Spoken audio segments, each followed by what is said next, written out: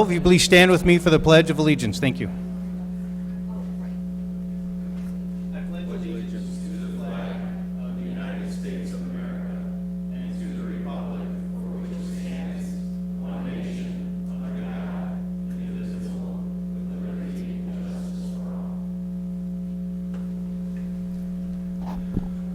All right, folks, I want to welcome everybody tonight. I know we have a big meeting, and there's a lot going on tonight. One of the things to address that is normally what we do is we do Committee of the Whole first and then City Council. We don't have a very long City Council meeting, so I'm going to move it up. We can get that out of the way, and then we can spend all night, and as long as it takes, to hear everybody's voice and concerns. I don't want to rush it, so we'll get our regular business out of the way, and then we can spend as much time as needed. So I hope you bear with us on that, and we'll move forward with the City Council meeting first. So Alice, if you can give us a roll call, please. Sure. Alderwoman Bartleson. Here. Alderman Coretta. Here. Alderman Vandermeer. Here. Alderman Deskin. Here. Alderman Smith. Here. Alderman Bill Oakley. Here. Alderman Capodono. Alderman Petracos. Here. 7 present. Very good. Our police chaplain, Lou Wold, is here. Would you like to open us in prayer, Lou?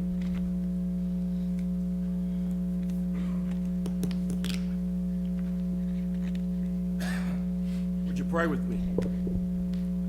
Almighty God, our Creator, everything we see and everything we can't see exists because of you alone. It all comes from you. It all belongs to you. You are our peace, hope, wisdom, and strength. You alone provide extravagant love and grace to everyone you have created. Help us to receive all that you have provided in your grace. We're extremely grateful to live in this land of freedom and peace, and to be a part of a city and its future potential.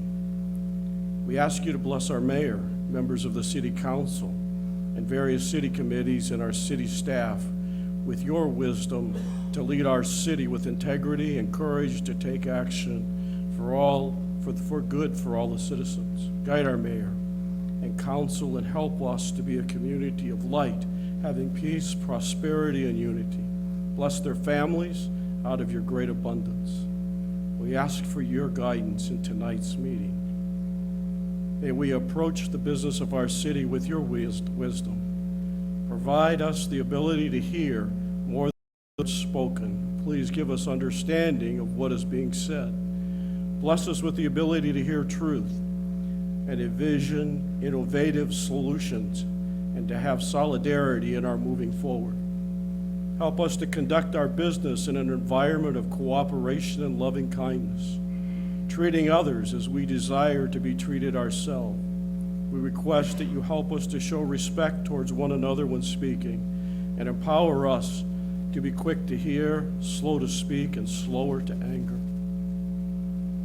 As we journey through tonight's agenda, we ask you to help have inspirational vision, clarity of our objectives, and responsibility for our action, humility in all of our approaches, filled with love, respect, and courtesy in our attitudes to everyone, even those holding opposing views. Bless us with our ability to see the best solution. Our hope is for you to help us see jobs created and businesses blessed.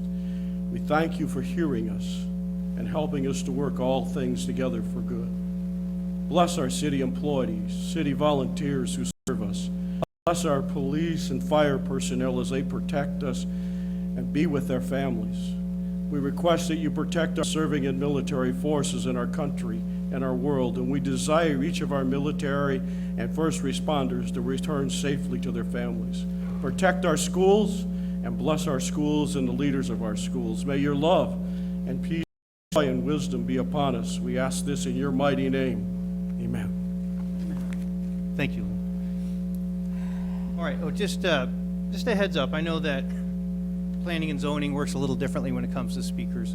Generally, what we do in our committee here in City Council is people fill out cards, and then they give them to Alice before the meeting starts. I will take cards up until we start the next meeting, which is the Committee of the Whole. So if you haven't filled out a card and you'd like to speak, feel free to fill one out in the back and walk it up over here to Alice while we're doing our City Council meeting, And at the end of which, she'll bring those other cards to me, and we'll add them to the bottom of the sticker, so that way everyone gets a chance to speak who wants to speak. So please, by all means, fill out the cards and bring them to Alice as we go along. All right, so first thing I need is a motion to have a consent agenda tonight. Second. Alderman Deskin, seconded by Alderman Smith. All in favor? Aye. All right, our consent agenda is the January 18th regular city council meeting minutes, the committee of the whole meeting minutes from the same day, our payroll period ending January 15th, our various bills, city hall renovations now that the township's moving out. There's also the 2017 F-250 XL, it's resolution 17001. And then lastly, we have a disposal of vehicles, street department number 108 and water department 700, resolution 17002. So can I have a motion to pass? Make that motion. Second. All right, Smith and Bartleson. Can I have a roll call, Alice? Yes. Alderman Petracos? Yes. Alderman Galogly? Yes. Alderman Smith? Yes. Alderman Deskin? Yes. Alderman Vandermeer? Yes. Alderman Beretta? Yes. Alderwoman Bartleson?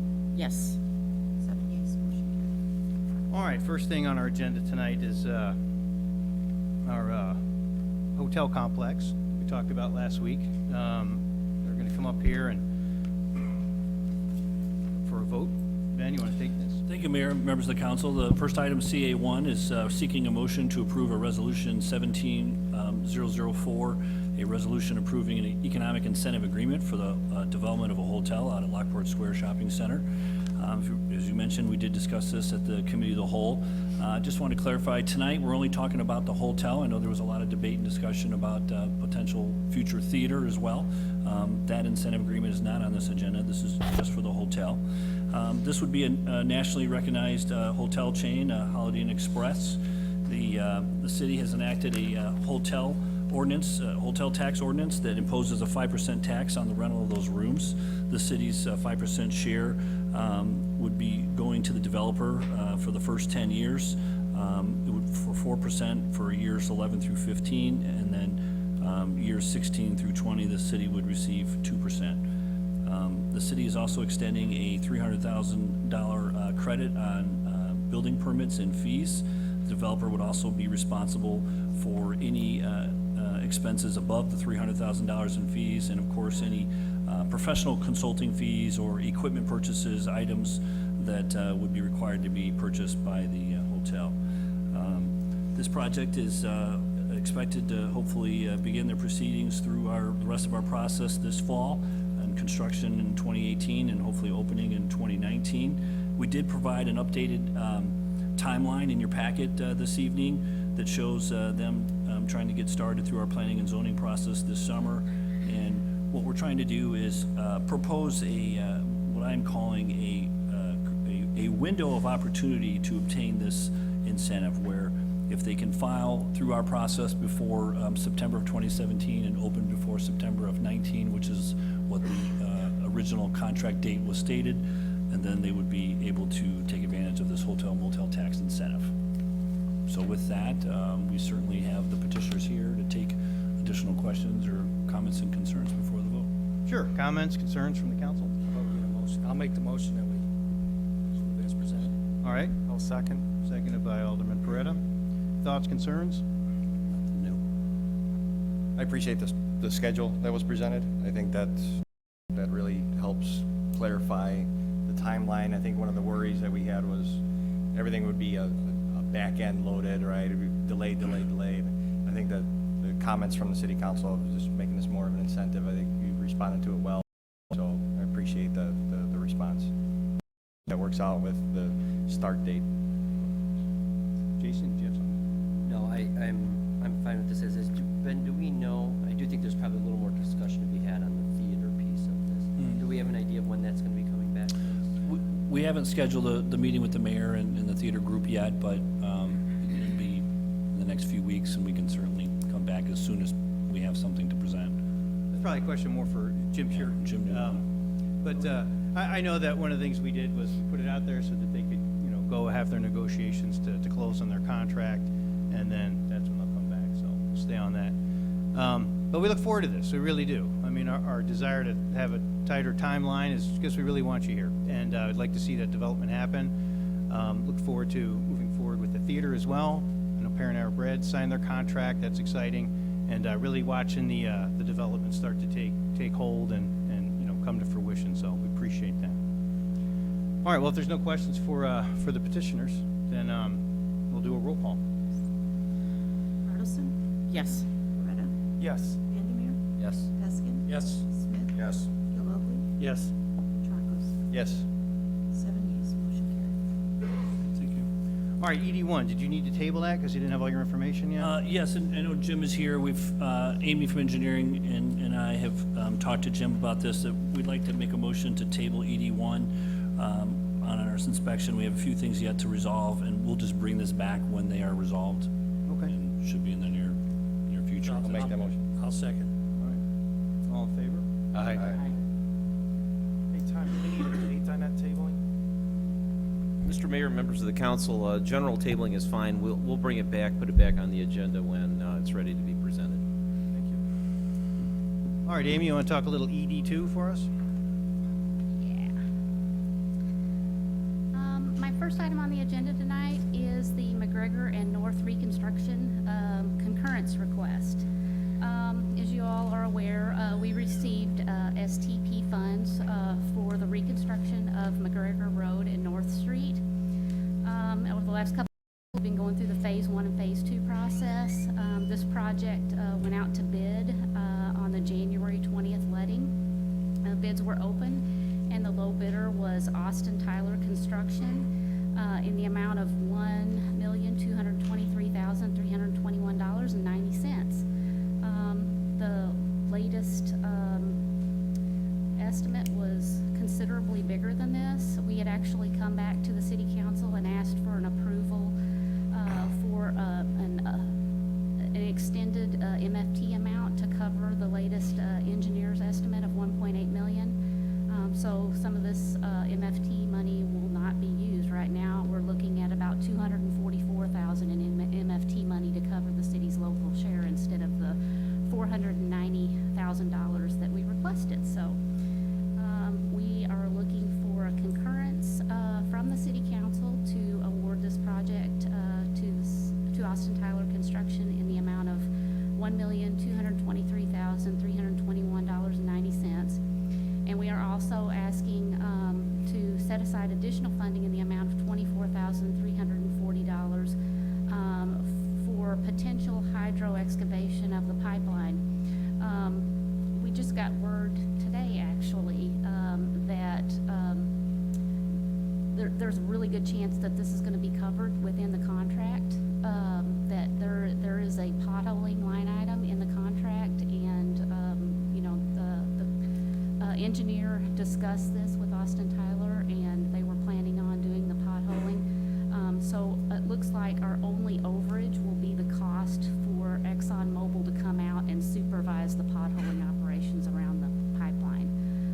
So I think it's going to be considerably less than the $24,000, but at this point, we're not sure, so I want to go ahead and stick with that amount. Okay. All right, so we're looking to have a motion to approve ED2. Make that motion. Brian? Second. Jason? Thoughts, questions, concerns?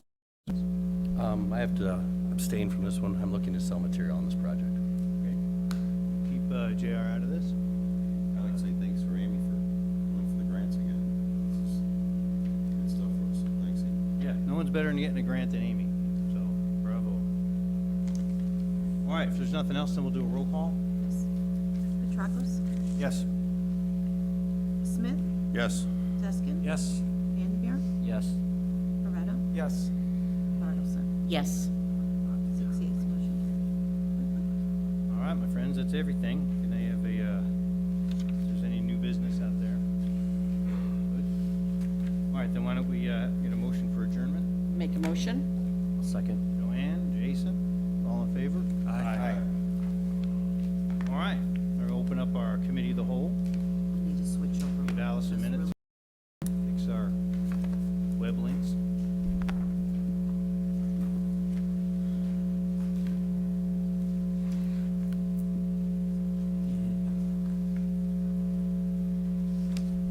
These out?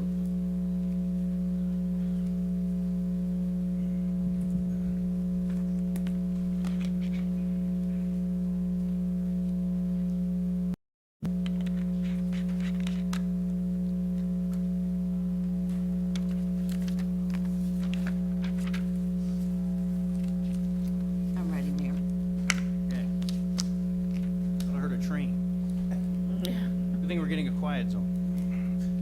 All right, so, can we do a roll call, please? Alderman Petracos?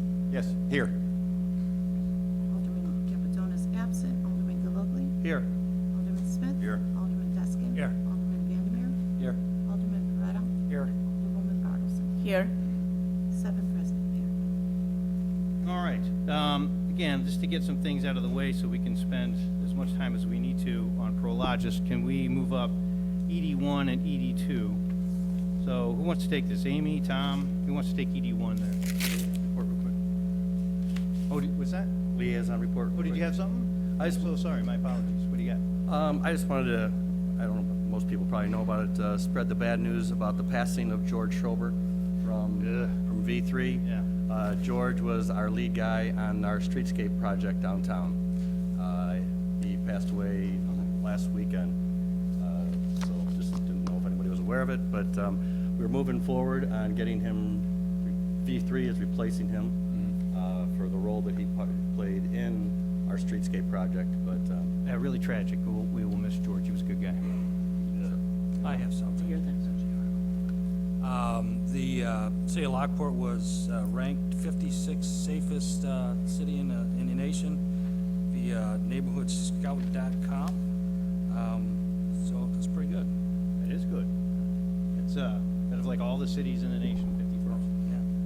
Very good. Bravo, Chief, and I know Officer Fatako's here tonight, so good job. All right, anything else from our liaisons? No.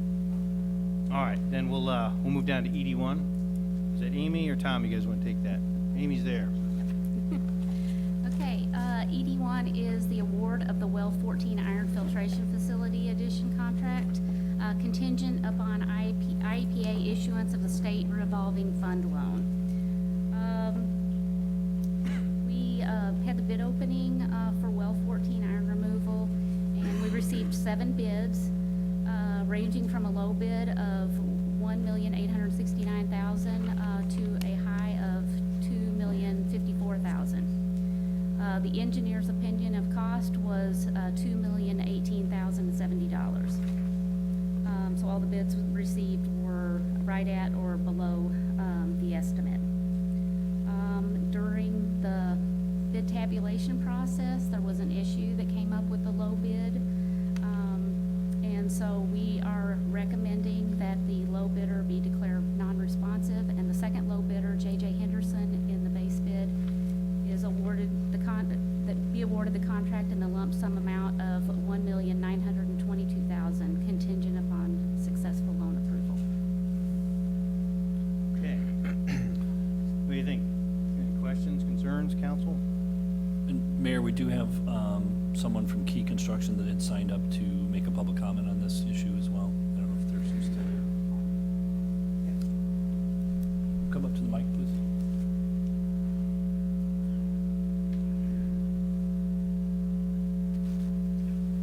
Hello, everyone. I am president and managing owner of Key Construction and was the lowest bidder on that Well 14 project. Amongst opening the big packets, there was a realization that we did not proceed forth with the advertisement that was required in the newspaper to advertise to subcontractors to allow minorities to bid on the project. Speaking to you today, I've been in business for 7 years. Key Construction has been very successful within that time. I've managed to accumulate WBE with the City of Chicago, which is Women Business Enterprise, for everybody that doesn't understand what that is, Small Business Enterprise, IDOT certification, DBE certification. So all of my subcontractors that I use are usually a minority. So it's very important for me, as well as the company, to proceed forward with the project, being that we were the lowest qualified bidder, outside of the one glitch with the advertisement, which when we FOIA'd all the other bids that were in there, nobody had complete paperwork or a complete bid. So it's upon this time that I want to just call attention, have my operations manager and estimator that bid the project explain a little bit more and possibly shed some more light and detail as to the process and procedures that we had about that bid and why we think that there should be a protest officially compiled with this and given a second chance to actually proceed with the job. All right, what do you got? Hello, my name's Chris Solomon. I bid the project, I filled out the paperwork, I put the bid together. We didn't proceed with putting an ad in the paper for DBWB firms because we are one. We received official notification last week that we were deemed non-responsive because we didn't put an ad in the paper soliciting DBE participation. I asked to speak with IEPA. I spoke with Heidi Allen at IEPA, and we discussed this loan that the IEPA loan that you guys are going to give to fund the project. She assured me that Lockport is getting the loan, but she said that the only thing that puts the loan in jeopardy is a dispute. And by me not filling out the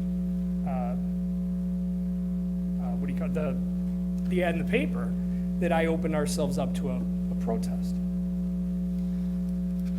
And again, we didn't do that, and there's no dispute there.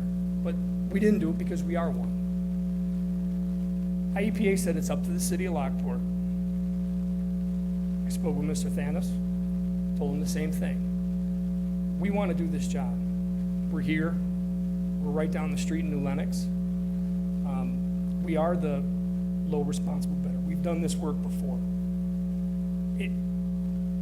I ask that you guys look at it and put some common sense glasses on. We didn't feel that we should put the ad in the paper because we have these DBE subs at our disposal, and we are 100% minority owned, minority certified, and we do self-perform.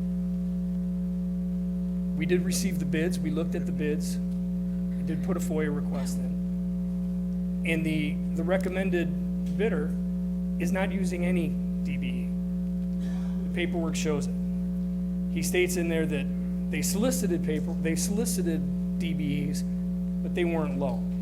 There's no certification in as to who they went to get.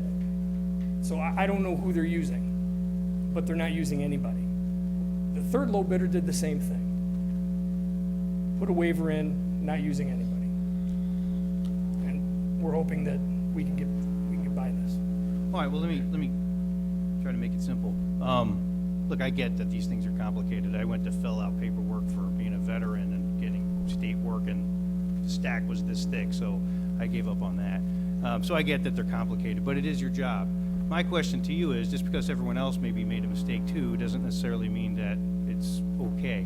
My question to you, Tom, is what's your opinion on this? I'll defer to our city attorney, because if you feel that it can be problematic for us later, I'd rather know that now.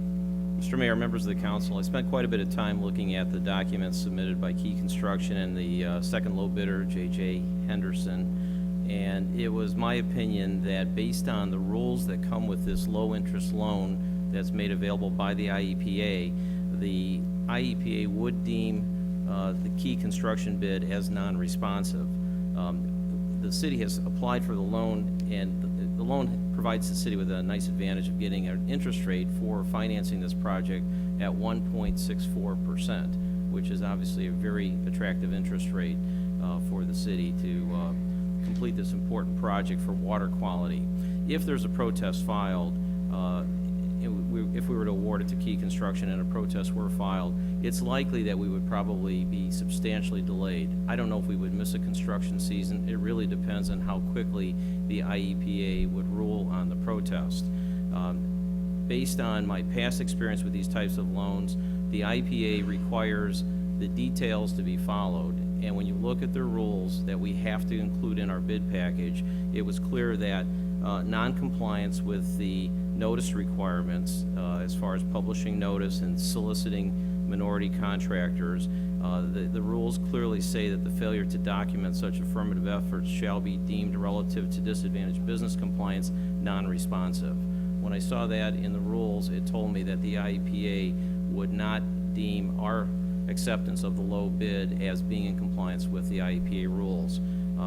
in weighing the risks of this, it was my recommendation to go with the second low bidder, since the second low bidder did comply with the requirements of the IEPA. And based on that recommendation, I'm suggesting that we do move forward with the award of the low contract. I did speak with Mr. Solomon a couple of times, exchanged some emails. Everybody was very polite. You know, this is not necessarily a, you know, it's not a heated matter. It's just something that we disagree on the interpretation of the rules. I had suggested Mr. Solomon to see an opinion from the IEPA, but they were unwilling to rule in advance as to how they would decide this particular case. Therefore, my recommendation is to go with the second low bidder. Okay, understood. I mean, look, I hate to say it, man, but this iron filtration system is very important to us. Our water quality is terrible. And so getting that turned around without the least amount of possible delays is most important to us.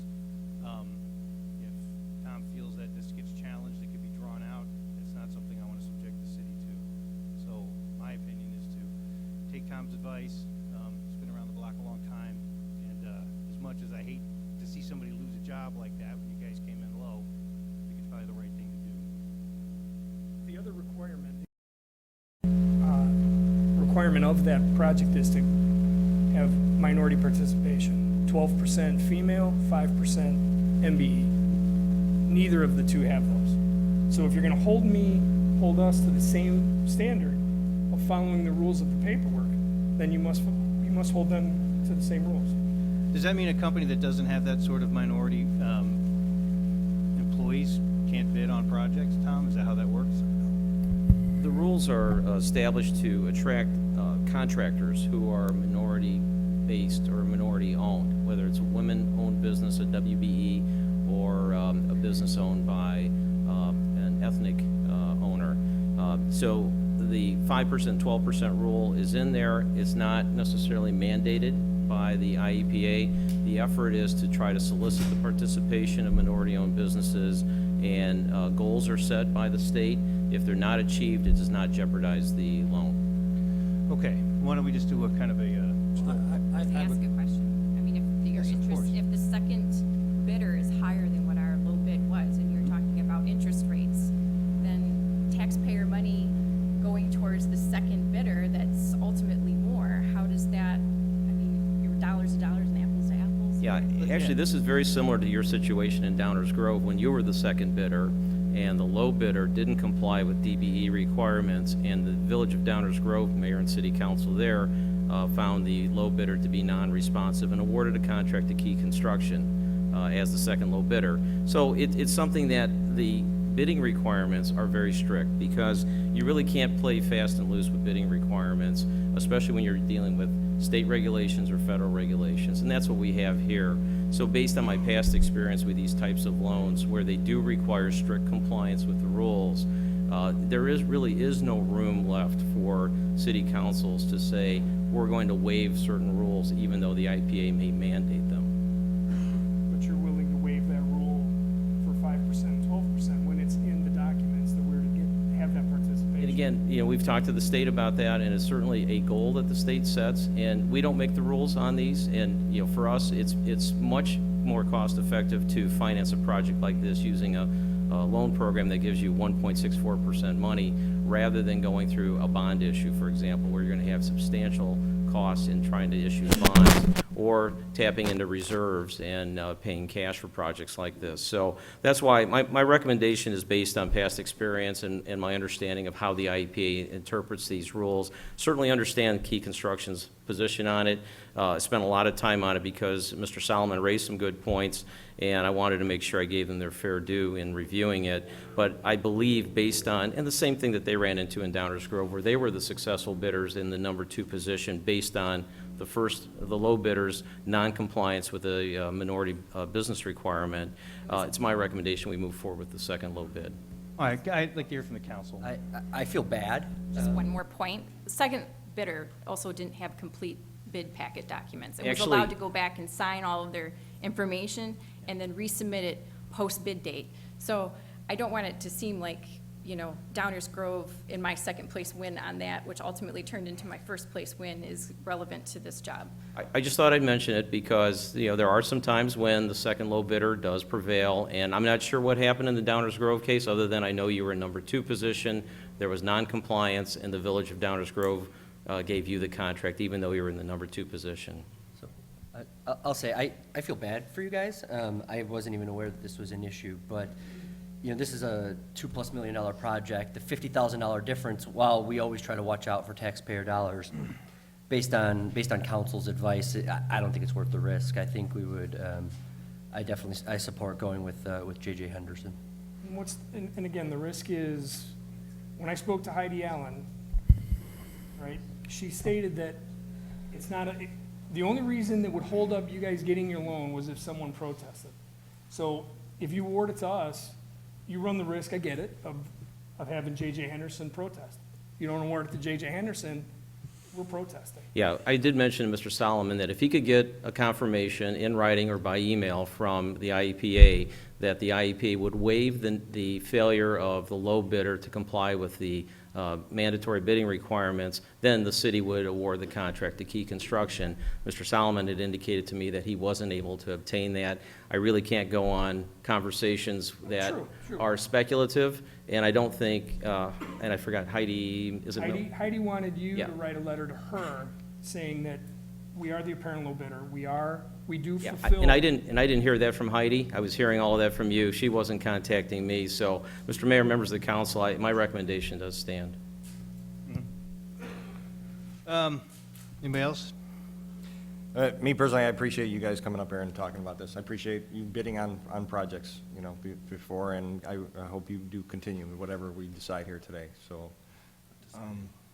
Unfortunately, on some of the things and the legalities and everything, we want to make sure that we get the best thing for, you see the community here, right? We got to make sure that we're doing the best thing. These rules were put in place to protect small business, and right now, they're not protecting us. I totally understand what you're actually saying right now, but fortunately, Look, man, you win some, you lose some, and we hope that you can bid again and be on a project with us, unless you're going to threaten us about challenging it and making a muckety-muck of it. That's not something that we'd appreciate and look forward to working with you in the future on. However, if we can just accept the fact that sometimes these things happen and we move forward with it, and we go with the other J.J. Bennis or J.J. Henderson. Anderson, I don't even care who it is, as long as we get the job done, then I can look forward to working with you guys in the future, if that's the case. My only suggestion is you make that advertisement much, much clearer, and with a 14-day prior to bid packet application, 2 weeks before the bid's due, it seems excessive. You're gonna run into this problem again, and your projects will be delayed.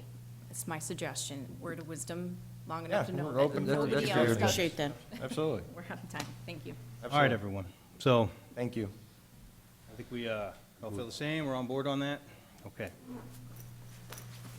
All right, what do we got next? ED2, Amy? I just got one more question on that, Mayor, if you don't. Amy, in regards to that project, since that cost is so high, do you foresee any trouble with this as the ongoing project goes? Or you need more money on this? Or is this pretty much a cut clear project where the funds are pretty much there? Do you think you'd have to come back for more funding for anything? Well, what do you mean, like foresee unexpected, any- do you like foresee- change orders? Yes. Well, the question would probably be best answered by Chris or Richard, but the underground work has already been done. This Exactly, is and all that's why I was wondering, do you think equipment and a this would be all building, above? so, my first inclination is to say probably not. And Normally, when we run into change orders, it's because there's, something happens underground that we're not aware Right. of, and there's, but let me have, Well, it's a construction project like any other. We're digging into ground that we can't stick our head in and see what's exactly under there. We are attaching to an existing building. You know how that goes when you're interfacing with an existing structure where you can't see behind certain partitions and stuff. So there always, is a slight chance, but the site has been kind of prepared for this facility to be added to it. So we would certainly hope it would be minimal. There is, if at all, we would hope the change orders would be minimal. In the resolution that you passed several months ago for the loan, it does include a percentage.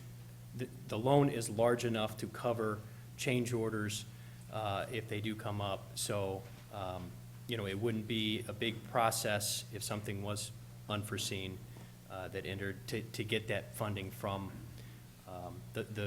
from the IEPA program. Okay, thank you. All right, anything else? All right. Amy, you going to talk about ED2?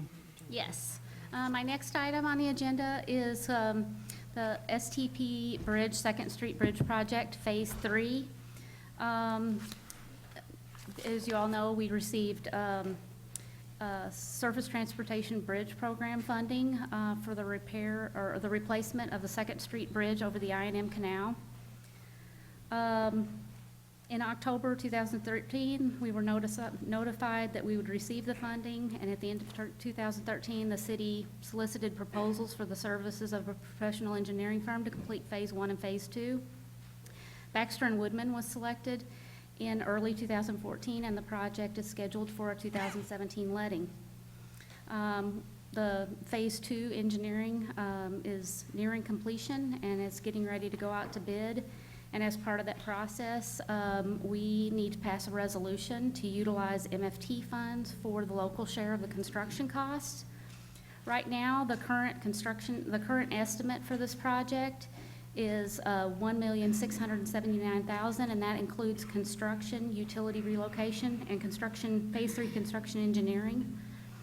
Of that, $1,343,200 will be covered by the federal loan, and $335,800 of that estimate would be under the MFT funding. So we are looking to recommend that the city enter, and because Baxter & Woodman was the Phase 1 and Phase 2 engineer on this project, we also received a proposal from them to proceed with the Phase 3 construction engineering as well. So we are recommending that the city enter into an agreement with Baxter & Woodman for the Phase 3 construction engineering in the amount of $168,241.32, 80% of which would be covered by the federal loan.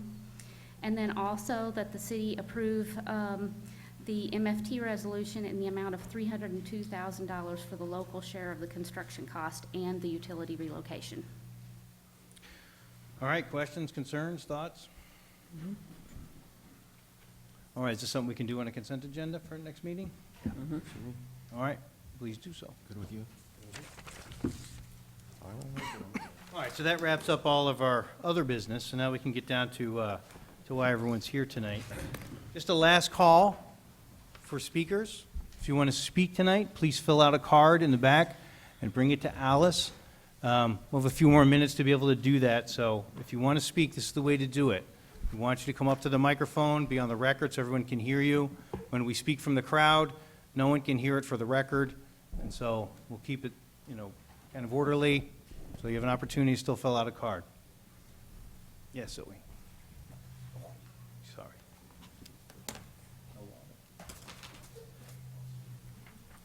All right. So, a couple things before we start. I know that this has been a very hot issue for everyone, and finally now it gets to come before council. This first came out here in November, and we've been able to, as a council, meet with residents and sometimes resident groups, and we've been able to have a lot of phone discussions and such. Do you have something, Bob, or are you just looking at it? No, I'm just looking. Okay. And so, all this has been, part of the process. But, the main part of the process is how this works, is also coming before a committee of the whole so that we can discuss it publicly and not just privately with individuals, but we can have an open discussion for all the public to see. And also for all of us as a council to be able to talk about it together. This is not something we can do by law more than one person at a time. So we look forward now to finally being able to have this discussion here tonight.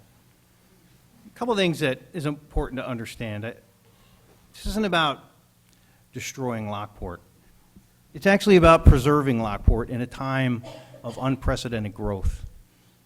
This is. Will County is one of the fastest growing counties in the nation right now. To deny that is to not accept reality. Also, this area, the southwest suburbs, it's actually the largest inland seaport in North America. That is who we are. That is the region we live in, like it or not, with the choices that Elwood and Joliet and Bolingbrook and New Lenox and Romeoville have made to be part of that distribution network.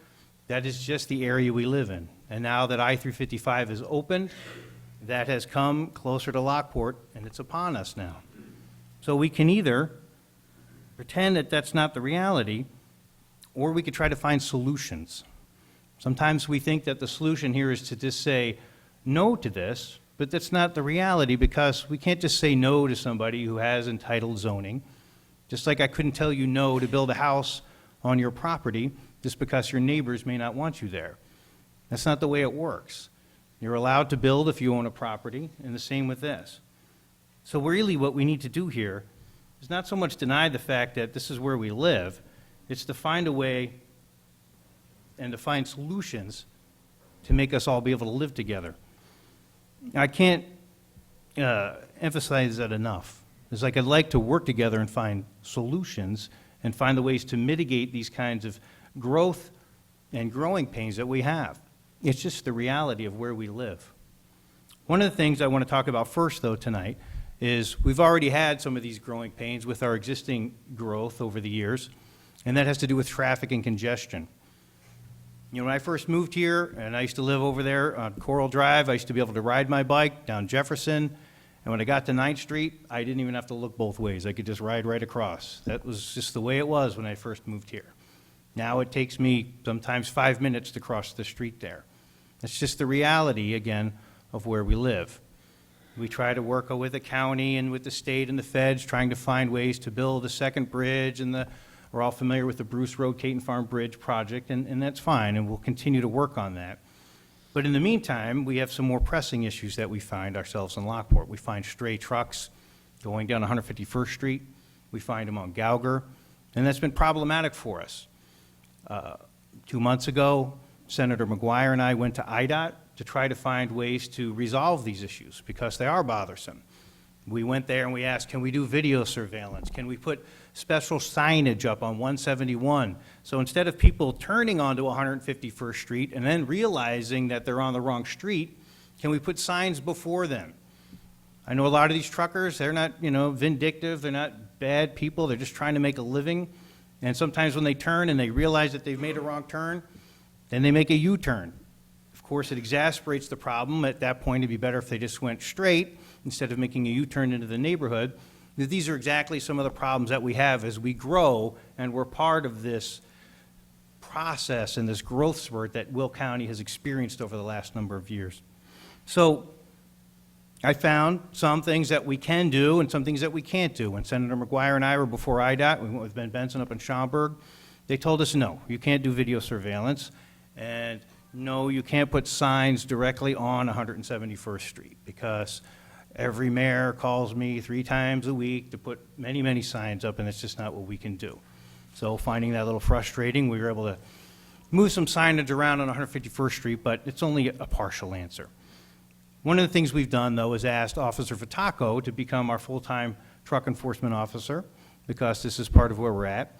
And I've asked him to come forward tonight, Officer Fataco, if you can come up, talk about some of the ways that we can try to mitigate this traffic issues and some of the things that you have been able to find, like where do you find the trucks are coming from, where do you find is the biggest problem areas and such.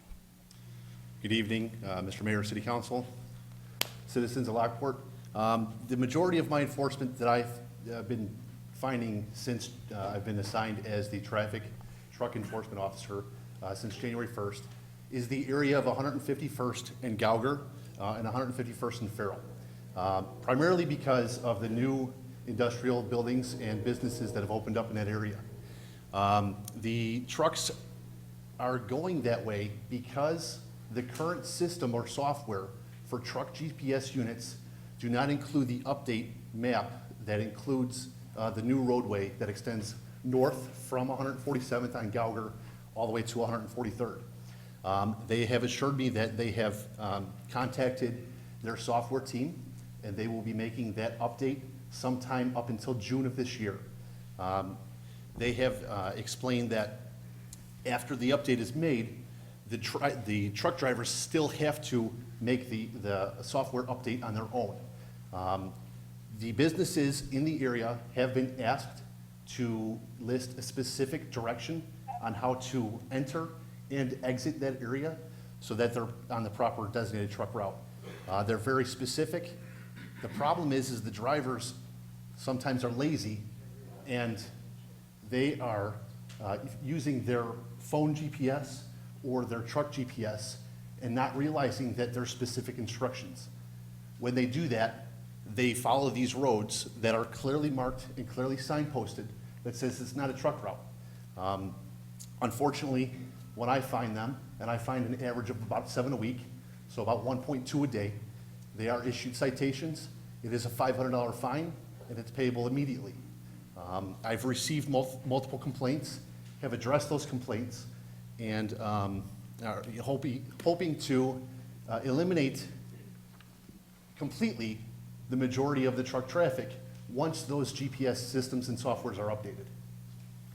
All right, so I do think that that is part of the solution. I think that's good. I know that you've worked with, I think, some of the softwares. I believe you called them Magellan. There was a couple others that, you've contacted those companies. So I think thank you for doing that. I think Yes, that's sir. part of the answer.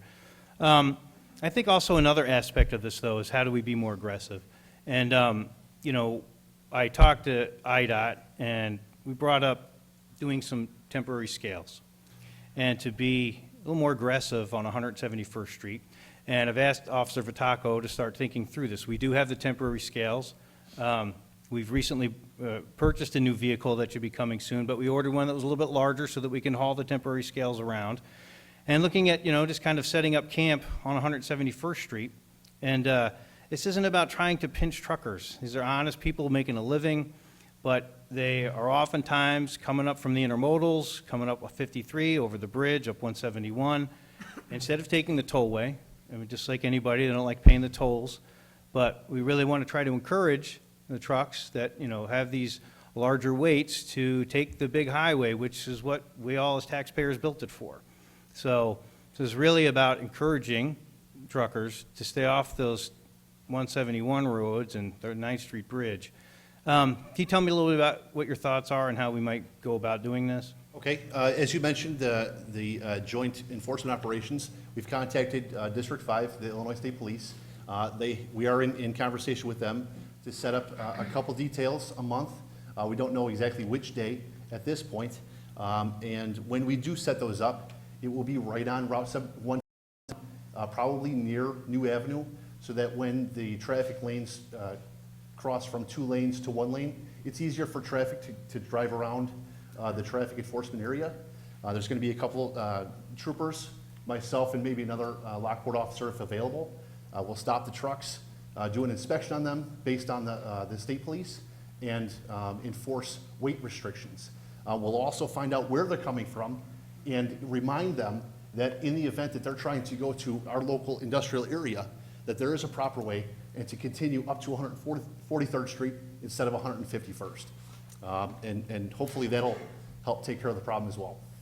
All right, and, we're always open to suggestions. I've had people, when they first, when I was having this conversation with residents, they say, why don't we do video?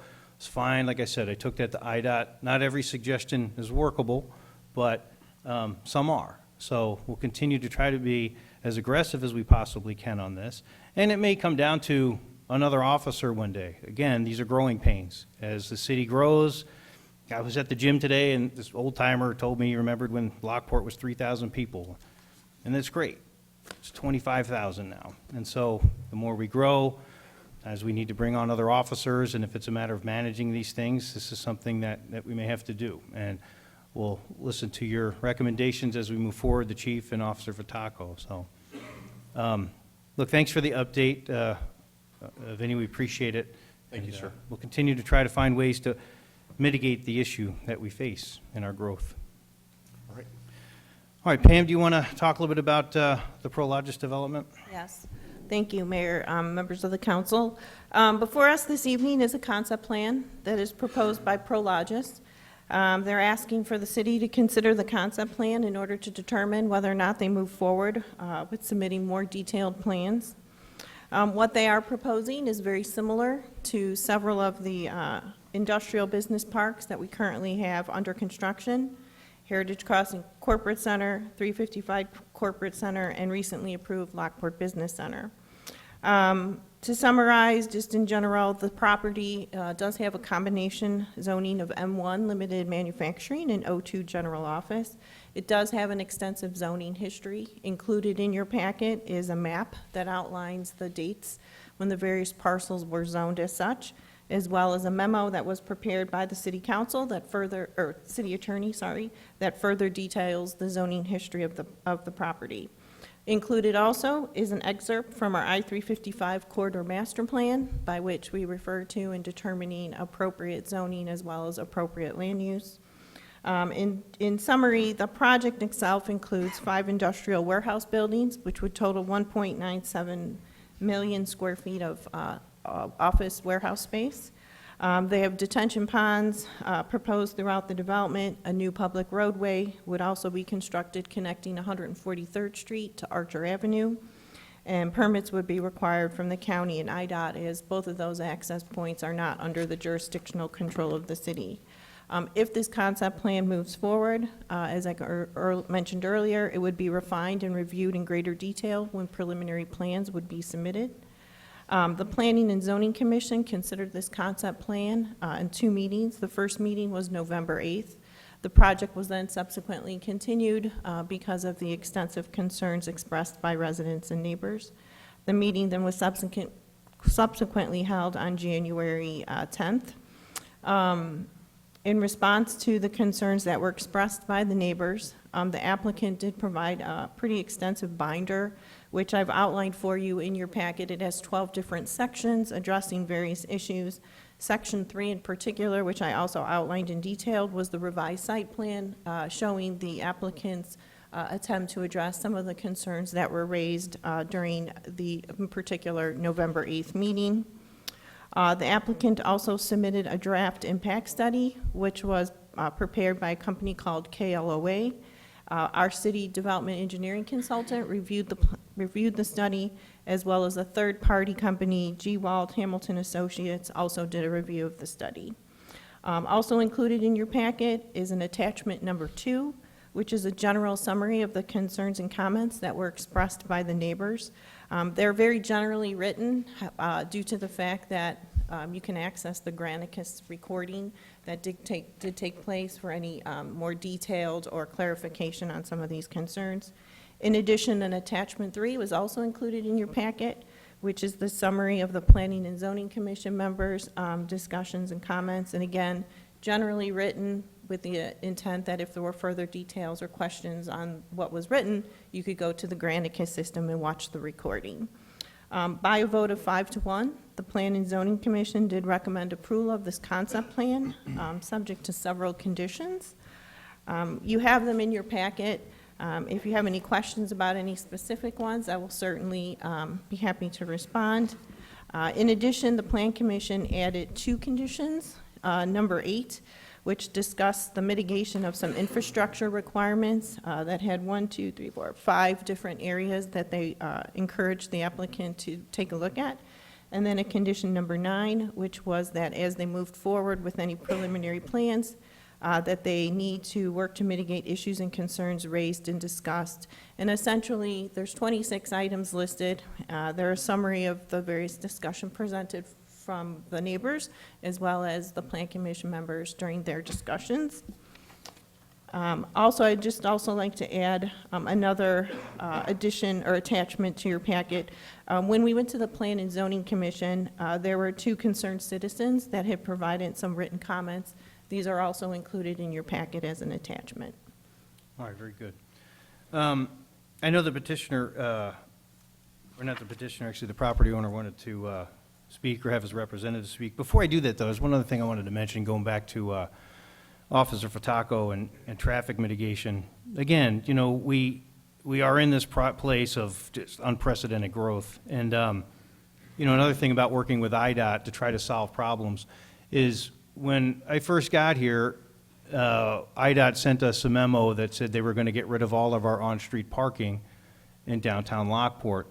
The traffic increases over the years have warranted a turn lane going left and right when you're on State Street so that you can make a left over the bridge or a left onto 9th Street. Anybody who knows and has sat there on that blind left knows that that's true. It's necessary. It's pretty risky to make a left turn there. But IDOT says this is what's going to happen because this is necessitated by our growth. So we tried to find a solution. Instead of pretending that that wasn't the case and knowing that we're trying to make a pedestrian-friendly downtown, instead of getting rid of our on-street parking, which just would make downtown a complete thoroughfare with cars going, 35 miles an hour right next to the sidewalk, which is not good for pedestrians, especially as we're trying to do outdoor seating and such. We worked with IDOT to try to find solutions. And we went back and forth a number of times. We offered our own engineering solution to this problem, and eventually we found one. Not only did IDOT agree to our proposal, which was to make the sidewalks just a little bit shorter, make the lanes a little bit narrower, we would be able to fit in a turn lane while maintaining our on-street parking, but they also agreed to do a large tear-out, which they weren't going to do. They were only going to just restripe the road and get rid of our parking. Instead, because IDOT has right-of-way all the way up to the faces of the building, and our sidewalks have been in terrible condition, and we've had collapsing vaults underneath, they agreed to work with us and actually pay for that. They decided, you know what, we're going to do it right once and for all. So between 8th Street and 10th Street, we will tear all that out. We will put it back in right. We'll do curb bump outs as we requested so that it'd be easier to cross the street. We made a number of other pedestrian-friendly requests for this. And so that's what happens when we seek solutions instead of just pretending that the growth is not happening. So I just wanted to mention that as well. I think, Mr. Martin, are you going to speak on behalf of Lockport Investments? My name is Mike Martin. I'm the attorney for Lockport Investments and Prologis. The summary from the staff regarding the zoning history and from the attorney is extremely accurate. I think what's also important from my client's perspective, the owner, is that since 2001, we've invested more than $4 million in the city and city improvements and infrastructure improvements and donations pursuant to the annexation agreements that are referenced in the zoning summary. And if you go back and you look at your 1997 comprehensive plan, and we first purchased property in 2001, this is the zoning that was contemplated by that plan. And we mentioned the current plan, but you go all the way back to 1997, the properties that are depicted it is zoned for what it is planned. And what we've done now is we've been able to enter into an agreement with Prologis, who will, if the concept plan is approved, go forward with a development and come back to you for a special use permit for a PUD and also for a development plan. And Prologis is the one who submitted the plans and have gone forward with that planning. One thing that I do want to say, that after that planning, if Prologis' project is approved, my client has also agreed that we have property along 151st Street that in 2001 was zoned O2. We have agreed, and the traffic problems on 151st Street seem to be of note tonight, we have agreed to come back after that approval and rezone that O2 property to R2. So there'll be no reason for trucks to go along 151st Street to access anything that would be west of the tollway. I understand we'll take questions after everyone comments. Right now, Jim McGill from Prologis will speak to you.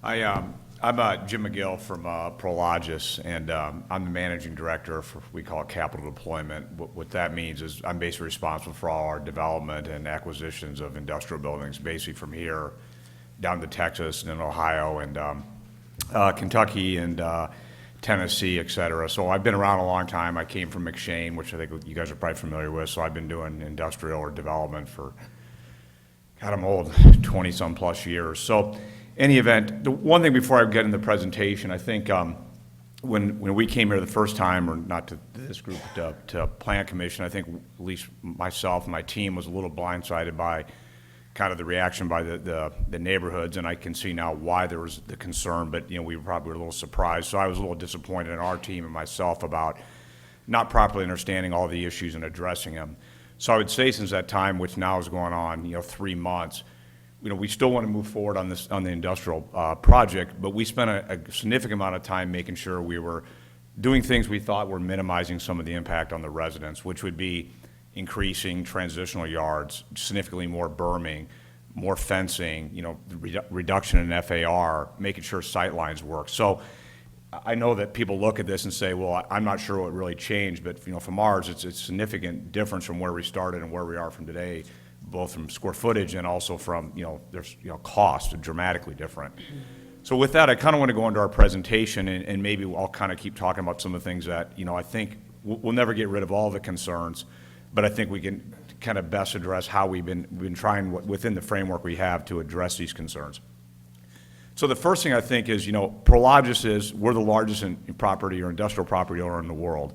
We're also the largest industrial property owner in Chicago. Now, all these blue boxes here are not all of our properties, but, a significant amount of these properties are ours. And I don't want to spend a lot of time here. It's a little bit what the mayor was saying, but it shows you, for this part, it does show some properties in Lockport, which is ML and Panatone, and then the stuff up north in Romeoville, Bolingbrook, and Woodridge. And you can see the significant amount of industrial that is built next to residential. And I know, for example, up in Bolingbrook, Northern Builders has got a big property zone, which is going to be the Mary Kelly property, which is on the west side of Weber Road and Carlo Business Park, which is going to be, I think it's 380 acres, it's going to be 140 acres of residential. There's residential to the north. And then again, they're going to have a significant amount of industrial there. So again, it's a pattern. We're in a corridor, I-55, the 355 corridor and I-80. We have a very active transportation hub here. So this site is a very attractive parcel for us. So Kyle, let's go to the site plan. The one thing I want to really get into, so this is the site plan that's in your book, and this is what went through the Plan Commission, which was approved. Now, Kyle, I'd like to flip to the next plan, if you guys can look at your screen. This plan will be the plan that, you probably, when you're looking from the crowd here, it doesn't look that different. But this is the plan that we will go forward with the PUD, and what really is different about that. And we spent some time with Ben and Pam, and one of the discussions is the plan that was approved through Plan Commission had berming along 355. So we had a significant amount of berming, and clearly the comments that came up through Plan Commission and staff was, why are we screening the truck docks from 355 where we'd obviously have less impact on the residents? So what this allowed us to do is a couple of things. One is we're able to slide Building 1 much further to the east. So what does that do for the people that live along the north-south part of that road there? Is the dimension or the distance from, I'd say, the property line to where the public road was going to be was 110 feet. Now it's 225 feet. So it's doubling the amount of buffering that was there. What that also allows us to do then, too, is get basically like a 15-foot berm all along that road. It would be 15 feet at the north part. One thing to make sure the council members understand, if you see the areas on these plans where, for example, where it's light green there, the reason that's shown as light green, because that's an area that's already heavily tree lined. So we're not touching that. So we're not going to rip down trees to put in berms. So that's an important thing. The one thing, too, which we did not, I just got my results back on my noise study, which I've got some work cleaning up some stuff there. But I think what's really important for the people that live along the west side of that north-south road is that one thing that the traffic study showed, with just existing conditions, us doing nothing, the decibel levels is 60 decibels, which is your code. That's all coming from 355. And the comment that was made is, what you're doing is much better for those people because, one, you're doing the berming, which reduces sound, and two, you're going to have a building there. The building is going to provide a natural barrier for all the noise that's coming from 355. So from at least that stretch of what we did, we increased the transitional yard. You have a building which is going to reduce noise, and you got much bigger berming. So I think that's a pretty important change that we made. Now, again, staff might come back, or we might come back later, and they're going to say, you got to put those berms back along 355, and then if that happens, then stuff is sliding back, so I'll let you guys, we'll wait for your comments on that. The other thing too, which I think is important, is what we did is on building 3, it's hard if you're not going back between the two plans. But basically, we had some area where we had our road and a huge area of green space between our car parking, and I think green space is great. It makes the parkway look great, but I can speak for the residents or what I think is important. I'm sure they'd rather see more green space towards their house and less towards our parking lot. So it allowed us then to move our road further to the south. So again, the transitional yard by code is 60 feet. Well, for the most part, majority of building 3, the transitional yard now goes up to it's going up to 111 feet. That is two things. Again, we push the road further to the south, and then 2, what it does, it allows us to get berming in there, and bear with me, I got so many different numbers here. The berming there will be about 12 feet in those areas. Again, if there's trees there, the trees aren't getting touched, but areas that were open spaces will have 12-foot berms. I would say in regards to fencing, the site plan talks a lot about fencing. I think we need to finalize our noise study to say, in some cases, what we're getting feedback saying, if you're already doing that much berming, the fencing really doesn't do anything. So unless you're trying to do something for sight lines, is that the best way to spend your money, or do you even need to spend the money? One area for sure we're going to do fencing is along the Big Wolf Ranch there. That's an area when we went out and did our sight line studies, those homes down there and obviously your ranch there, that's an area that has very little tree line. So in that case, because of the animals, because I think they have the less the tree lines, or they're going to be more, the buildings are closest, you have the less tree lines, and we're obviously concerned about the animals. That's an area where we did the 15-foot berm, and there we are going to do fencing. Again, I don't think the fencing does an enormous amount for sound, but I think it helps the sight line, so when you're in your backyard, you're going to see very little of our building. And we'll have exhibits to go through all that. So I think, if anything, I guess, I know, you guys, I don't know how the voting goes, if it's the plan commission plan or this plan, but I guess I want to go on record to say, when we come, if it's approved today, the concept plan, this is a direction that I've given my team that we're going to go with these concessions. So I think, again, in my mind, keep helping on things on noise, et cetera. So can you go through there? Kyle, let's go through our site distances. No, go back to the previous one. And these are, it's fairly complicated to read here, but I just want to go through some of the dimensions. I think what's important is, as we all know on noise, the further you're away, the noise starts dissipating. And I think what we showed here, again now on building 1, the homes will be, from where your home is, that's about 335 feet to the road, and that'll be about almost 500 feet to the building. So for at least the people along the main north-south road there, you have a significant distance between the home, you have a significant berm, and then you have the road there. And then if you go to buildings 1 is about, or building 2 is about, it's only about 119, 120 feet. Those homes are a little further south, so they are going to be the ones that are most impacted. And then when you go to the homes along building 3 and building 4, and this is all along the north, building 3 will now be about 210 feet from the home to the road, and again with a 12-foot berm.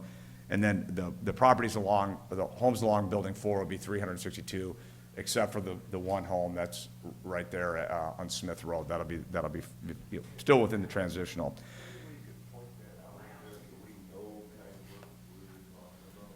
Yeah.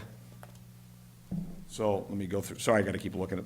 I need my old man reading glasses here so I can make sure. Maybe I can just clarify that you're talking about Lockport Heights. Lockport Heights. Distance from Lockport Heights to the buildings.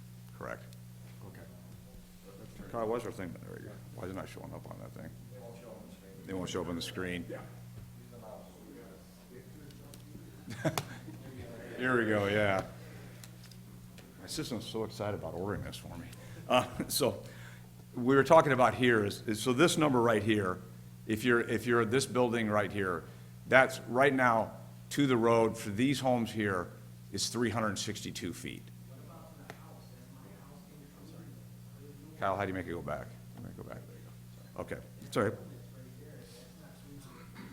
And then on building 3, with where we've moved the road, again from these homes along here, you're going to be 210 feet from basically your backyard or your front back door to the road. I think it's also really important when you look at the elevations.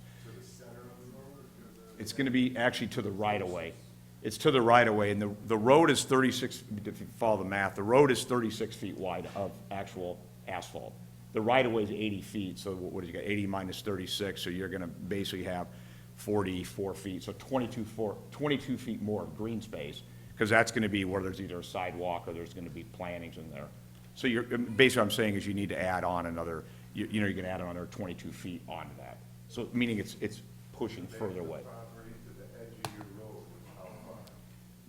The back of I can't read that dimension up there. I just did it from the home. Hey, Tracy, let's do it this way, because I'd It's rather. it's all in that exhibit. I can't, there's 50 Jim. numbers on here. I can't read. Hold up. Yep. What I'd rather do, because I heard another gentleman had a question about his house.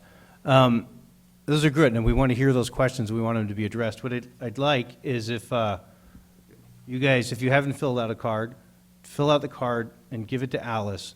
And because I'm sure new questions will come up as we go along. I don't mind taking more cards. I don't mind how long we stay here tonight to hear everyone. So if new questions arise, please fill them out, give them to Alice, and she'll give them to me, as opposed to the back and forth, because nobody can hear the questions on the television, and that's important for everyone to hear these questions as well.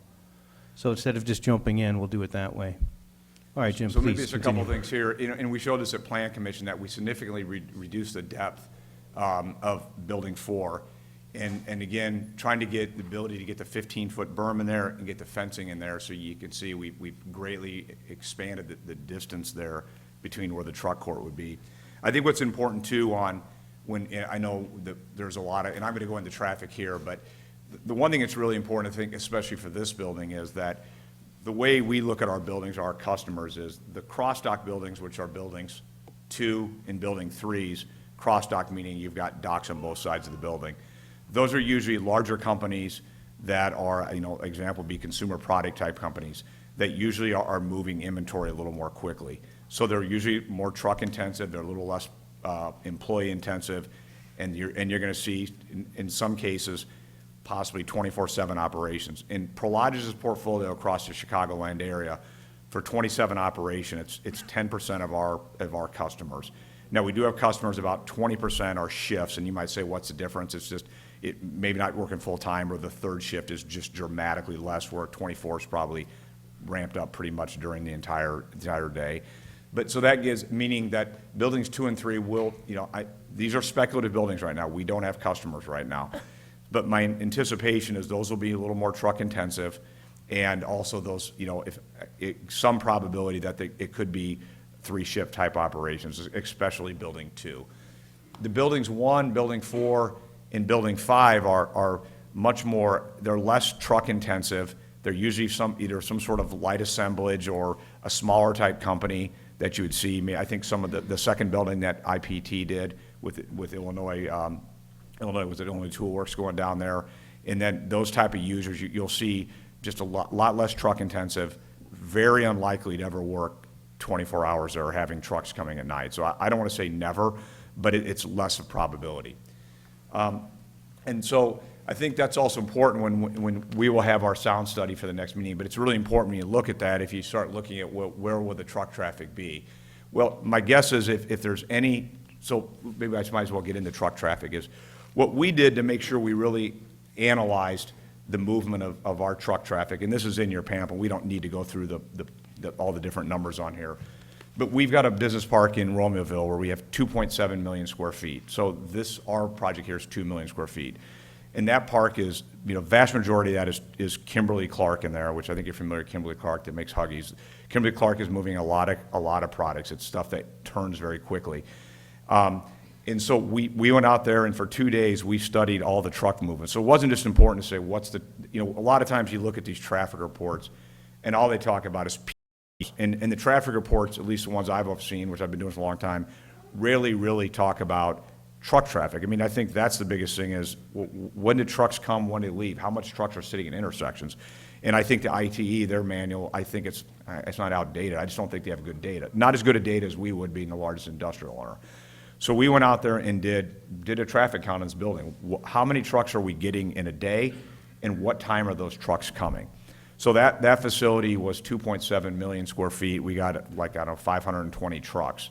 So if you did the same kind of math here, you would say, in a 24-hour period, you'd have 370 trucks, and let's just say for math purposes, it's 50% inbound, 50% outbound. It's not that far off that. And then we looked at what percentage of those trucks are actually coming at night. And, it's give or take 9 to 10%. But I think what's important, night meaning 10 o'clock to 6 a.m., so I would call it the typical or normal sleeping hours, which might seem like a lot, but I think one thing I want to go into that is those buildings are very large buildings. Most are 500 to 700,000 square feet. They're 24-hour operations. They're very truck intensive. So when I studied the analysis, and there's no magic to this, I said, this development probably is doing 300 trucks a day. And if it's 300 trucks a day and it's 150 inbound, 150 outbound, again, over 24 hours, what do we think the amount of trucks will be? Again, from I call them the sleeping hours, or is it roughly, I'm going to say, is it 35, 36 trucks? Where do those trucks go? Well, if I was betting, the majority of those trucks are going to building 2 and building 3, and where are they really going to go? They're probably going to sit on that private drive they have until they're assigned to go to a dock position. So I think what's important to understand is when people think all these trucks are coming here, also when the trucks come to these buildings, these buildings are very big buildings. They're very long buildings. If a truck is at a dock that's in the middle of a building, you might be 700, 800 feet away from actually where the road is, and then you can do the math and where your home is from there. So that, again, that helps with your decibel levels. One thing we've been working with our sound consultant on, which was important to us, the Lockport code is 60 decibels at the property line. I would say most communities, that's probably standard for most communities, but most communities will have, for nighttime hours, it typically goes down, whether it's 55 or 50, so they obviously are concerned about people sleeping. So our goal was to make sure that we got that well below 50 in the 40 to 45 range. We put in your package, we had a noise study that we did on a project in Tacoma, Washington. And with that noise study, you can kind of look, what I put in there, I didn't put the entire noise study because it's 37 pages of trying to stand different levels of decibels and what that means. But what was important is that exhibit showed the decibel levels of the homes, and they call them receptors, of what was a decibel in the noise levels for these homes right across the street from industrial buildings. This one, the distance between the homes and the road or the buildings is significantly greater, and there's significantly greater berming and fencing. So I'll have that report finalized when we come back on the 15th, or have it to staff before then. But at least our initial response on, and the assumptions they made, which were way extreme, the results were very good still, but I want to get it right, not just some swag that they had. So again, our goal was to minimize sight lines as best we could, to make sure the nighttime issue on the noise, and I think also was to educate on, I think people always have these perceptions, this becomes like the Joliet Intermodal or Centerpoint, where it's so unbelievably truck intensive. But I don't want to minimize it, there's no trucks, but when you start thinking about 300 trucks a day over 24 hours, it's not that intensive. I think the other thing that's important, is when there's a lot of discussions we had at Plan Commission about Archer Avenue. So if you go through our traffic study, that the traffic that we're projected to generate onto Archer Avenue is roughly about 10% of the current volume. And I know there was discussions about we should widen Archer, Prologis should widen Archer all the way down, to 4 lanes all the way. But I guess our perspective is, if it's a regional problem and we're putting 10% of the volume onto a road, we're probably happy to pay our 10% of it, or maybe we're happy to pay 15% of our cost of the improvements. But it shouldn't be somebody adding 50 more cars onto a road that's doing 500 cars at peak hours. It's probably unfair to burden us to say that we should have to pay for a $3.5 million road improvement because we're putting 50 cars in there. And again, whether this is industrial or whether this becomes residential, you're still going to have significant traffic using Archer, and we probably would argue that ours will probably be, we envision most of it coming up from 143rd. And I think one thing, Mayor, I think we've talked about that. I think once 135th is widened, that will go back over to 53. I think you'll start seeing more truck traffic going that way versus coming through downtown Lockport. That's my guess in the movement. It'll be a faster route for those truckers. They're going to find the fastest route. So we envision most of our truck traffic using I-355, getting off 143rd, and Either that or basically taking the 135th widening, and then they'd probably take Archer down back to 143rd. So I can't say there'll be no truck traffic on Archer Avenue, but our kind of opinion is it'll be, and I'll say expert opinion, but I think from doing this a long time, we think it'll be fairly minimal impact onto Archer. Employees, I don't know, because it depends on where you're pulling your employees from. So that there could be employee traffic obviously coming up and down Archer, so that's there. I think a couple things too is we're talked about is some things that we're willing to do is I spent a lot of time talking about idling of trucks. Idling of trucks is twofold. It's emissions and it's also noise. State of California, you cannot idle your trucks. There's from truckers I've talked to, a lot of industrial buildings will have signs no idling, but it's for the most part it's not really enforced. I mean, you can tell the truckers not to idle, no different. You can tell the truckers not to go on 151st, but they do what they want to do. But we're willing to put in our leases with our tenants that no idling of trucks is permitted. Again, it's a little hard to enforce, but at least it's on record to say we want you to do that. The other thing too is I think is when it comes to a project I'm doing in Louisville, Kentucky, and I'll give them credit for the kind of their thought is they have minimum distance, or I guess it'd be the minimum distance from where your dock positions are to the distance to the homes. So what that means at nighttime hours, we can restrict to say, for example, on building 3 or any building 2 is, we're not the first 3, 4, 5, whatever the number of docks is, you can't use the first 200 feet of docks, because that means when the truck, that basically gives another 200 feet of buffering or distance. So we're not opposed to that. I mean, these buildings have a significant amount of docks. If the truck traffic is usually fairly light at night anyway, they can work around what dock position to take the trucks to, so we can do that. So we're amenable to the idling.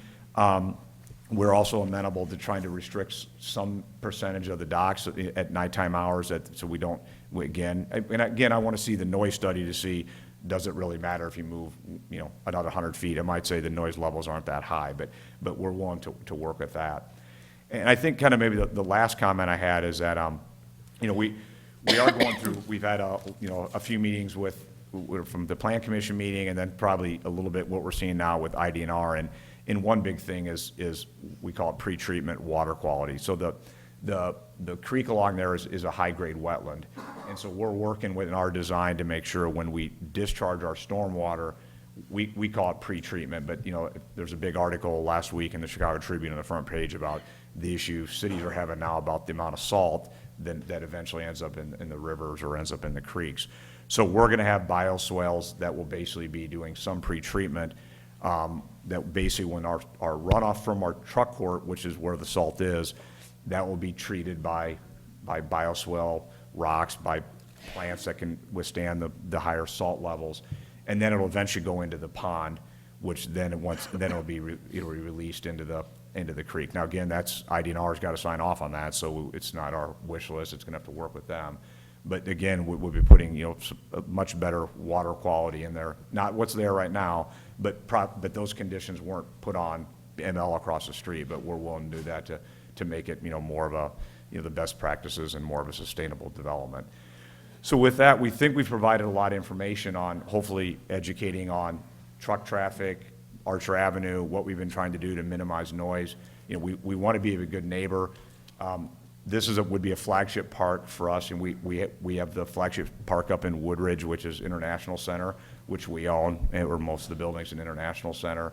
We kind of envision the same thing as a high-quality business park. We do not sell these buildings, so we'll be the long-term owner of these buildings, which that's important for us as far as the quality and the aesthetics of the building and how the park, and also our work within the community. So we're not a merchant builder that maybe some of our competitors might be, who will build and then they're gone, and they're not going to have to deal with any of the issues. So if anything, we're excited to try to come here, and we're I guess open now for your comments, or turn it over to the public.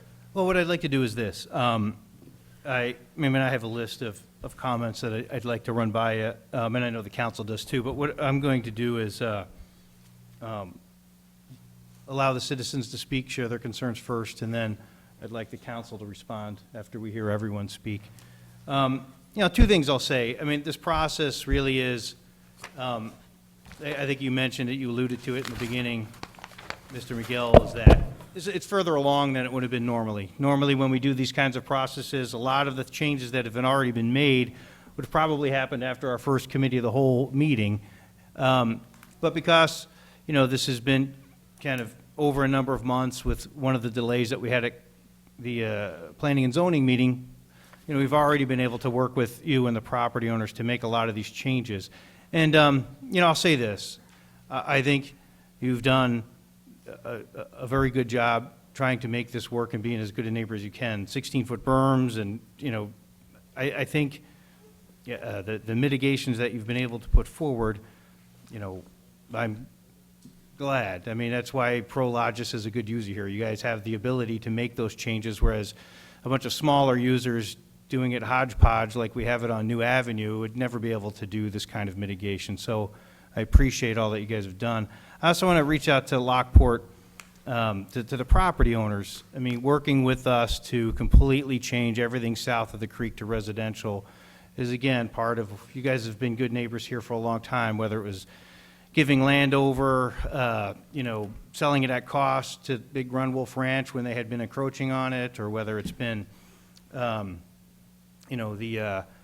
working with Beecham and Dill when they built houses into your property and you guys gave quick take. I think you've always been good property owners, and I appreciate the ability to turn all this property south of the creek into residential. I think it goes a long way to try to find some solutions to make this possible. Before we go on to resident comments, though, I would like to ask John Grueling to come up to the podium. One of the things that we see in this park, and one of the concerns that residents have, and quite frankly I have, is just the distribution. I'm not particularly a fan of distribution for a number of reasons. One, I mean, obviously it increases impact to our roads, and two, quite frankly, I just like people who make stuff as opposed to people who just move things around. So I like manufacturing when we get it. And, there's a misconception that the buildings across the highway here at Heritage Crossings are just all empty warehouses. They're not, actually. They're all leased out, and they've leased out very quickly. While other cities have a lot of empty buildings, we don't, and that's because this is a very good spot. These buildings have been leased out as quickly as they can be built. And they're not all distribution. That's another kind of misconception. Julian Electric moved here. They brought their corporate headquarters from Westmont, and they moved it here to the city of Lockport. And that's close to 300 employees with HR departments and middle management and everything else, as well as skilled manufacturer workers who work in the plant. Excellent Manufacturing is there as well. They make safety fencing for heavier machinery. Press-sense printing is in there. So they're not just distribution. What I'd like to find a way is how to encourage as much makers into this park as possible. Just again, I'm not a fan of distribution. Again, I understand that the zoning that goes back allows this sort of use, and I get it. But again, trying to find solutions as we move forward instead of, beating a dead horse is what can we do? So I've asked John Grueling to come up here and talk a little bit about helping us as the president of the Will County Center for Economic Development on ways that we could possibly, as time goes by, because these aren't all going to get built in a day, this will take a few years, a couple years. How can we be proactive in trying to get users that are not necessarily heavy truck distributors? Thank you, Mayor, City Council, friends and family. John Grueling, President of the Center for Economic Development for Will County. We're a private not-for-profit development corporation, and we just celebrated our 35th year in business. The organization was created when the unemployment rate in Will County was 17% in 1981. And those of you that have been here that long remember the start of the Rust Belt as far as Will County is concerned. And many factories left, closed, steel mills shut down. Quite frankly, Will County was on its back. Today is a different story.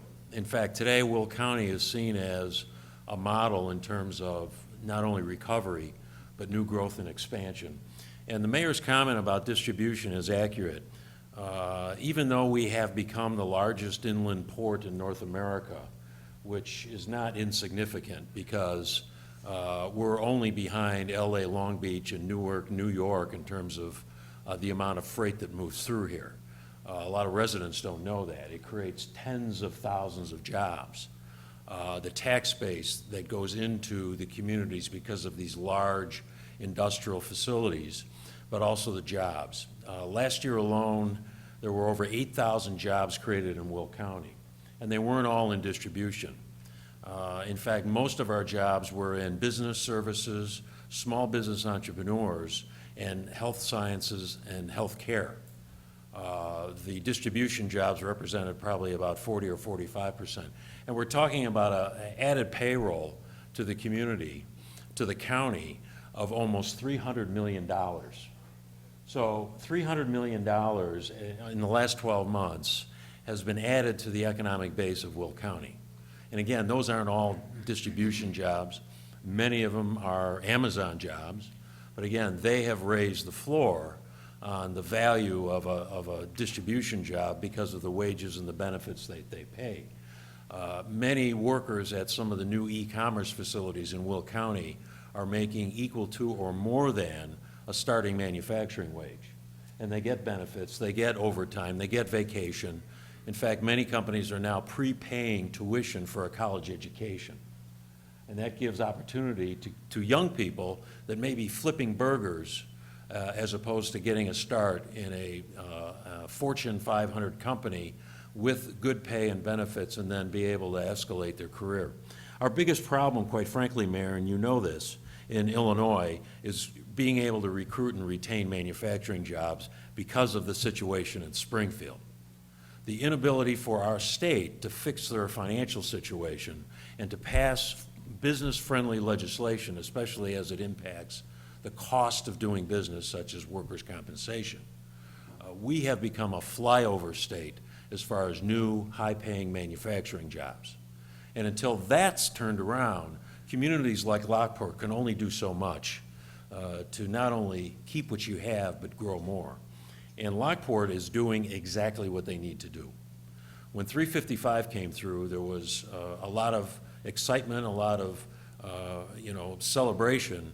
The problem with 355, it opened just as the recession was happening. And there was a lot of undevelopment, if you will, that went on for the next 5, 6, 7 years. And with the location of Silver Cross, their 1 million square foot campus, thousands of high-paying medical jobs. They just announced the construction of a new 100-bed mental health facility. That's an anchor on 355. At the north end, you have the Prologis Park, you have the Bolingbrook shopping mecca, you have a lot of good things at either end of this corridor. And Mayor, you happen to be right in the center of this. And your ability to attract not just distribution and trucking, quite frankly, you're not going to see the Amazons here because you've got a tollway. And they're not inclined to put 2,000, 3,000 trucks every other day onto a tollway to get to their marketplace. So the protection you have is the corridor itself, and bringing in developers like Prologis is an absolute smart move. So what we're seeing right now is smaller space. Stop. Everybody. We've had a very, folks, we've had a very respectful meeting. You know what? I think the people in this room need to understand that jobs today are not easy to come by. And I think that's an important thing that your leadership has recognized. And by allowing this kind of investment to be able to bring the companies that will come to a development like this, will create good paying jobs. Well, John, let me ask you the direct question is we've done a couple things to bring in some manufacturing jobs. When, Julian Electric was looking for a new home, we did vote here as a council to do an incentive to bring them here. Magenta Plastics was the same thing. They had a choice between here, Naperville, and St. Louis. But we worked with them to incentivize them to come here to Lockport. I have no problem doing that for makers. I think this council has shown a track record for that. Even helping build a road to the haunted house. And these guys are artisans, and they're back there making incredible things, and we're getting paid back for that road from them from ticket sales. But this council's shown a propensity to work to get those kind of either more interesting artisan jobs or high-paying manufacturing jobs. What I'm looking for from the Will County Center for Economic Development as we move forward is to try to help us work on that. I know that when manufacturers are looking for a new home, you're one of the first people to have it go across your desk. The Caterpillar's looking for a new home right now, so it's like, those are the kind of things that, we get on the phone and we can be aggressive in partnering with the Will County Center for Economic Development to help us with this park to necessarily steer it away from distribution and try to get as many makers as we can. Again, trying to find solutions here for what I think would benefit the city as much as possible. I So- agree, and I think the portfolio that we're working with right now, Mayor, has more manufacturers in it than we have had, and quite frankly, they're not looking for 500,000 and 600,000 square feet. They're looking for smaller facilities, buildings that can be divided, and room for expansion. So I think, again, this type of project speaks well to the market that's out there right now. Okay. All right, John, I appreciate your Thank time. you. Thank you. All right, why don't we take time now to a stack of cards here from our residents. So kind of the rules of the chamber are we give 5 minutes for every speaker. You come up to the podium. I'll be able to call you up as I have the cards. If you hear the bell ring, that means, just wrap it up. And again, everyone's concerns and everyone's thoughts here are important. And this is the first opportunity we've had to be able to listen to them all together. So we'll take as much time as necessary, and we'll start with Mr. Basil. All right, good evening, Mayor and Council. My name is John Basil. I live at the very north end of Farrell Road, better known as Big Run Wolf Ranch. Last July, we celebrated our 30 years of Big Run Wolf Ranch. We are a 501c3 nonprofit wildlife education facility. Portion of my animals are rescues. Some of them have come from Will County Animal Control.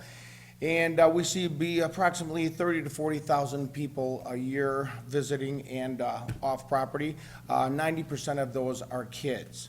Okay, so along with the neighbors that have their concerns about property values and the health risks with the smoke and all the chemicals that are going to come along with this development, of course, one of my main concerns is my animals. I possess right now 10 endangered species, one of them a Siberian tiger who is on the extreme endangered species list.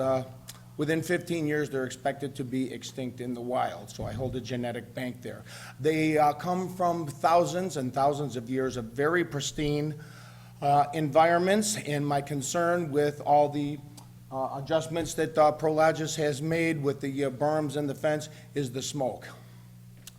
I was a diesel mechanic for United Parcel Service for 34 years. Stan over here, he's with a colleague of mine from UPS. He's got about 30 years in. With the incredible amount of safety meetings we would have with the chemicals that we have to deal with, especially the smoke, with all the carcinogens, all proven, UPS would go through no expense to make sure that they protected us from the smoke, monoxide vent systems, procedures to bring a truck in and bring a truck out, and gear oil, trans oil, steering oil, antifreeze. Basically, we had open book to fix whatever. The UPS said everything will stay within EPA standards as per the recommendation of EPA and the standards of the engine manufacturers. We spared no expense, okay? For us to bring a truck into the shop, we had to notify our supervisor, air the systems up to take them out so that there was minimum running, get them out and get them in, open all doors, and according to each individual, you were allowed to go sit in the break room for 10 minutes while the place aired out. Okay? These independent truckers, which do not have the resources or the time to take care of these trucks, I did 18 years at Jefferson facility downtown, Roosevelt and 94, Bedford, and I retired 5 years ago out of the catch facility. These trucks leaked nothing. The independents that came in from the pig yards, piggyback trailers, independent owners, their trucks leaked everything. Okay, this is all going to get in there. It's going to be washed into the retention ponds, and it's going to finally get into Big Run Creek, okay, which goes right through my backyard. Okay, so basically, My concern will be the smoke with all the berms and the noise and the lighting and everything. Okay, that's good. I realize that they're trying to appease us here with, the best they can do. But the smoke, basically, that's gonna be a valley, and it's gonna look like a smog. It's gonna look like the LA basin. Now, for me living there 30 years, in the summer, the winds come out of the southwest. It's gonna blow all that to Lockport Heights, and in the winter, it comes out of the north, and it's gonna blow it all to Deer Path and basically Creekside, okay? And like I said, with the elaborate trainings that we went through to keep these chemicals away from us and all the leaking, I can't see how this is not gonna be a safety hazard. And we do not have City of Chicago, Michigan water. So all the wells there, you can't tell me that these chemicals are not gonna get into the wells. And even if the people that are, and even the people, the retention ponds, it's gonna get in. I have a private well, my water, I could bottle it and sell it. I have a pristine well, my water is, I have it tested every 2 years. I will begin testing it every 4 months, now quarterly. And basically, with the water and the chemicals that are gonna get into the public wells, the city of Lockport, even if you don't live near this development, it's still gonna get pumped out into the city, and people are still gonna have to deal with the chemicals that are gonna get in there. That's all I got.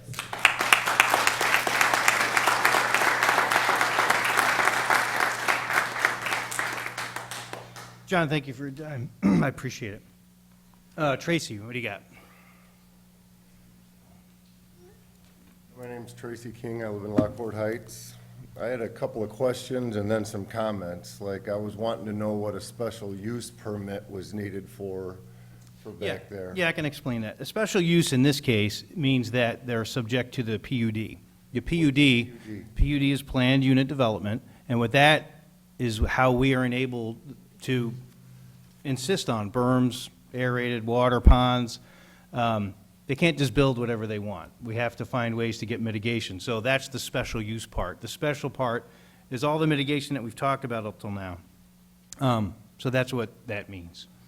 All right, and then he was talking about so many trucks going through there, and why would they have to pay for the road to be, only 10%? But I know that, the Camaro or the Malibu that I'm driving is not tearing up that road nowhere near like these overweight trucks. And there's gonna be overweight trucks because you guys are wanting to put a weight station, a place to weigh them in Lockport down there by where New Avenue is. You wanna have a turn lane so that you can't come off onto 171 into Lockport. But you want to reap all the benefits from all of this and make all the money from it, but you don't want the trucks going through your town. Well, we don't want them going past our subdivision either. So,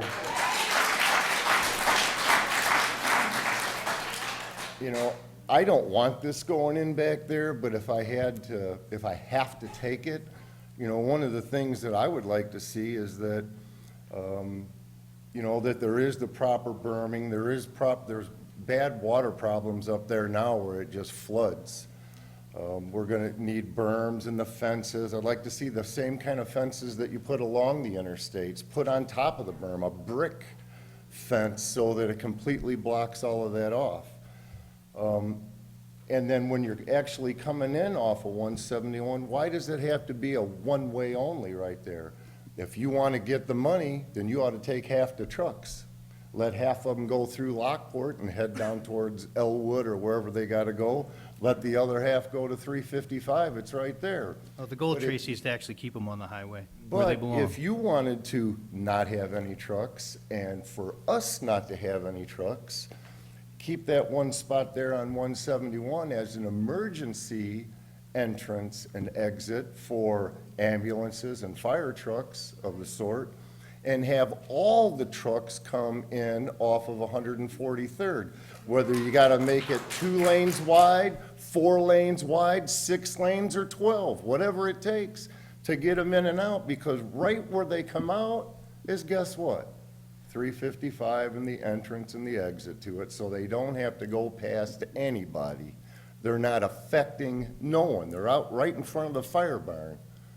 The only one you're gonna hassle as the fire department, I guess. But you wouldn't affect all the residents. You know, and then eventually they would have to widen 171. You wouldn't have to pay for that. If you're gonna have, you know, you say you're gonna have 300 to 500 trucks. You know good and well that it's probably 600 to 1,000. It's always minimized to get things done. So we know that we're gonna have to deal with that. The property values are all gonna go down around there. The safety issues that John mentioned about the water, the air, the land, the creek, that's all a big problem. And then you're gonna have, and you know all kids listen to everything they're told, the place is full of young kids. And they're all gonna be, they all play back there, they run back there now, ride bicycles, four-wheelers, motorcycles. They're gonna be back there running around, these trucks are gonna be flying up and down, up close to the houses. Somebody will end up getting killed back there, it's just a matter of when, not if. So they need to be able to fence that all completely off to keep people from being able to get back in there. Thanks, Tracy.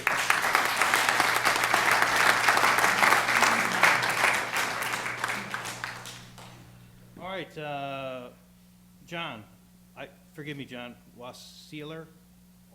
Walliser, forgive me. Please, come up. John also provided copies of packet I placed on everyone's,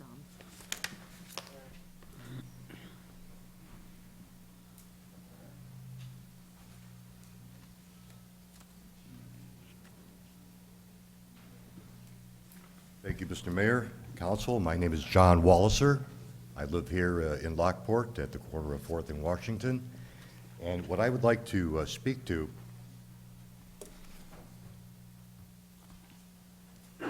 is something you probably haven't heard before regarding this development. And this is about what we now know in science in a field called epigenetics. I took graduate studies in biochemistry at the University of Chicago, focusing on DNA.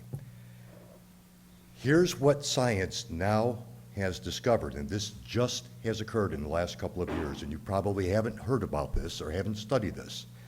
It's a field called epigenetics. What we can do now with your DNA, we discovered the method where your DNA changes its expression. It's not the DNA that changes, it's a small chemical group that causes each gene to turn on and off. It's called methylation. What we've discovered is that each pollutant, each toxin, leaves its own distinct fingerprint on the DNA, which will cause cancer, heart disease, type 2 diabetes, asthma, autism, the list goes on and on. But now, with this new field of genetics, epigenetics, we can look at your DNA and we can tell you, you were exposed to this particular pollutant. As a result, these are the genes that aren't working properly, and this is what's causing your cancer or heart disease. We can do this now. This is the science we have now. And it's revolutionizing everything in medicine, and it's going to revolutionize law as well, because historically we've never really been able to connect a damage from an exposure as the cause of your illness, but now we can. But this is what is so incredible, because what we found is that when these epigenetic changes happen in your DNA, they're inherited by your children and your grandchildren. We can look at your DNA, and if you've got cancer, we can actually map these epigenetic changes in methylation and tell you it was because your grandparent was exposed to a toxin and it got passed on in your genes. This is this is amazing, this is new, this is established, this is the science we have today. And I know it takes a long time for science, for law to catch up with the science, but this is the science we have today. Now, with respect to the diesel exhaust emissions, these have been widely studied for the last several years. World Health Organization, our EPA, but now with epigenetics, and we're doing the epigenetic studies, we can show from just a casual 2-hour exposure of diesel emissions, as if you were just driving on our highways, 2,000 different methylation sites would be changed, affecting 400 different genes, just from that casual exposure. What we found is that these become very dangerous over time. It's a time dosage related situation. The more you're exposed to it, the more that damage becomes permanent. So having this kind of a development, and I give you a lot of credit for what you're trying to do to make this work. I could tell everybody is really doing everything they can, but the new science that we have, you have to address it. It's here now, it's here today. Every person in this room, their children, their grandchildren, your grandchildren, will be able to show that this constant exposure to diesel exhaust emissions will have specific changes in their DNA. It'll be passed on to their children and their grandchildren. It's DNA evidence, the gold standard in a court of law. It's DNA. We can prove it. We can show it. Now, this is new science. You're not aware of it. I put my comments, I've done a great deal of research on this, and I put this in writing, which I filed with Alice over there. Thank you very much. I do have some extra copies because I think everybody here should be aware of this. And if this project does go through, and here with Prologis, because of course your business is based on diesel, and you're probably, in the future, these lawsuits are going to start popping up because now we can prove the damage, we can prove where it came from. All we got to do is look at the DNA, there's a fingerprint for it, especially with diesel exhaust emissions. This is here now. This is the science we have today, and I'm telling you that for Prologis, if you build a facility like this so close to residences, every person, every family, at least 600 homes, not just them, but their children will have changes in their DNA because of the parents' exposure, and the grandchildren will have these changes in their DNA because of the exposure. So when you're looking at a potential for risk or liability in lawsuits, it's not just the people now that are being affected, it's their children and grandchildren. That's why we have such an epidemic in this country now of heart disease, cancer, diabetes, Hey, John. asthma, and... John, your points are well taken. Thank you for your information. We appreciate Thank you, you coming Mr. up here Mayor. and Thank sharing you it. for your time.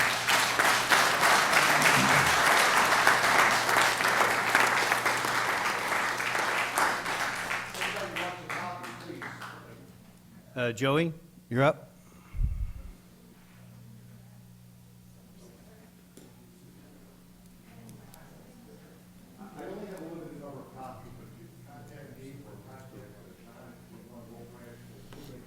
How do you follow something like that with all that technology that is based? My name's Joe Uriminus. I live at 105 Madison Street. My background is in public safety. I've been in the fire service for 30 years. Now I'm currently in code enforcement and law enforcement. Good evening, and thank you for letting me speak. I understand that Lockport needs growth, but I do not believe in the form of truck terminals, especially in a residential subdivision.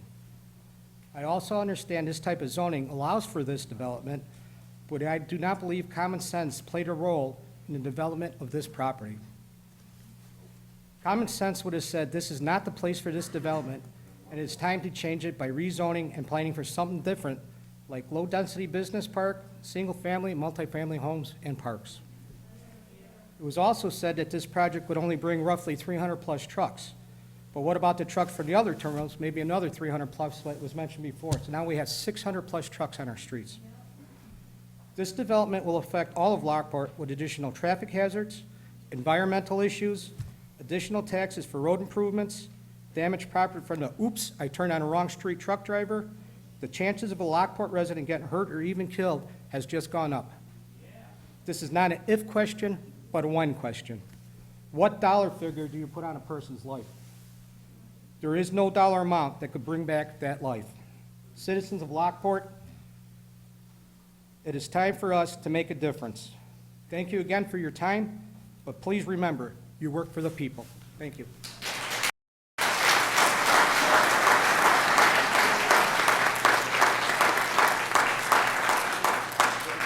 I think it's Stan Quaid, is that correct? How you doing? Stan Quaddy from Deer Path Run subdivision. Mayor, I've spoke with you about the truck issue roughly 8-9 months ago. I've talked with IDOT about the problems and all that and the signs that went up. Yeah, and I'm right off of 151st Street, so that's what my backyard backs up to. So actually, what they're proposing probably impacts me the least. I think the most people that are gonna be impacted is the Lockport Heights area. And you're talking 200 feet from a house to where a truck is. You're looking at about 80 foot in this room. You really don't want something like this in the middle of a residential area. So about a week and a half ago, I'm having my coffee, look out my back window, there's 2 rigs sitting there. Timed it out, about 15 minutes later, I called the police. I didn't want to call the police. I mean, I had a CDL, so I understand that that's the lifeline of the drivers. You know, if they get enough points against their license, they lose that driver's license, and you don't have a job, you know. But I called, and in the process, another truck came by, a squad followed it, and an officer of Vitacchio showed up. I'm looking at my back window, and I gotta say, I've dealt with him before. He's a great guy, he's a great officer, he's a true professional. So meanwhile, while you were writing out the tickets, 2 more came by. You got out of the squad, you flagged them over, you had them all over there, and I could tell the drivers weren't happy with you. I seen the hands going and all, and I felt bad for the drivers, but you know, you gotta feel bad for the residents too. You have school buses all day long in the morning coming up and down that road, and then in the afternoon time when they're returning home from school, you got parks on the corner, everybody's out walking the kids and all of that. But I also understand that if you don't approve this, because this is what's already been told to us, they all have a right to sue you. And they would probably sue you for a lot more money than they're getting right now, and they'd still be allowed to build this thing, okay? I remember when you first got elected, you had a quote in a newspaper that said, you don't want to turn business away, but you'd rather get 50 cents on a dollar than to get the whole dollar, just so you could get businesses in here. And I agree with that. I also agree with the point what you just said about getting makers in here, light manufacturing, stuff like that, where you wouldn't have these big, tall buildings where it could be lower, you know, where the trees could cover it, residents wouldn't see it.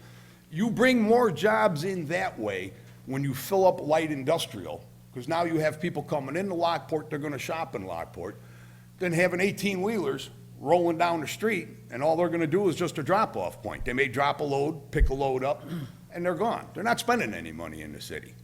You know, with that being said, I've actually been around 40 years around trucks, 32 at UPS. So, you know, what John's saying about the chemicals and all of that, it's true. Getting into the groundwater, I know you're gonna have a lot of protections and all of that, but it's still gonna seep into the well system and all of that. Where'd the guy go that was talking about the manufacturing jobs? You guys ran him out of here already. No, he's talking about the manufacturing jobs and, you know, and how the Rust Belt's declined. Well, that's a bigger problem than me and you. You know, that's called the Democrats, and that's called what's the other word for it? No, that's called the environmental. Careful, Stan, you're gonna create your own fight. Be careful. Probably. They'll be throwing stuff at me in a minute. And with all the environment and all of that, that's really what's cut the manufacturing jobs down. If you look at the Heritage Crossing, the majority of those jobs in those turnaround factories are forklift operator jobs.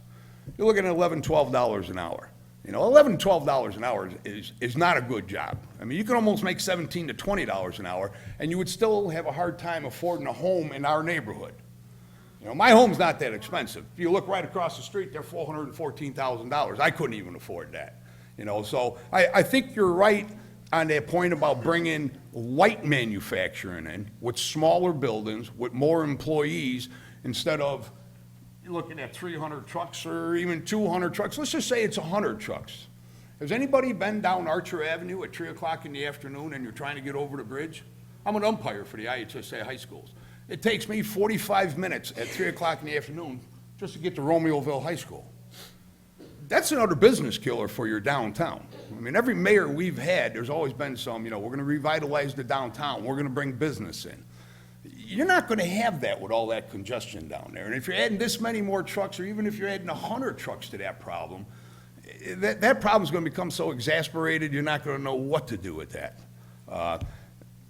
You know, like I said, you know, you guys are in between a rock and a hard spot. But it would be nice to sit down with him and see if it could be redesigned, because I think a couple of the buildings in there are designed for light manufacturing, right? And then I think the two buildings that you're talking about is basically all your turnaround stuff. If that could be redesigned, made smaller to where you brought in the light manufacturing, okay? Bring in more people, more employees, people are gonna spend money in this town. It's a better fit for everybody, and I don't think anybody in the room would have a problem with that. All right, Stan, I appreciate your time. All right. Appreciate your thoughts.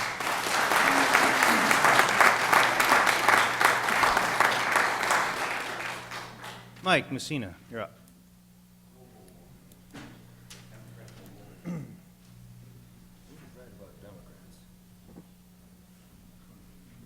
Hey, Zoe. Hello, Mayor, City Council. I'm Mike Messina. I'm a Creekside resident. I'm also the School District 92 President of the Board. And what I wanted to bring in front of you was, I had our traffic manager do a study on all of our bus routes that go actually north of 151st Street. And we have about 15 bus routes that go throughout there between 6:30 a.m. to 6:30 a.m. to 8:30 a.m. And we also have a 2:30 p.m. to a 4:30 p.m. route. So we have 15 bus routes that actually go through right past where the entrance will be on Archer Avenue. And that approximately has 389 students that are affected by that. So with the current traffic now, I know I come home sometimes off of 355 on Archer Avenue. And if I get home around 3 o'clock, 3:30, I'm always backed up by a bus stopped on Archer Avenue, you know, letting kids off, letting kids on the bus. So I just wonder if like we said, 300 trucks, you know, coming in. I mean, I own a marketing company. I use a lot of printing facilities to do work for me. And a lot of times the docs, when I have to drop stuff off, it's in the morning between, 7 and 9 o'clock, or it's at night around 3, 4 o'clock to drop stuff off with these businesses. I mean, is that kind of the truck traffic? Is that, Jim, would that be kind of like the prime time for trucks to come in and out of a facility? Trucks are usually trying to make Right. non-peak hours, so they probably will come earlier. Right, so I'm looking at, I mean, as a school, as a resident of Creekside, of course, I want to have, this as minimal as possible, but as the school board president, District 92, which actually uses Archer, it's like a thoroughfare for our schools, it's a major concern. I actually approached our board at our meeting, and actually I was supported by our whole school board to present these facts to you on how many students would be affected by possibly these routes. And it's not just safety. Safety is our major concern. It's also, we try to get these kids on off the bus in a reasonable amount of time. So we don't want kids on the bus for an hour and a half, hour and 45 minutes. We like to get them, from school to home, within the 35 to 40-minute period. But if I've got semi-truck traffic coming off Archer Avenue, off the, the new entrance you're looking at there on this new industrial park, that's definitely going to create some issues. So I guess my concern would be, it's only 2 lanes right where this entrance would be. It's speed limit's like 45 miles an hour. To me, that really poses a big concern, and it does my whole school board also. So I just wanted to present that fact to you. And I have one other thing I would just want to say. I noticed, now I'm putting my resident hat. I noticed, Mr. Capodona's not here, so I feel like, it's actually my ward, and his ward is this industrial park. With him not being here, I mean, my request from the committee here would be to, table this until we have full representation by our ward here. So.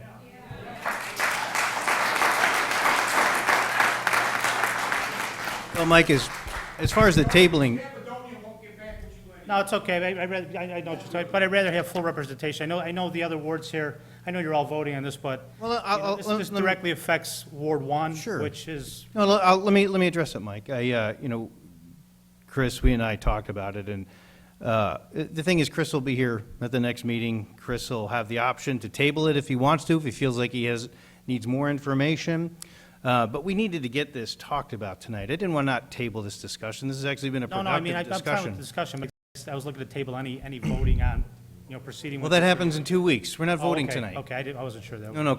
The opportunity to watch the tape, to get feedback, and I've had dozens of conversations. I know he has met with residents. Stanley said you don't get back to you, but I found him to have meetings.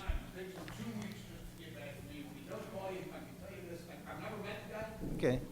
Stan, if you don't mind, he's not here to defend Yeah. himself. Yeah, so we'll let Chris talk. No, I did. So that's fine. Look, Stan, thanks. I'll just wrap it up. But again, I just wanted to no say. vote tonight. Right. I just wanted to 2 weeks say, from now. on behalf of the school, we're a little concerned about the traffic on Archer Avenue that would affect our bus routes and our students and safety and times on the bus and things like that. So, and again, it was my whole board we all agreed, we just had a meeting last night, we all agreed to present this to you and say, can you at least keep an eye on this and make sure? And again, I did see the traffic study that was presented. I was allowed to take a look at that, and there was a lot of holes in it. That really wasn't, I don't think they did a very good job on, when I looked at the traffic route, I've looked at several other traffic studies when we were doing routes for the buses. We had to do a big rerouting when we had ML Properties, when they did their industrial park. We could use Gallagher Avenue. So I've seen some of the other traffic studies have been done, and this one wasn't as robust as some other ones I've seen. And even some of the others I've seen have actually mentioned bus traffic in the actual traffic study, and this had 0 bus traffic in the route study. So just wanted to mention that. Okay, thanks, you. Mike, I Thanks appreciate again. it. Thank Can I you. ask a-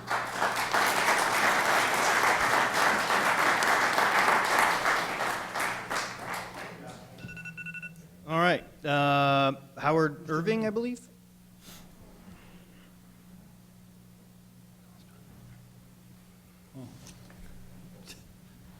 Hello, my name's Howard Irving, and I live in the unmentioned subdivision of Forest Hills that comes right off of 147, off of Archer, right where this intersection is going to be. And my concerns are about what's going to happen with my community when we try to get in and off of Archer, or what's going to happen. We're going to have a traffic light, we're going to have a blockage of it for us, and we have like 80 homes plus that live at Forest Hills.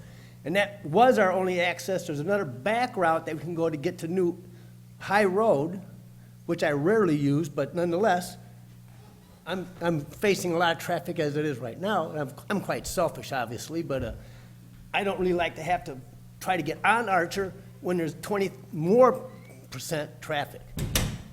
And it's just a bigger hassle and a bigger problem that we're going to be seeing. We're going to get traffic coming through our subdivision bleeding out of this now, because it's 147th Street's right across from this other exit. So no mention, I haven't seen any mentioning about what's going to happen at that specific intersection. A lot of it's about the 143rd entrance, but nothing about this end. So I'd like to see more information on that, see what we can do. Mayor, would you mind if I address, I think this is similar to the question that Mike has brought up. Sure, that's fine. I don't want to, Yeah, do it at the microphone, though, please. we have our road plans in there? Yeah. So, we're gonna be required by IDOT to do these improvements, and I think what's important is, again, we talked about our traffic is gonna be 10% increase in the volume on Archer Avenue. So what we need to do is make sure that our traffic doesn't affect the flow, which means what we're gonna do is, if you can see, traffic that's southbound coming down Archer. I think what's also important is our traffic is gonna move opposite direction of people who are going to work from Lockport. They're typically taking Archer's, more traffic going north in the morning. Our traffic will be coming south, because that's people coming to their jobs, and vice versa at peak hours at night. But we're gonna be required to do a left turn lane that's gonna be coming into our property then. So you're gonna have I can't read the thing, or 215 or 205 foot, I call it queuing or stacking lane, which means the trucks will go there, and they're not gonna be able to make the turn left into our property until there's a gap in the traffic there. And within the traffic study, we're required to provide all the levels of service, and there's a level of service A through F, and that usually is how long do you sit at an intersection.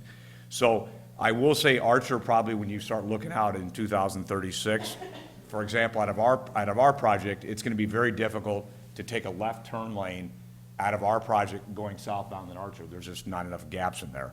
But again, that's our problem for our customers that go there that can't get out. And also too, going back to the 147th question is, we're gonna be required by IDOT to put a left turn lane in there. Right now, if you're going, left onto the 147th, there is no turn lane. So if a person's on Archer Avenue and he stops there to turn, he's blocking every single person, whether our development happens or not. Once we put the turn lane in there, at least that person will basically get off the main road there, and then they'll basically queue there till they can get off. So if anything, at least going northbound, that's an improvement to Archer Avenue. Ours coming southbound will really be, for the traffic we have. We'll also be required to put in, I call it a decel lane or right turn lane. So basically anybody coming up that's going northbound, there'll be another lane that they can basically pull over to like a right lane that they'll turn in there. So again, they're not stopping in Archer to make a turn.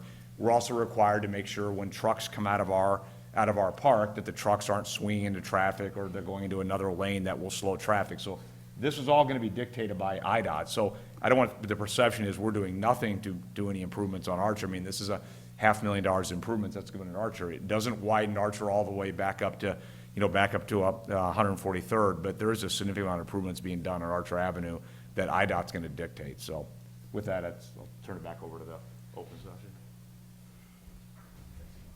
Okay. Jerry, Cipla, is that correct? Come on up, Jerry.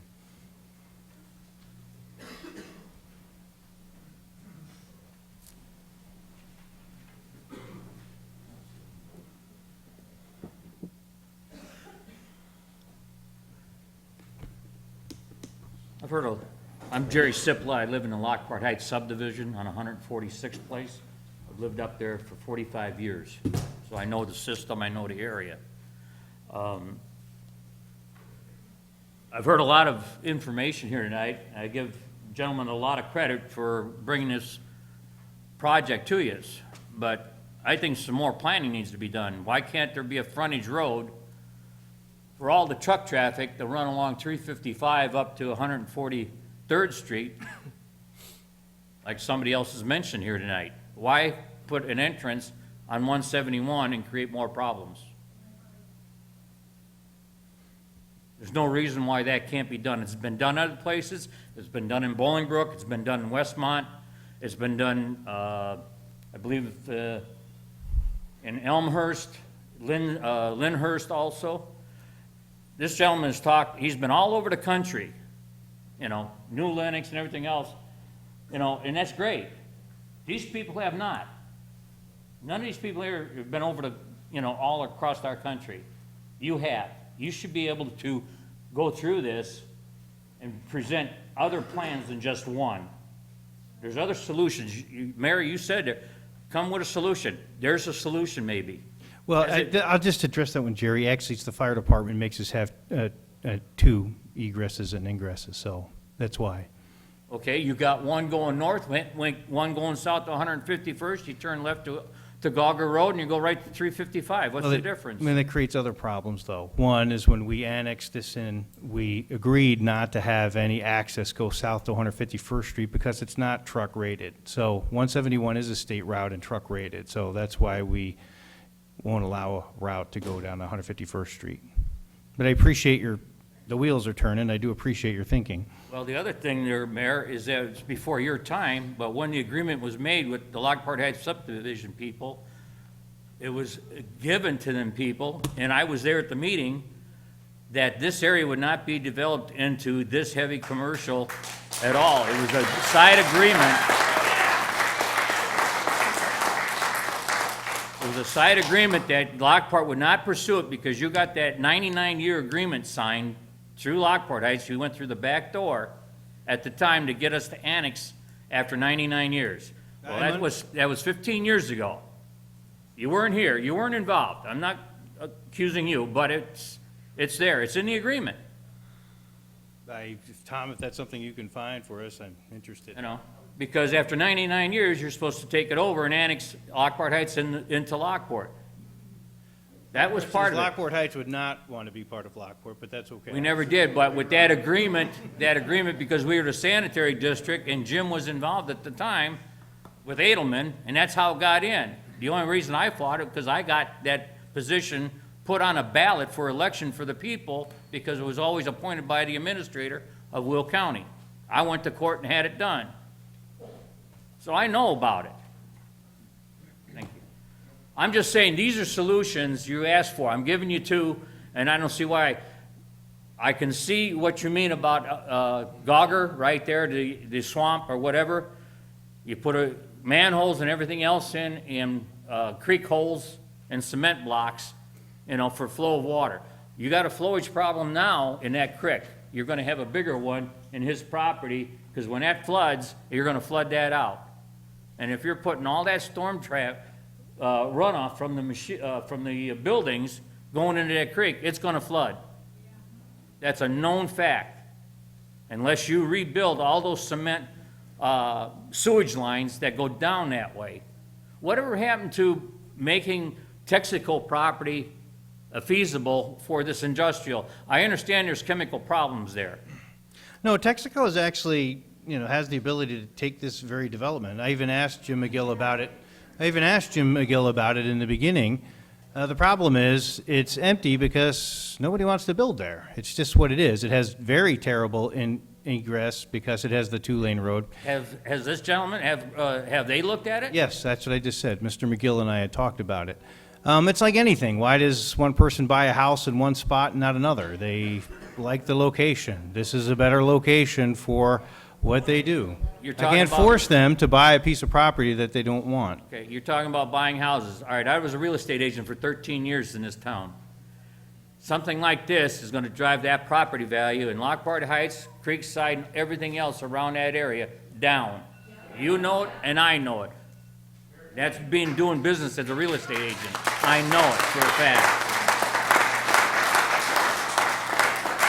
So I want to thank everybody, and I don't want to take any more of your time. There was other had here. Sure. But You can send it to me. You know my email, stride@lockport.org. Don't hesitate, Jerry. We But- appreciate your And time. that was the other thing. Lockport Heights does not have a representative. I didn't find out about this. There was no letter sent whatsoever. Who's our The representative? residents that were notified was everyone who touched the property, so there were 60 residents. No.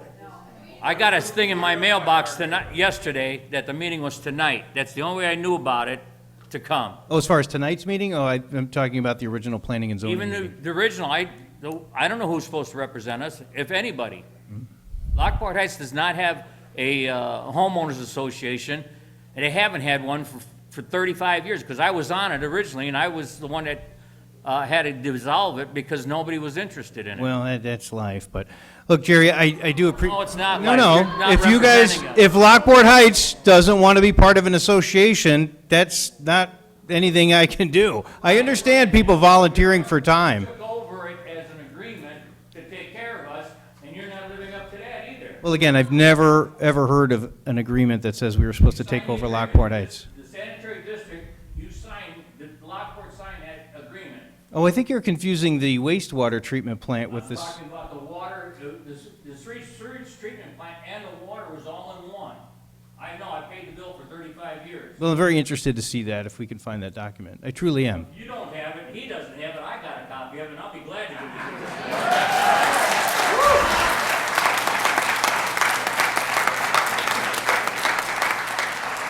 And again, Jerry, and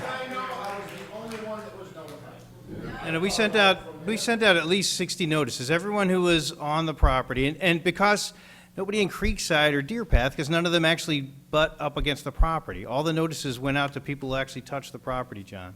So that's why it went out to Lockport Heights. Those are the people that touched the property, sir. Any other speakers? All right, who's next? We got Greta, you have comments? Greta? I'll put Greta aside for now. Do we have Chris Salomon? Chris, are you here, Salomon? He was with the other matter, unrelated. Oh, I'm so sorry. I didn't he's- mean to- Oh, I get you. I just assumed they're all Prologis. Scott Hockenberry.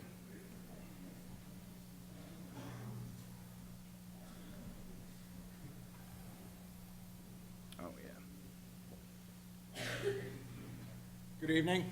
Scott Hockenberry. I live in Creekside. I'm really emotional about this because this is where we live. I do a lot of exercising outside. This is going to create a lot of industrial pollution that I'm going to breathe in. Also, you keep on saying that we need this. Why do we need this? We already have 3 of these in our area. What's the tax money we're getting? What's the number that you're selling us out for? Chris, there hasn't been, there's nobody up here who said we need anything. You said we need this and we got to grab it while we can. No, I've never said those Okay, comments. then what is the tax money we're getting for this? Yeah, the tax money is mainly the schools make out. When it's billed out, District 92 would receive $1 million. District 205, the high school, would receive $720,000. The junior college would receive $100,000. City of Lockport receives $300,000. It's not a matter of whether we're selling out or not.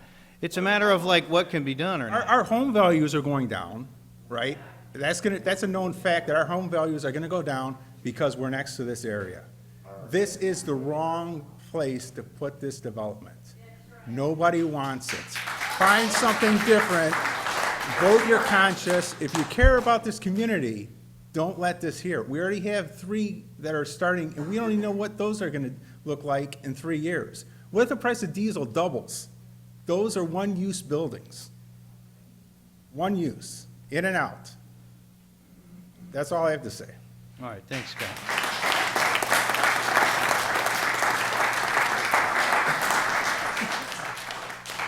All right, Nancy, you want to follow?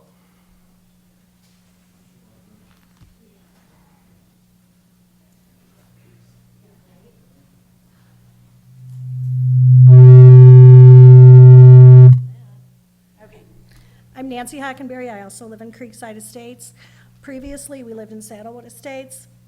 I grew up in Homer Glen. I went to Lockport High School. I'm going to read something from the Lockport Development Code. Maybe you guys haven't read this. This is the code Lockport holds their standards. Promote the growth of the city of Lockport in a manner that will not only provide its citizens with a safe, healthy, and beneficent environment, but also will protect property values, thereby securing the fiscal base for public services. I didn't major in English, but beneficent does not mean diesel fumes. Let's see, where's my other one?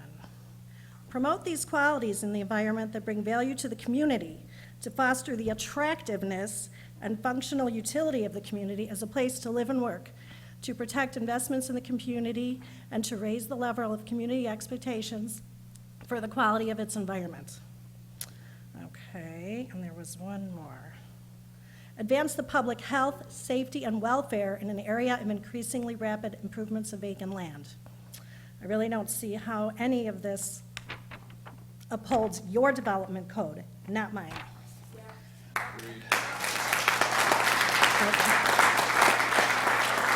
Another thing you have stated on the record is that this will bring us other businesses, restaurants, shopping. Okay, everybody, this is a quiz. Does Homer Glen have industrial parks? No. Does Homer Glen have a Menards? Yes. Does Homer Glen have a Chili's? Yes. Is Homer Glen getting a Chipotle? Yes. Does Homer Glen have a Home Depot? Yes. Does Homer Glen have a Big R? Yes. Do they have an industrial park? No. There we go. So I got that for you. And give a hockey mom a weekend with a sick goalie. I got a lot of time. This is the Chicago Metropolitan Agency for Planning, dated October 17th, 2016. This is regarding intermodal facilities in Will County. I know this is an intermodal, but it's close. Increased intermodal activity strains the region's highway and rail networks, leading to congestion and safety concerns. Further, intermodal freight activity conflict with local land uses and negatively impact the quality of life for communities. It goes on to say, and this is regarding the intermodals in Elwood and Joliet.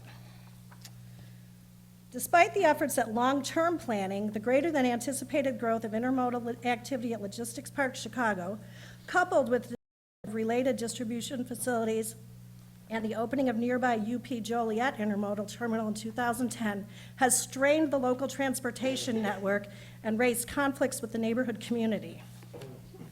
Okay, this is another one. As mentioned previously, Logistics Park in Elwood is the region's largest intermodal facility with over 930,000 lifts in 2014, substantially more than a predicted 480,000 lifts. More here. According to data cited by the Illinois Commerce Commission, truck volumes on the facility's Eastern Access Road were initially projected in 2002 to reach a total of 1,800 trucks per day in 2020, and yet had already reached 8,000 trucks per day in 2013. Last paragraph. The local impacts of the Logistics Park, Chicago and Joliet, and related Deer Run Industrial Park are not limited to transportation issues, but also include land use and economic development topics.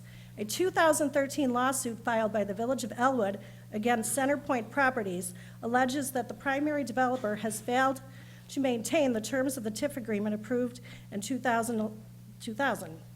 More specifically, the village alleges that the TIF district is generating much lower revenues and fewer new jobs than had originally been predicted. The Center Point has failed to provide other types of development, including retail, hotel, and utility facilities, and that the Center Point has failed to provide the village appropriate access to use on its TIF funds. Jobs and restaurants, there you go.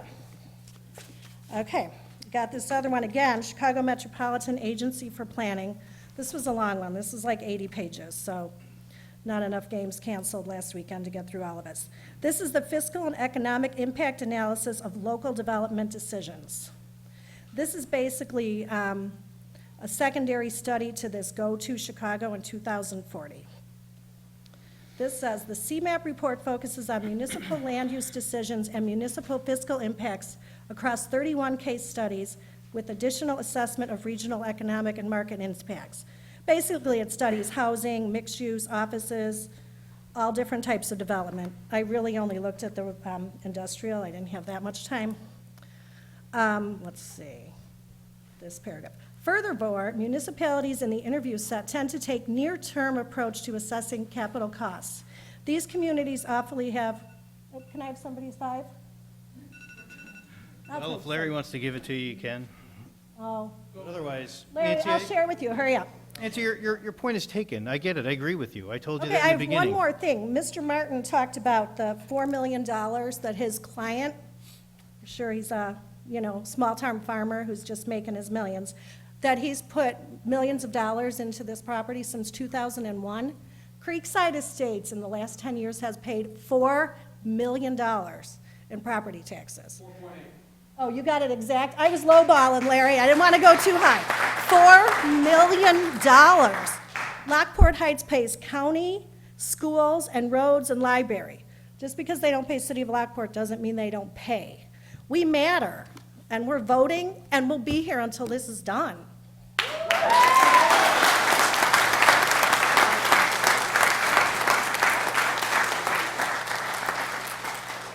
All right, Larry Cunett? Oh, Larry, I'm sorry.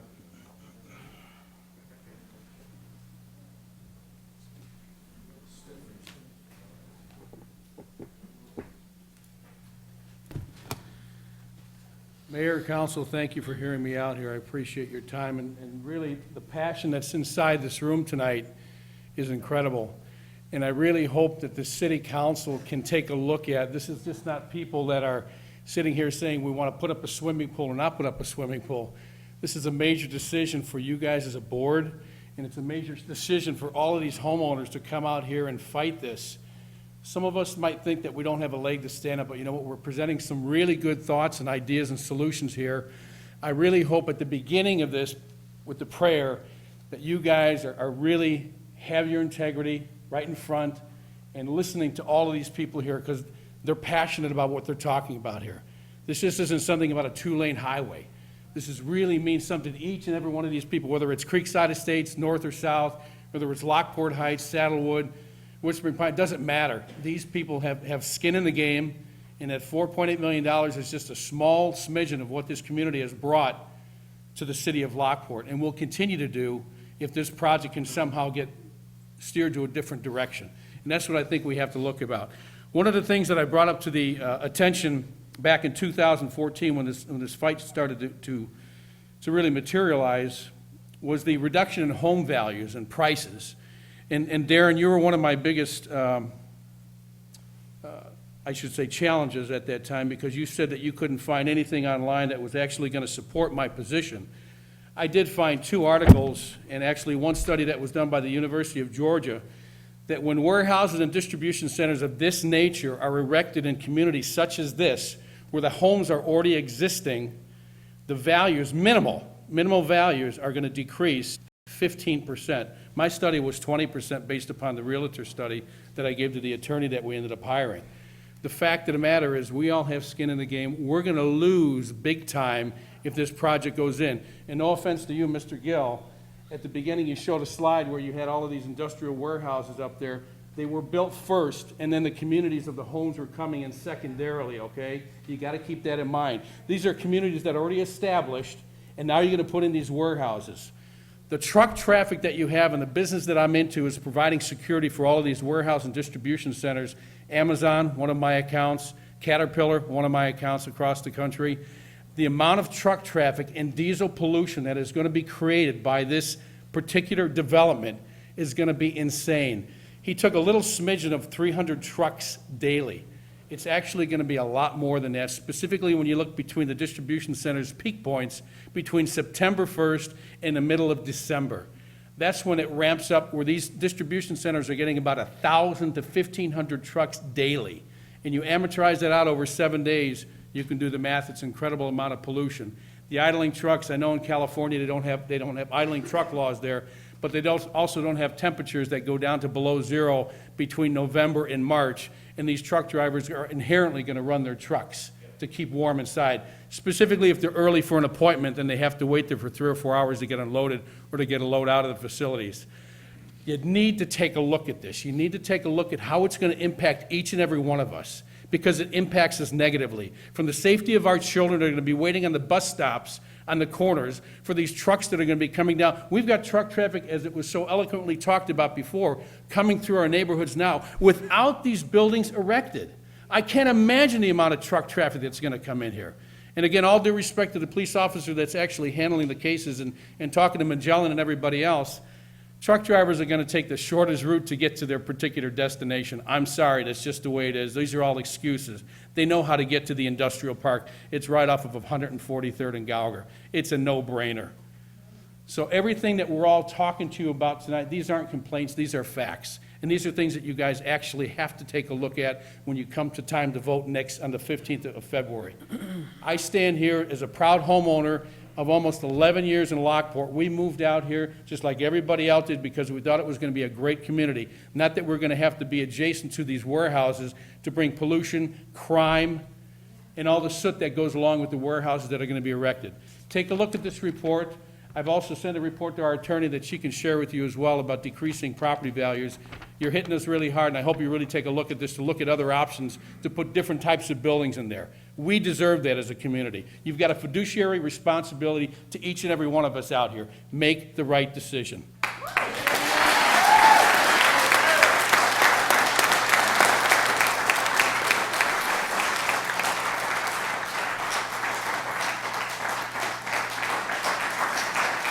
All right, Larry, thank you for your time. Appreciate it. Edward Sandstrom? Edward Sandstrom? Edward? Okay. Jacqueline? Matthews, sorry. Oh, there you go.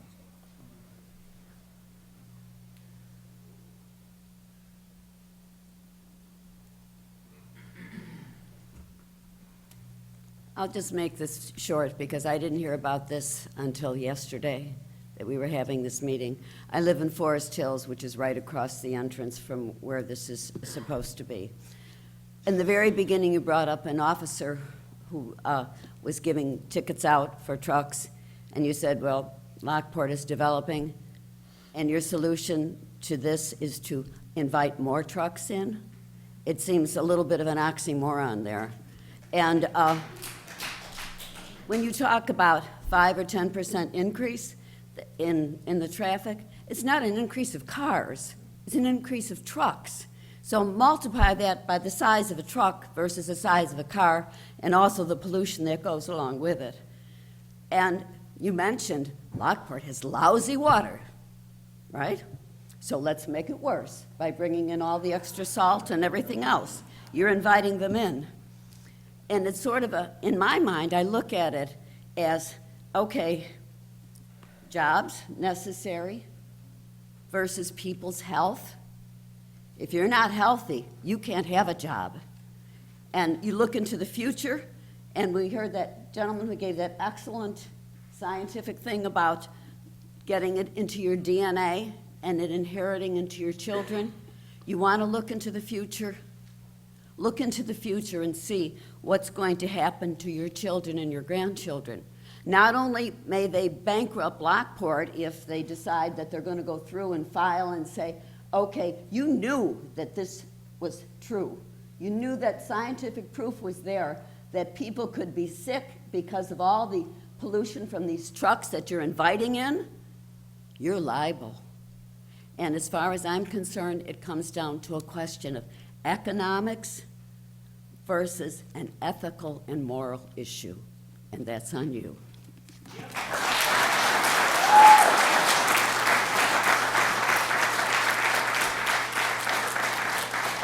Justina Malinsky? Justina Malinsky?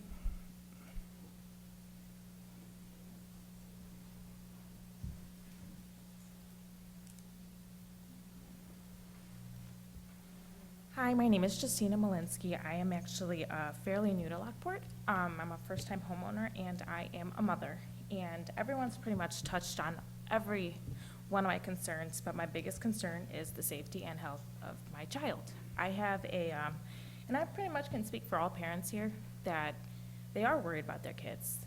Somebody mentioned crime, pollution, and I live in Deer Path Run, and all the pollution and all the smog, it bothers me. It bothers me that I came from a suburb in the Downers Woodridge area that has a lot of cars and a lot of businesses and industrial parks and trucks, and my husband and I decided that we wanted to move somewhere that is family-oriented and safe.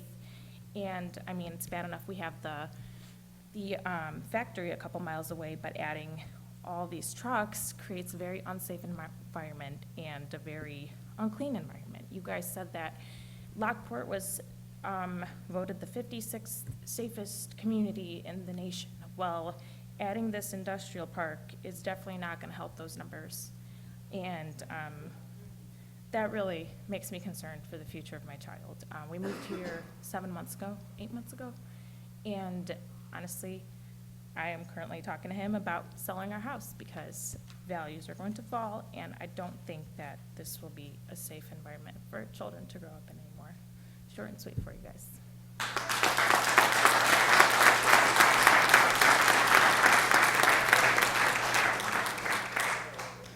Justina, thank you for your comments. Joe Brannigan. Joe, I know you're out there. Joe? Oh, okay. Lisa Drong?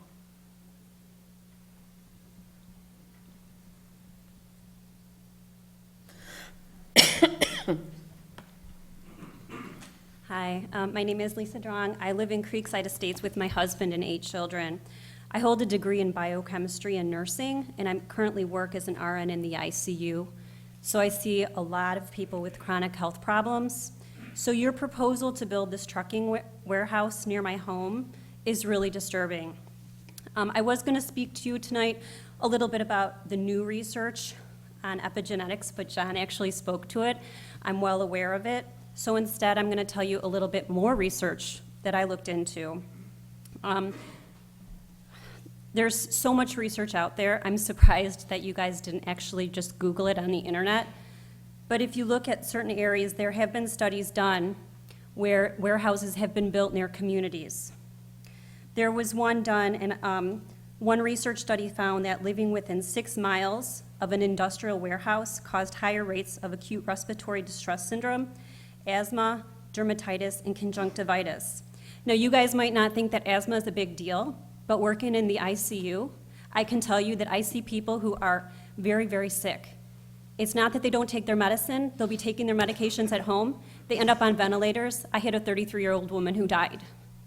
It's serious. When you talk about a younger child with asthma and you're proposing this, you're going to be responsible for their death because those diesel fuel emissions are known to exacerbate asthma.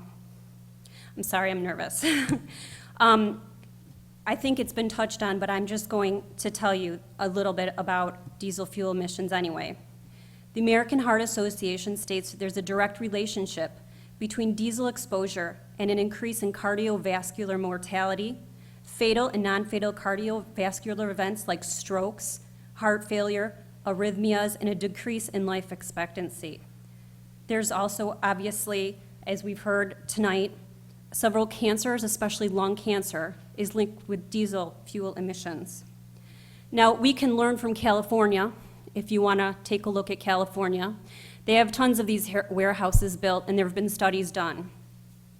There was an 8-year study done by the University of Southern California, which examined the lung function of approximately 4,000 children for 8 years who lived around these industrial warehouses. These children's lung capacity was tested from the age of 10 until 18, and they found that these children had the weakest lung capacity and showed the slowest lung growth of all children studied in Southern California. In Orange County, you talk about the money that this industrial facility is going to bring in. Well, in Orange County, where children live near these areas and people live near these areas, their hospitalizations and health problems have cost $10.2 billion per year. 70% of the cancer risk to families in these areas comes from diesel exhaust. Not to mention some minor effects, like the noise. The noise pollution has contributed to hearing loss because of trauma to the inner structures of the ear. It's caused sleep disturbances, increased blood pressure, and decreased cognitive performances on standardized tests. Along with the new information that we've learned from the University of British Columbia, who did the study, which John actually spoke to, where they studied people and allowed them to breathe in the amount of diesel emissions that would be expected near a highway or near an industrial parkway, and those 400 genes were changed. And now we know that this can be passed on to their children and their children's children. You have the important duty here to protect us. You represent us, and we elected you into office to protect our health and well-being. This is your most important job. It's not money. You need to protect this community. I'm giving you real scientific studies of people who lived in areas near warehousing facilities, and I'll hand them over to the clerk.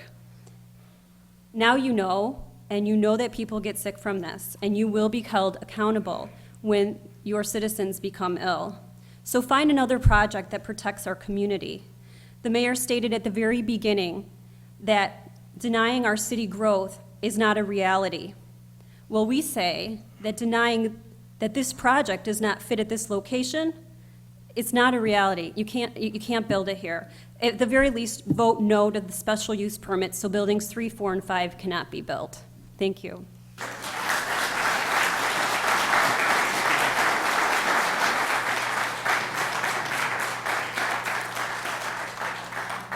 Thank you, Lisa. Again, just for clarification, the special use is what enables us to demand berming and such. It's not a permission. It's not a permission for them to build. It just enables us to make as much mitigation as possible. Thomas Wozniak.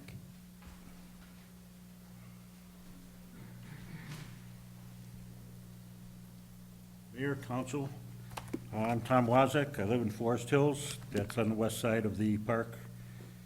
Somebody had mentioned earlier about all the traffic congestion on Archer, and I just can exemplify that. I won't go on and on about it, but what's the chance of, just a suggestion, putting a berm and trees up along Archer also for a view? In what spot are you referring to? Well, from 147th Street going north on Archer toward 143rd Street. I don't remember seeing anything talk of a berm or trees in there. Yeah, it's not their property, but that's okay. But, well, that's where the entrance is gonna be, that's just what I thought.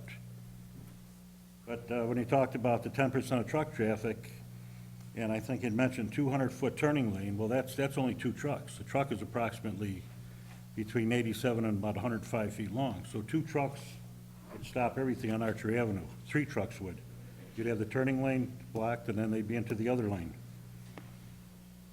And then when he spoke about jobs, I'm sure you're familiar with it. Most of the warehouse jobs use part-time help. They use day labor. At least they do in Elwood. And that was a big, that's a big thing because they don't have to pay any benefits.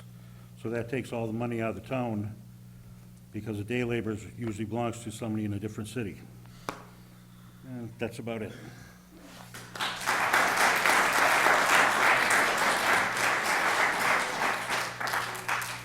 Thomas, thank you for your time. Jody Zielinski, I don't think I said that right. Zalewski, thank you. Jody, come on up.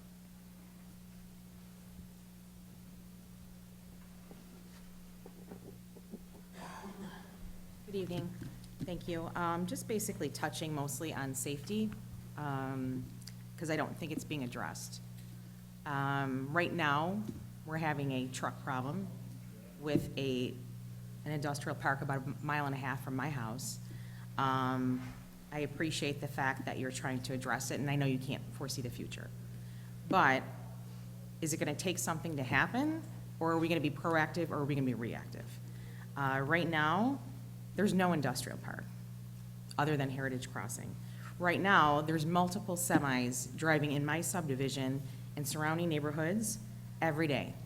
And I appreciate the fact that you're getting law enforcement involved, but in turn, I don't think that's the answer, and I don't know what the answer is.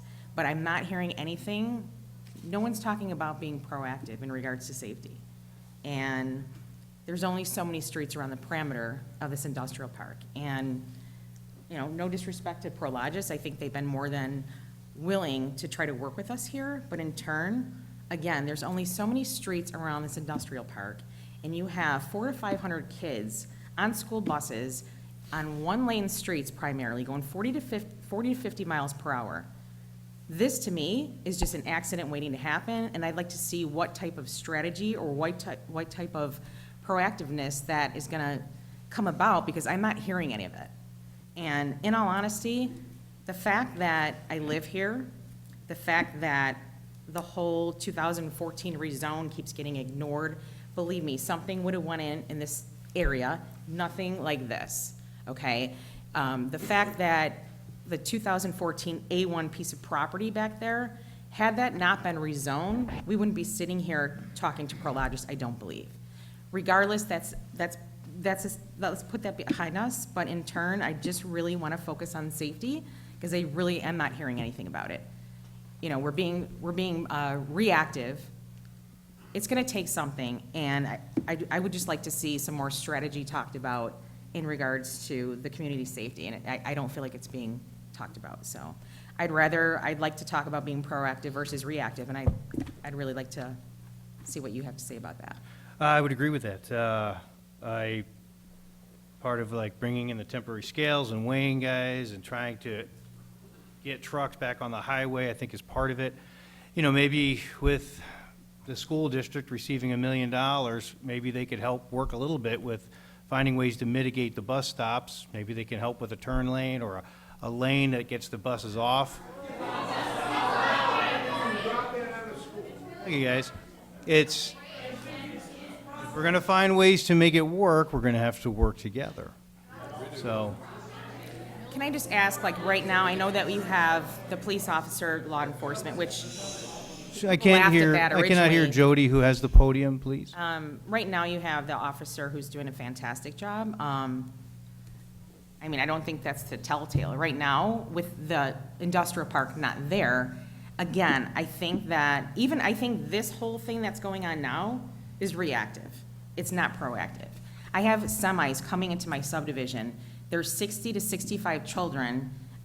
Average, there's probably 50 of them that are under 18 years old. Most of them are 0 to 12 years old.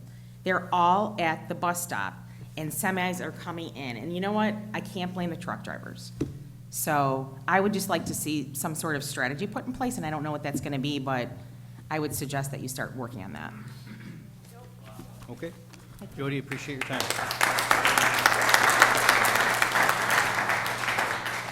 All right, Mr. Krupa. Ken. Ken, you out there?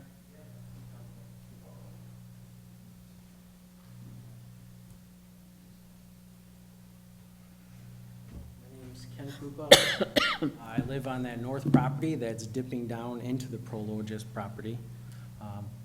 No one came knocking on my door, just so you know, to say thank you. We're going to build right next to you. But beyond that, we've had a lot of people talking about property value. We have a lot of realtors in the area. Can we actually see a study? Can we pay for this? You know, we are saying, oh, the Google's saying this. Can we get this so we can actually see what the economic impact is on the area? I haven't seen anything about that. You know, I think that's really important to us. I think you need to do your due diligence before you even vote on this, before this even comes up to a planning phase. Traffic near Lockport Heights, I know you guys are gonna put that choke point pretty much to weigh the trucks coming in. Why don't they do that around like 143rd? We're not represented in this. That's everyone coming off New Avenue. Who's coming off of 143rd, off that 355 in Archer? We're not getting any of that in front of Lockport Heights. And this hits home to us because our property sits there. So when a truck turns into Lockport Heights subdivision and gets lost, they turn around in my driveway. I have a 1-year-old daughter. There's a semi turning around in my driveway, and guess what? They can't turn around, so they pull in my driveway, back up, back down the street. Now remember, Lockport Heights has no sidewalks. So what are people gonna do to get out of the way if they happen to be walking down the street, because that's the only place that they have? So I think people really need to investigate that. Yeah, we might not vote on this, but we do count. There's a lot of us in there. It's an old neighborhood. This is a new development. Something needs to be done.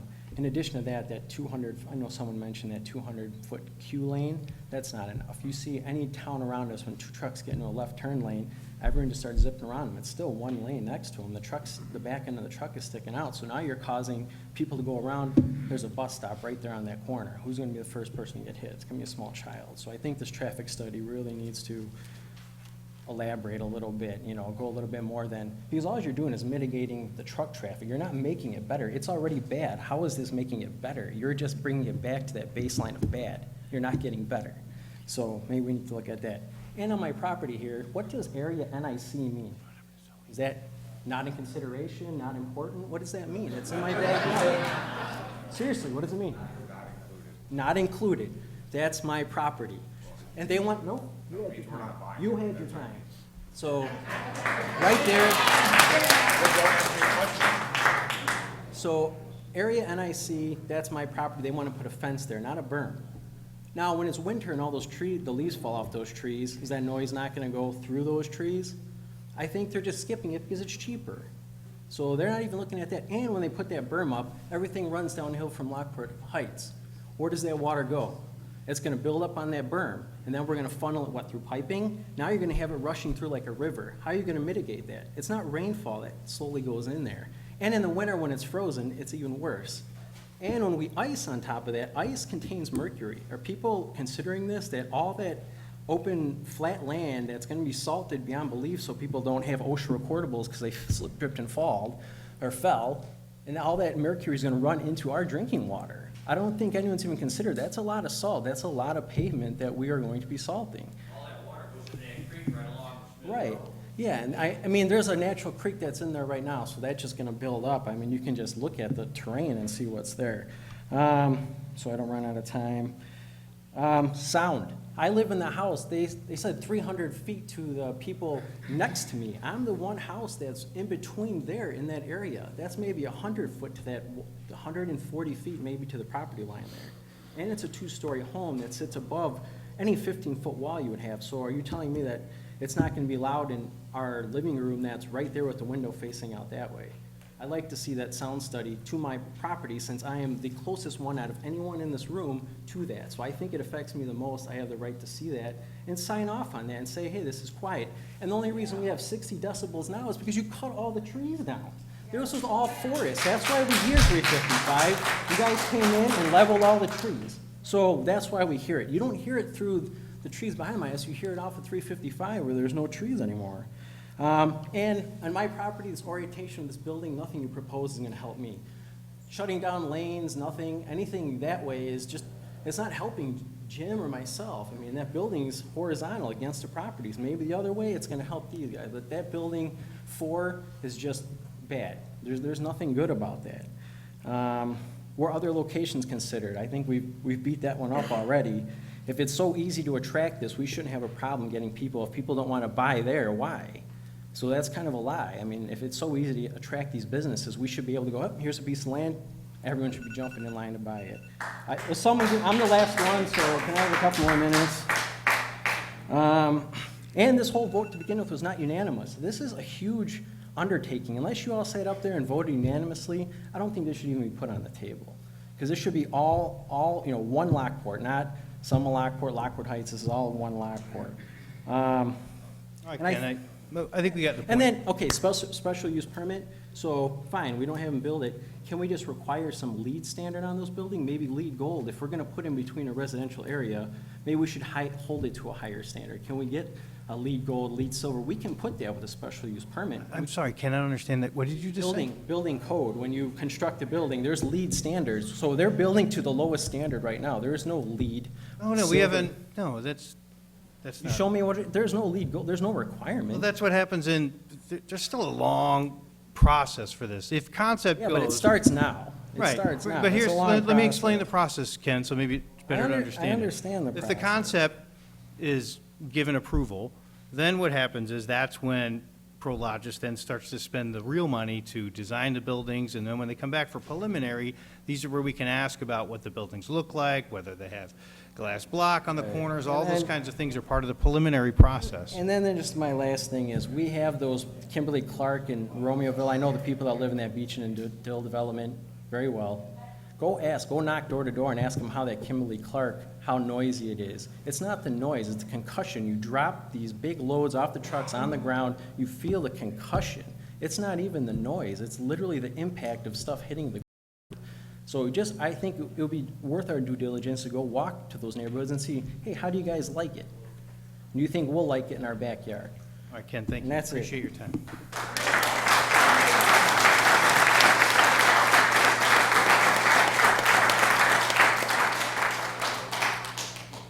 Heather?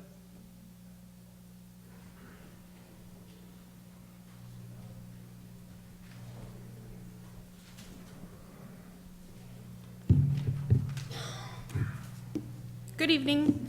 My name is Heather Glockler, and I'm a Lockport Heights resident. A lot of us here have been asked to shut up and choke the fact down that this project is just going to happen. We have been asked to be logical about what we think and what we're speaking about. We have been told that we cannot stop this. We have been told, but when I arrived here tonight, this whole room was packed. There was standing room only. People were pouring out into the hallway here and just trying to hear anything. People were whispering, telling, in a phone chain, trying to tell everybody what was going on.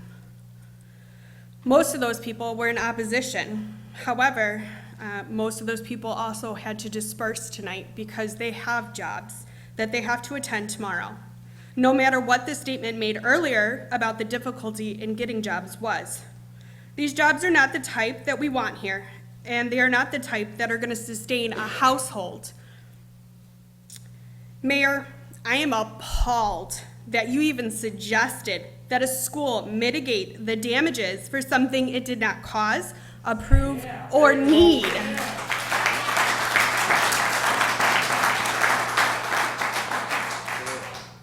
The bus routes right now, as you've already heard from my neighbors, are going to be severely affected. There's, 300 to 500 kids a day, 2 times a day, taking those buses and taking those routes to school. Their safety is of the utmost importance. As a mother of a child, I really am concerned about, just every day my son gets on the bus.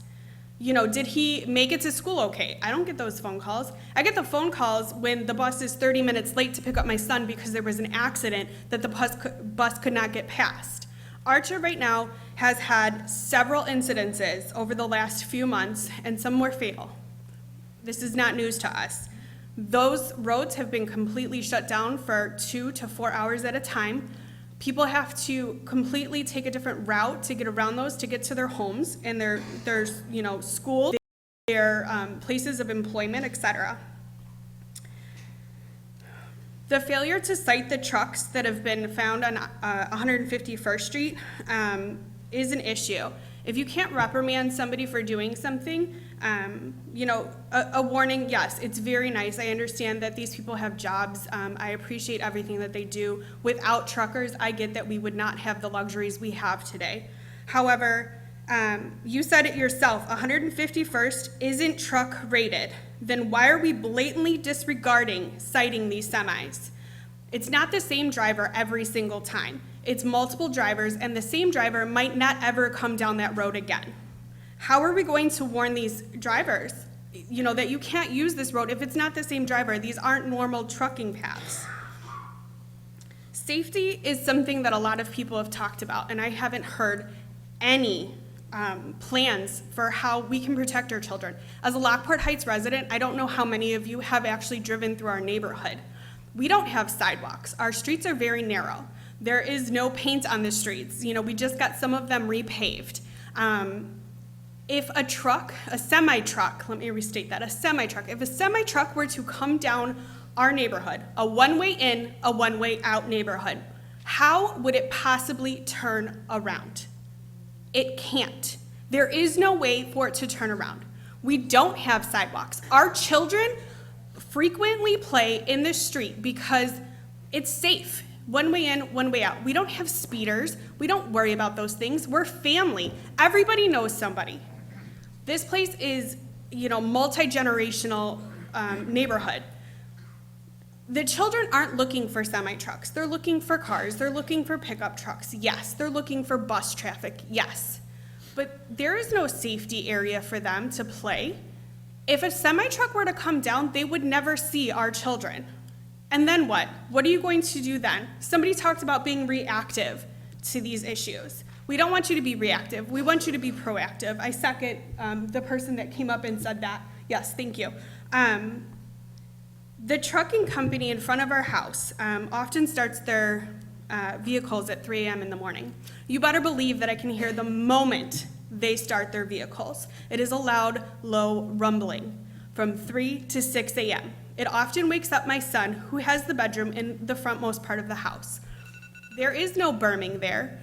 In the winter, the trees are dead, and the noises come right in. Somebody also talked about a concussion. When the trucks drop anything or get washed off, you can hear all of that. Lockport also has a statute, and I'll wrap it up with this. Lockport has an ordinance, not a statute, about no noise during the hours of 10 p.m. and 6 a.m. I don't know how this trucking facility or how Prologis plans to handle that, since 10% of their estimated 370 trucks do plan to continue on during those times. So that's an issue. And that's another thing. When we have those trucks come through our neighborhood, we're not calling Lockport. Lockport will do nothing for us. We have to call the county and then report it to the county, who takes another 20 minutes to get out there. Thank you. Thank you, Heather.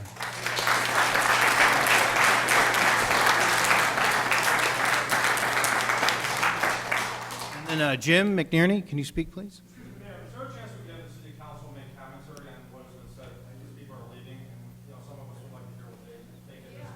Well, I mean, we have one more speaker left. Sure. No, I have no problem doing that. I mean, as you know, I think it was Heather said, we only have one more speaker here, so Jim, please. My name is Jim McNerney. John Basil and Stan asked me to speak on the chemical problems.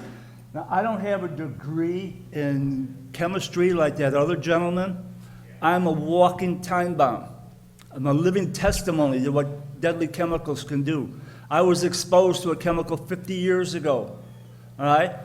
I take care of myself. I don't drink, I don't smoke, I watch my weight, I exercise regularly. I have carotid artery disease, 100% blockage, 70% blockage. I have coronary artery disease. I had quadruple bypass last year. I have peripheral artery disease in my legs. I've had 6 operations. The last operation got infected. I had 6 weeks of intensive wound care therapy. It killed the arterial graft. The doctor wants to rip me open from my shoulder to my wrist, take the veins out, put them in my legs. I says, no, thank you. He says, you're going to start losing your limbs. I says, I can't help that. It gets into your DNA. That gentleman said it's passed down to your grandchildren. It's passed down through 5 generations. I had a daughter who was born with a hole in her heart. I had a grandson, 13-year-old grandson, born 10 weeks premature. He weighed 2 2.8 ounces 2 pounds, 8 ounces when he was born, dropped down to 1.6 ounces. He was 59 days in the ICU, and I don't want the rest of my grandchildren to grow up saying, Papa, if it wasn't for you, I wouldn't be like this. That's what deadly chemicals will do to you.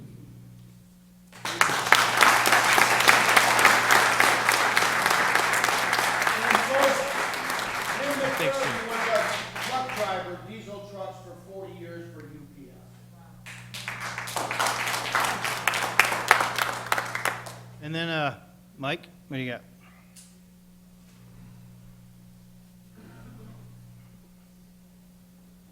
Just didn't want to say good morning, council, but we'll still say good evening, council. And first of all, I wanted to thank Jason. He met with me and Larry this morning. We had a nice extensive talk about, the things we've been discussing this evening. Very cordial, him and children about to have a newborn and stuff. He understands the feelings that we have when it comes to safety for our children. One thing I wanted to point out too, and Prologis, it's a lot of factors to point out how much Prologis has spent on this development up to this point. I actually just looked something up. Eugene O'Reilly, who is the CEO of Prologis, made $5.7 million in 2015.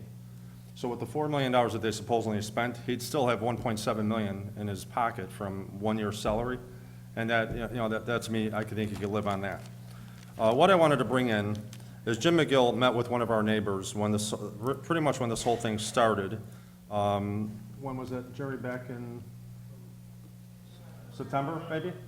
Or whenever it was. So what happened, one of our neighbors went out and got Jim and and one other coworker, brought him into his house. And I'm going to read exactly what Jerry wrote down. He's sitting right back there. And what he says is, we invited Mr. McGill and a coworker of his into our home to view the elevations of the proposed development. We saw that he was walking the train that backs up to our property and checking the proposed property site. Mr. McGill, in our ensuing conversation, said, it was unusual to see a project such as this right next to an upscale subdivision. Also, he was surprised that it was situated, surrounded by several other residential subdivisions. He also said that after seeing the elevations from our second floor bedroom window, his perspective had changed and the loading docks would be looking right into our bedroom window. Currently, these are trees, but between our property and the next. Building heights would surpass that easily. Mr. McGill indicated that Prologis did not want to have an adversarial relationship with the community. He said that if the community was against the development, Prologis would not propose its plan or pursue its plan. He said that there are plenty of other sites this company could select. He said that Prologis would not want the bad publicity if the community disapproved. In this room, let's have show of hands. Who does not want Prologis? Or actually, let's not say Prologis. We don't want a development like this. We don't want to knock Prologis. They're actually, they came into Lockport, and their intention is to better our community. Or they looked at us and saw an opportunity. Okay, so let's not say Prologis by name. A development as such. Raise a hand. Who doesn't want something like that in their backyard? This is a majority of the room, I would say. And in terms of tax benefits. I've had a chance to talk to many city mayors, this and that, who are developing plans like this with major warehouses, and they say the tax benefits aren't that great. They get impact fees. Caroline Estates and Crest Hill is in a big fight right now. It's a 55 and older community. A trucking terminal went fairly close by. The loud noise they're hearing is the sensors on the trucks, the backup, the beeping and all, keeping them up late at night. And the city's mayor came on, we got a $900,000 impact fee when this development went in, all great and dandy, but all these people who are becoming senior citizens are having trouble sleeping at night. That, again, leads to, other issues, as you can imagine. So, our thing, maybe our beef in Creekside Estates, maybe we should be with Beechin and Dill, because I think they deceived a lot of the homeowners and to pretty much convincing us that something like this wouldn't be put in our backyard. And I'm looking at D2s and this and that, and they gave money to previous mayors and all. And again, a mayor's job is to protect their citizens, not hurt them. And in our estimation, this is going to hurt the neighbors and the neighborhood. Lockport Heights, they're not a voting block in Lockport. I think their voice is being heard very loudly tonight, and they should be taken into consideration.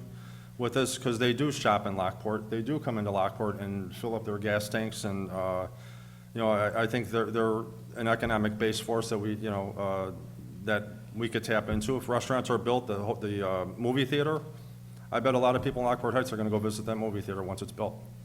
And so I think there should be a little respect to a community that isn't in our voting block, but in our backyard. Again, this is Jim talking to one of our neighbors, and he said that if, and I'll quote, he said that the Prologis would not want the bad publicity in his community, and if the community is against the development, Prologis would not pursue its plan. Well, I think enough is said. Thank you.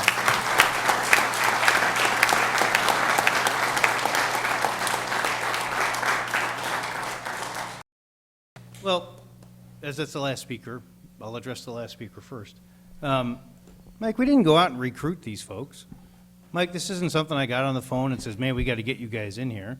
This is a petitioner who came on their own volition and went to the property owner, and if Jim feels differently, McGill from Prologis, then that's their discretion. This isn't something we've said we needed. This isn't something we've recruited. This is something that if they're going to be here and this is the zoning that it's zoned for, what can we do to make the best of it if this is what's going to happen? If Prologis pulls their petition and goes elsewhere, they go elsewhere. But if they choose to move forward, then we're going to continue to work to find the ways to make this work as best we can. I understand things like drainage on the north side. I sat with Tracy from Lockport Heights yesterday, and we went out in his backyard, and yes, I agree. If there's a berm back there, how do we mitigate drainage? And yes, Prologis will definitely have to work through that and find it. They have to have a solution. They can't not have good drainage back there. They cannot make it worse back there. Those are things that Prologis will have to do. There are a number of things. I mean, obviously, we've taken pages of notes here because we do want to respond and kind of take into account everything. I guess what I'd like to do right now is just ask the council. What's that? Well, it's kind of like, you think of it this way. If somebody moves into your neighborhood or wants to move into your neighborhood, I really don't have any say whether they want to buy that house or not. It's not the city's position to say, oh, we don't want this person. You may not like a person who pulls up and wants to buy the house next door to you because they pull up and they unload 15 kids, and you're thinking, holy cow, this is not the neighbor I want. Calling the city and saying, hey, you got to tell this person not to buy this house. I don't want them as a neighbor. That's not something we get involved in. If it's property that's zoned and it's a house, and so what if the person has 15 kids that you don't like? That's not something we can do. Let me, please, allow me to continue. You guys asked me for my thoughts on this. No, it's not. If somebody wants to purchase this property and it's zoned for it, this is what they're allowed to do if they want to move forward with that petition. We have some on how to mitigate it. That's what the special use is for. I can vote no. We could all vote no for it, and then what ends up happening? We go. We have had that'll be. Yeah, that'll be enough. We'll be done with public comments if we can't have a civil conversation. We've had a good one up till now. We've listened patiently to everybody's comments. And so if you guys want to hear the thoughts of the council, then it's time to listen and not shout. Mike, you keep raising your hand. One last question. In 2001, the property was, Mike, why don't you come to the microphone?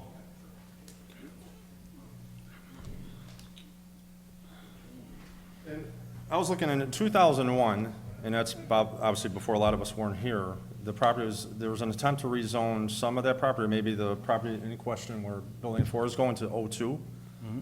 And the plan was rejected by the city council due to the fact that whoever wanted to build, I'm guessing Pasquinelli or whomever was a player there, wanted to inside a drive-through, or they wanted a permit for a drive-through in case the restaurant was going to go in, and the city council rejected it because it wasn't in the best interest of the city of Lockport.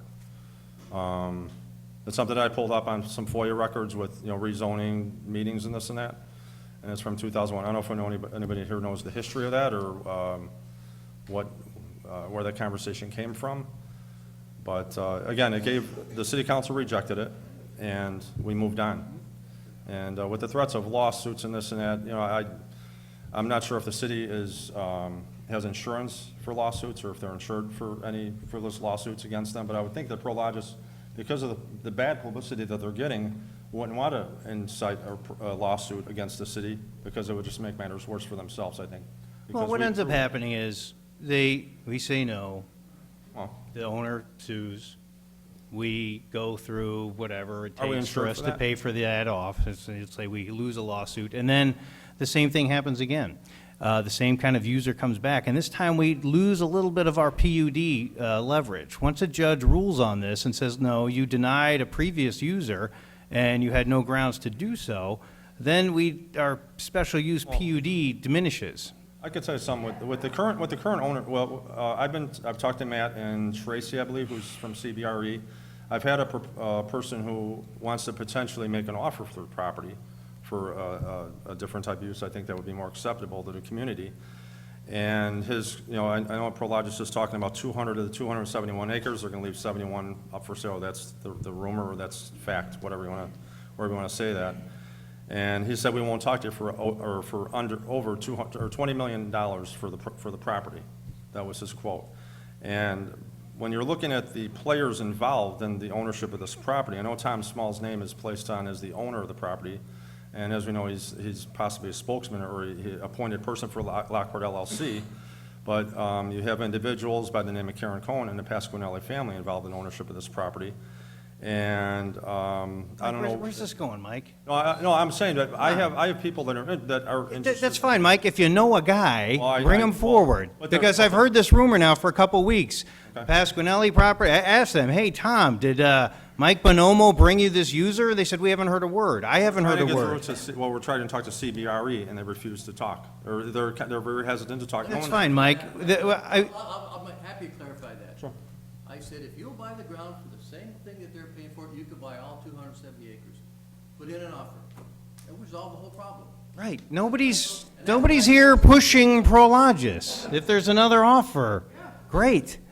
That's not a problem. If you know a guy, Mike, bring him up. Bring them up. All right, okay. All right. Thank you. So why don't we do this? I'd like the council, I'm sure they have questions that they'd like to ask directly to Prologis. Let's take the meeting here now, if anyone has questions or concerns that they'd like to address. Anyone? Everybody kind of need a break? Who starts? Who starts? I'd like to say thanks for everybody coming out tonight. Appreciate all your comments, your passion, what's been said tonight. However, there has been quite a few things said tonight, so there is a lot to digest and look at, So as we start that, I would like to say thanks to our police chief. He continues to do an awesome job as far as truck traffic and mitigating some of those issues, so he's ongoing with that. I'd like to say thank you to Officer Vitaco for coming out tonight and enlightening us some things I think we learned a little bit about. I know I did, so appreciate that. It's very useful. Again, thank you very much for that. Tonight we opened up with a prayer by Pastor Lou, which we always appreciate. One word that stuck out, and many words that he said that was good, was the word responsibility. And I feel as a council we have a responsibility to look at both sides of any issue, and this was no exception. We have an obligation to look at what was proposed, too, for this property. This property comes with a PUD and addresses many of the concerns of the residents. And part of that process is the PUD, which I'm hoping you guys are aware of the PUD and the wording now, and maybe got a little bit of education. The PUD gives the city council control of development, and the city has development guidelines, too. So we do have some guidelines out there that help us with the details of building this, and whether it be colors and stuff like that. That's all going to be worked out at a later time. Again, that comes out a little bit later time for that. And that will be used to help the neighboring residents. And I have one final thing to say, and this came off the Prologis information that we received tonight. This is also, although the underlying zoning allows the proposed development on the parcels, Prologis believes and recognizes that we should make every possible effort to reduce any negative impacts to all adjacent residents. You know, that's something we don't see very often, but in this one we did. This is a development that came forth with some good, I think some good intentions. Believe it or not, you may disagree, but that's okay. It's right here in black and white. Again, thank you.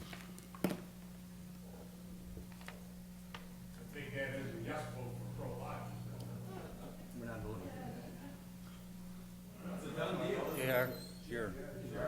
It's a done deal, why don't you just tell So I got a couple questions. I first want to, echo the mayor's statements in the beginning of, this is a process. We talked about a process, right, for all the neighbors that have come out. This is a learning process. This is fact-gathering process. It's talking to a lot of residents. I know everyone on here has talked to a bunch of residents. I've talked to a lot of residents. We've heard a lot of residents tonight. So there's a lot of information, like Alderman Smith said, to digest and to go through this as we're looking at this process. And I want to thank everyone for being a part of this. I mean, really speaking your voice, and sharing some of your concerns. And, this council, and I don't speak for everyone, but I know these people that are up here, that they hear your concerns. They understand that. And it is a balance, and we want to find that right balance. I know there's some neighbors that just want to flat out, absolutely not, just walk right now. But we do have to go through this process. You have a right for this process. So I thank everyone for being part of this and bearing with us. I too was confused about the zoning in between all the residences, right? Where that zoning actually came in from. That was one of my first questions, like, as an architect, where is this actually came in from and everything? And it took a couple weeks to actually figure out that there was a sewer treatment plant in the middle there that got decommissioned in the 2000s. But that's where some of that zoning came in beforehand. And unfortunately, that kind of locked in the owner's property rights to sit there and say, this is why he's coming forward with that proposition for us. So one of our jobs up here is taking all the planning commission's recommendations, their votes, their information from staff and so forth, all your comments, and then now, I have some comments for Prologis, if we can, talk about some quick items actually. I don't want to make this any different than some of the other developments that we've actually talked about here and doing our job. And part of our job is to ask some of the questions that you guys may not have. And some of those questions are, let's see here, sustainable design. Okay, some people actually brought up sustainable design. I know you brought it up in planning and zoning.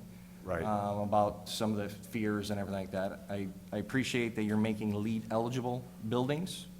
And again, these are recommendations as we're going through these. If there's anything that you can to achieve LEED status or a little bit, I understand the process. As an architect, there's a burden in terms of the cost, but if you can achieve some more LEED eligibility and do some things in terms of the property, that would be great. Because that would help if you heard some of the residents here talking about pollution and sound and so forth. So anything we can do there would actually really help. I'm impressed with some of the things that you actually said, that you'd be willing to talk about the overnight truck parking, right? Limiting them so they're not on certain bays in a truck. I think that goes a long way for some of the residents that are actually going to hear this and be next to these docks. So if we can find those middle bays to actually have people around there, that would be great. Can I ask one question on your topic? He's saying that he can control the traffic of the trucks and the units in the project? The overnight parking. We're talking about overnight parking. Okay. So the trucks that may be there. I thought I understood he's the owner, and this is gonna be leased out. He can say that as the owner, but as the leaser can do whatever they want when that owner's not around, and he's gonna be able to. Yeah, so I understand is you're gonna own a property, you're gonna lease it. It's almost like an HOA, or you can put certain restrictions on. These are one of the things that you actually brought to the table. I think it's a very important one, right? If this proceeds forward, that you make a conscious effort to keep some of these trucks that are there idling, especially freezer trucks, right? The overnight trucks, that they're farther away from the residents at all times. Yeah, I mean, he's correct, and I'm not on site, so I don't know they're using those. You know, it's a little bit of policing. If the residents complain that they're using the doors they're not supposed to be, then our job by managing the property is to go down there and say, you need to stop doing those doors, and if not, it might be the doors are taken away or permanently locked. We can, you know, most of these tenants we deal with are big national companies that we deal with across the world, so in most cases, they'll try to work with us, so they should. Yeah, and part of it I know is the lease lessors, but it's also the residents that are actually helping you out. We just had somebody that called on one of the other warehouses because some of the asphalt was deteriorated and it was making the trucks make loud sounds. So we addressed that issue. Let's see here, sensitivity to animals, odor, smell, anything. Again, the lead stuff that you can actually work on. Do you know how many construction jobs, local construction jobs this may provide, and what are your local construction, like what are your efforts to involve local participation? Yeah, I don't want to give a number on the number of jobs. I'm just guessing on that. It depends also after we phase the job. I mean, that's one thing too, is, you know, I mean, it doesn't matter because what the end result's going to be, and I'll get back to the other question is, but kind of our plan is to build our building 1 and building 2 when we buy the property, or, you know, sometime when we actually get all our permits, but we won't start the next phases until those projects are leased or done. So you could easily have you know, I don't think we're gonna really build a big ground until 18. You'd finish those buildings at the end of 18. If you're leasing up during 19, which means you don't start the next phase until 2020. So again, it's the end, the buildings will come at some point, but I mean, the perception is maybe it's all at one time. We can obviously do things if we advertise for local employment down here. Please. Yeah, I would say right now, the trades are, you know, we can't find enough labor, so we're happy to do that, but I don't think there's, people want to work, have plenty, it's in the construction industry right now, it's a good market for them, so. The other thing that I know one of the residents actually complained, just said, you know, these are not the types of jobs we want here. I wish I had the opportunity to pick the jobs that we wanted here, and they're here. But there's many people that are in Lockport and Lockport Heights that may enjoy these jobs and be able to walk to this as this opens up. So if there's any type of advertisements or use in terms of some of these local jobs. Protecting the owners, excuse me, I'll let everyone talk. Can hear me out for a second here. Protecting the owners' rights, and even, you know, some of the berms along the south side. There are residents here that have complained about their existing residents, right, about the berms and the bermed heights. I think the residential south of the creek, that all complete becoming residential is a great process. I think that's a great thing for the residents here, because help with 151st. So we don't have trucks, we don't have these things here that'll help mitigate that problem. I do have to, as a council, we have to protect those future residents also. Right, so if we can kind of mitigate some of the berms continuing all the way down across, kind of equalize everything that's here. So we've got residents that are existing and we got residents that are coming in, but they are all part of the fold. I would like to make sure that we pay attention to that. I know there was a message or a discussion at the planning and zoning about the berm on I-355. That's probably a council discussion that we talk about if this moves forward. I'm a big proponent that obviously I-355 is one of our main corridors. This is 159th and Archer and so forth. Cleaning that up and not having the back end of the truck bays being there is kind of a thing for me. I want to be able to balance Lockport Heights' needs and 355 and so forth, so we can have two wins there, that we can actually do this. Because if you drive north on 355, you can actually see the back of some of the docks. And you can see the light poles that are bent and so forth, and the fences. So anything we can do to mitigate that, if there's a balance, maybe that's a city hall discussion. Stan, hold on one second. Stan, let me finish. I'll let you speak, please. The other thing that we've been pushing along 355 and a lot of our properties that are warehouses, right, is manicured, naturalized ponds and so forth. Right. We want to make sure that as we're going through this, I know this is down the road, but there is an expectation that we're keeping the fence lines clean. This doesn't look bad. I had a discussion with one of the neighbors about, would they want the berms with the fence that are on top?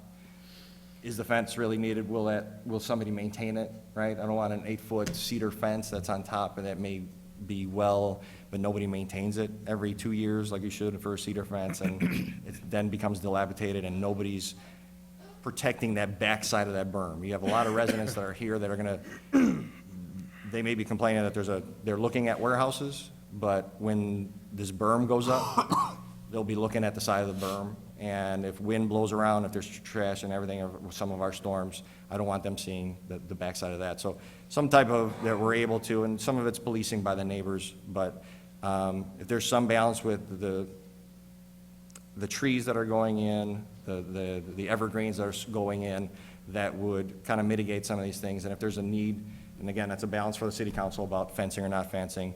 Planning and zoning brought up about fencing that is not needed, right? I don't know I forgot the word that they used, that you wouldn't, low maintenance or no maintenance fencing. Right. It's something that's there. I just don't want the Composite type residents fence. looking at something that's going to be dilapidated after a while. Couple more real quick. Owner versus selling, I appreciate that you're there and you're going to be partner in this, if this goes through, that you're going to be partner in the community, and be on site and helping out. So if there are any issues there, that you can address them directly.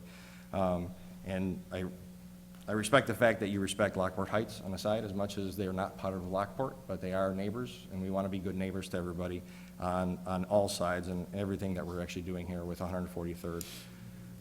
You made another comment about paying your portion of, if anything needs to happen on Archer, 143rd, any of those things. I think that's respectable. I think that's takes further conversation in terms of the PUD.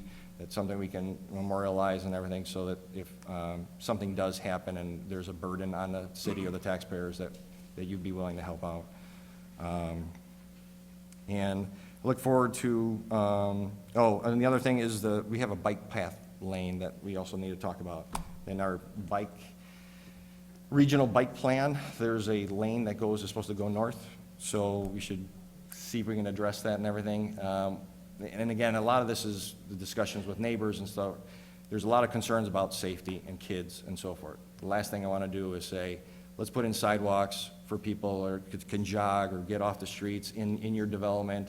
I drove through ML Realty, and there are people that are jogging on the street, and because they don't have sidewalks there. So a sidewalk or a bike, we need to have that discussion. That I want to balance the safety concerns of the residents, that children aren't in there and with the trucks, but it is also something that when somebody does want to jog around, they're not in the street and so forth. So that's probably, we may want to hear from residents in the next 2 weeks if pro or con against, some of the pedestrian-friendly and bike-friendly stuff.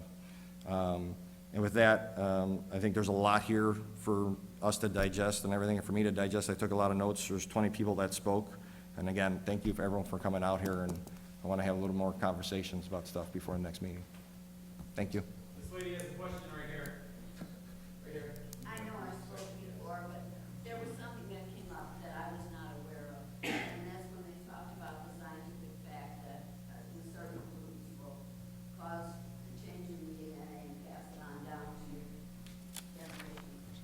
And I'm just curious as to whether that information affected these gentlemen in any way, because within 6 miles, I mean, we're talking about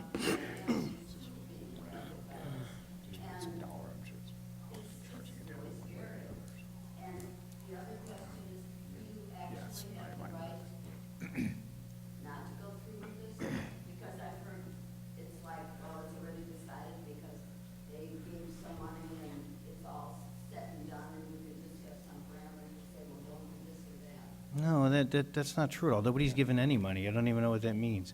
I don't know, I mean, that's. Okay. Because I don't even know, what are you talking about? Somebody took money. You're talking about Tom Small putting money? No, we haven't invested $1 million in the property yet. The ownership has. I'd like to hear the rest of the city council, please. I'll make a couple comments. So first of all, there's a lot here. Personally, I don't care if they've invested money, right? I mean, that's their job. They're developers, and I've told some developers that have come up here before who've complained about risks that that's their job, right? So they're in the business. If they've sunk some money into this, so be it, right? That is what it is. I think Mike mentioned that we met this morning. It looks like Larry left. I thought I was going to have a 15-minute conversation with Mike this morning, and it ended up being about an hour and a half with Mike and Larry. I find myself very empathetic and sympathetic. I am somebody, a lot of things were mentioned in personal stories. I moved to Lockport with we were getting married. We built our house in Lockport when we got married. I now have two little boys and a third on the way. And frankly, I live in a pretty newer home with a field right behind my house. So this literally could be going behind my house. The field's not quite this big, but figuratively, it does hit home to me. My honest opinion is I understand why you guys don't want this behind your house, right? It's not necessarily what people picture when they're building a new house going behind them.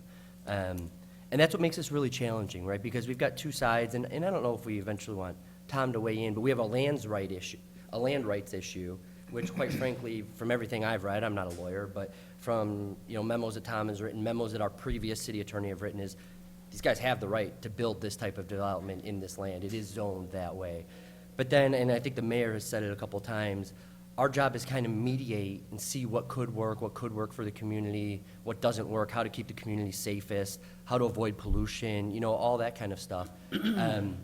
I'll give Prologis, I'll start by saying I've never negotiated, I've never met any of these gentlemen, so it's obvious that they're putting work in to try to mitigate and try to accommodate the residents, right? Like it or not, I totally understand there will be people that no matter what they do, they aren't going to be happy, but they are making the efforts, and I think that was recognized by at least a few residents tonight. So there's a laundry list of things that were said tonight. I made some notes. I have my own thoughts, and I'll probably go through some of them. But I also have a couple questions, just again because I wasn't in all of the sessions, and I did see that someone proposed basically residential on kind of that east to west, and I saw that you guys had mocked up what it could be and that it doesn't really work. And so I at least know that some of the effort has been made. I haven't seen the details though, so I'm going to ask a couple questions. They might be total non-starters, but I just want to hear it asked and kind of publicly have the discussion. And again, I'm trying to think of, if I lived in these locations, what makes sense to me. And also from the input I got from Mike and Larry this morning. I don't think most people have an issue with buildings 1 and 2 necessarily. They're kind of out of the way. Even though building 2 might be one of the more blatant uses or one of the more high truck uses, it's a little more out of the way. It's a little more buffered, not 100%, but it's a little more buffered for most people. And that keeps getting me thinking that building 3 seems to be the biggest issue with most of the residents. And I just wonder if you're kind of laying out buildings 2 and 3 to be kind of the more potentially higher truck use. Again, we don't know what the end user will be, but the design might allow for that. Where buildings 1, 4, and 5 are probably a little bit less truck use by design. Building 3 is kind of this cog. Is there any way that through either redesign or moving or even moving north a little bit, that we could almost flip the intended use of buildings 1 and 3? Right, building 1 is kind of off a little bit more. I know it's not designed right now to be probably large enough for you, but if there were things we could do to maybe make building 3 likely to be less truck use and maybe enhance building 1 to allow for that. Yeah, I mean, a couple things for how I said. I mean, one thing is it's important. I mean, we've been working this thing. Probably started working with. I started working on it back in 2015. Before, so I mean, this has been. How many months of site planning, so we've had lots of iterations. So I guess maybe there's twofold. One is one thing that, besides the location, the one thing we liked about this property was because we could do buildings 2 and 3. There's properties that we could buy or develop up in Woodridge or Bolingbrook, 9-acre sites where I build a 200,000 square foot building that looks exactly like building 4, building 1. We don't need more of those, but the cross dock is a more important product type for us. We see a lot more of our customers in that. So that was important to us. The other thing too, this site is very challenging from a site planning standpoint. I mean, we build rectangles. That's all we really do. I'd like to make our things seem really complicated, but I build rectangles. I'd like to have a site that's a rectangle. This clearly isn't a rectangle. So you have the residential in the north, the south. You've got a creek that goes through here, goes diagonally. It makes it very challenging. So there's not really a natural spot I could just pick up building 3 and just move it somewhere. We just don't have that luxury. Now, you could say, well, don't build that type of building. That's a different discussion. We could build buildings like, we could make building 3 and cut it in half and kind of have buildings 4 twice now, but then again, that becomes, we're building product type that's, we think is already saturated, and now we're taking on more risk by building the exact same building. So that affects how we look at our economics. That also affects how we would buy land. I'm probably not that excited about cutting building 3 in half. It just doesn't do a lot for me. So I'm not saying your thoughts aren't wrong. I'm just saying, me as a developer, I just really don't want to have the. So in other words, this piece of property really doesn't fit this development. It all kind of reminds me of how they put a spaceship in Soldier Field, just to make it work, right? That's what we're gonna end up with here. So my question then on building 3 is, so we know you want that use, that I understand that, that's your business, right, is to maximize that. Does it have to be next to building 2?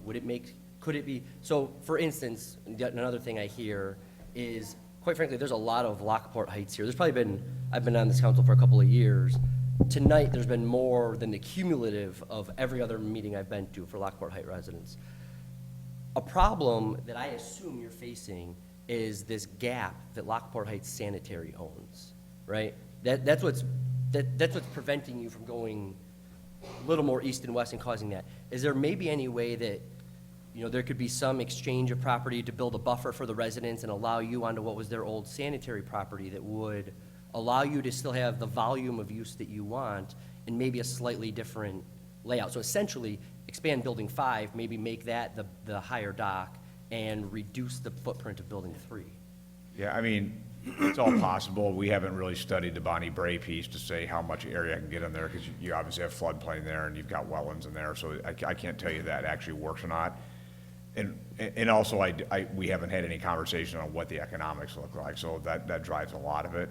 I mean, I guess what I would probably say if all of our shoes, I'd say if 3 is a bigger issue, I'd rather have you guys come back and say, I'll approve 3, but I need more berming, I need more transitional yard, versus saying, just get rid of it. I mean, it always seems easy to say on a piece of paper to move something over, but that's hundreds of hours for me to work to figure out floodplain, wetland areas. How do I negotiate a deal that actually works? And then probably get to the end of the day where it doesn't really even work, or I'm not happy with the end result of it. So I can solve the other issues or money issues a lot easier to say, I want to see a significant berm on building 3, whatever that might be. I mean, we also are talking about areas that are, building 3 is 600 feet plus from the closest home, and that's a pretty significant distance. And when you see the noise study, it's going to be very light on noise study. So, and you also, I mean, we didn't go through the slides we had, but if you look through your stuff, when you look at the sight lines, building 3 is going to be, when you look at the trees, it's about halfway up in the trees. Excuse me. That's a building that you're not going to see 6 or 7 months out of the year when there's tree cover. So, I mean, I don't want to minimize people's concerns. I understand their concerns. But I'm also saying when they say, well, I'm really concerned about it, I'm like, you've got a significant distance from there. You don't have a lot of sight line, and you're not going to have noise. So I guess, if we want to discuss emissions or those things are different conversations. But there is compared to other developments next to residential, 650 feet with that tree line is, I don't know, 200 feet wide, 250 feet wide, and heavy trees. It's very thick cover. So I guess maybe I'd rather have you guys come back and say, look, if I'm more concerned about sight lines or noise, you need to reduce the square footage by berming. That's a different conversation, I guess. So that's kind of at least how I view building 3. And that's understandable, right? Right. I get your point, and I'm not trying to. No, diminish I don't mind you development, asking any of these things. But that just happens to be pretty much the linchpin, right? So I'm just asking some of the, maybe slightly more hypothetical questions. Another question, just more protocol, right? This is broken up into phase 1 and phase 2. Just for clarity, would the entire road be built with phase 1? Yeah, the fire department wants it built on that'd be phase 1, required, right? Yeah. Then I'll only touch on a couple of the residents' comments. I think there were some very good ones. Some are tough to pin down as a council. We can't necessarily answer everything. One thing I thought your idea on no idling was interesting. But frankly, I mean, Chief, is that in any way, would that be enforceable in any way? I mean, if there was a gentleman who spoke who happened to be kind of the closest house, right? Could he call up and say, it's 3 o'clock in the morning and this truck is idling? I mean, is there something that the police could actually go out? That's an ordinance or something like that? Okay. This But would these be aren't in the city of idling Lockport, sir. heights, Or they'd be idling in Lockport. Yeah, so, okay, so that's good to know. I think that's another step that you guys are trying to make to work with residents. I think that's a good idea. I think the gentleman, Stan, I believe his name was, he made some really good and interesting points. One of them, I think, is almost, he mentioned that manufacturing is leaving due to the current economic climate, paraphrasing, but something you said. I agree with that, and that's almost more of the reason why we are trying to push for that kind of stuff, right? The pie is shrinking. We were trying to get our piece of the pie, right? We're not giving incentives to warehouses to come in, right? That's just frankly not happening. But I'm very interested in, like the mayor said, if we can bring makers in instead of transportation. So I agree with your point, but I don't know that necessarily translates here. Mike mentioned about Prologis has spent a bunch of money at this point. Fine, they're in the business of prospecting and trying to figure these things out. That's fine. He did, and he mentioned to me he was probably a little bit more adamant, or at least I sensed he was a little more adamant this morning about, Beechin and Dill may have misled people. That's unfortunate, but there's nothing anybody up here can do, about your conversations with Beechin and Dill 10 to 15 years ago. I mean, nobody's trying to mislead. I mean, we're standing up here taking the questions, talking about where we're at. I don't think anybody up here is being unethical or trying to mislead. Clearly, nobody is trying to. But there's things like that we just can't control as a council. So I think that's all. I'll probably touch on. Other aldermen have summed up some things pretty well, and I'll let other people talk. Like I said, I think, and maybe Tom should speak to this as our representation, but as a lands right issue, from what I can tell, this is actually pretty relatively straightforward based on multiple attorney, what I've seen is multiple attorney opinion. And that's where we get into this stuff and how can we make it palatable. Prologis, I know you've worked, it's obvious that you've worked hard, you've evaluated a lot, but I would like to, make sure we're doing all we can to represent the residents here.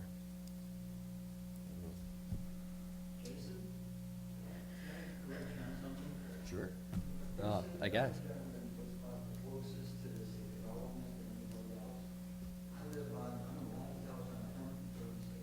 I'm sorry, I'm struggling to hear you, sir.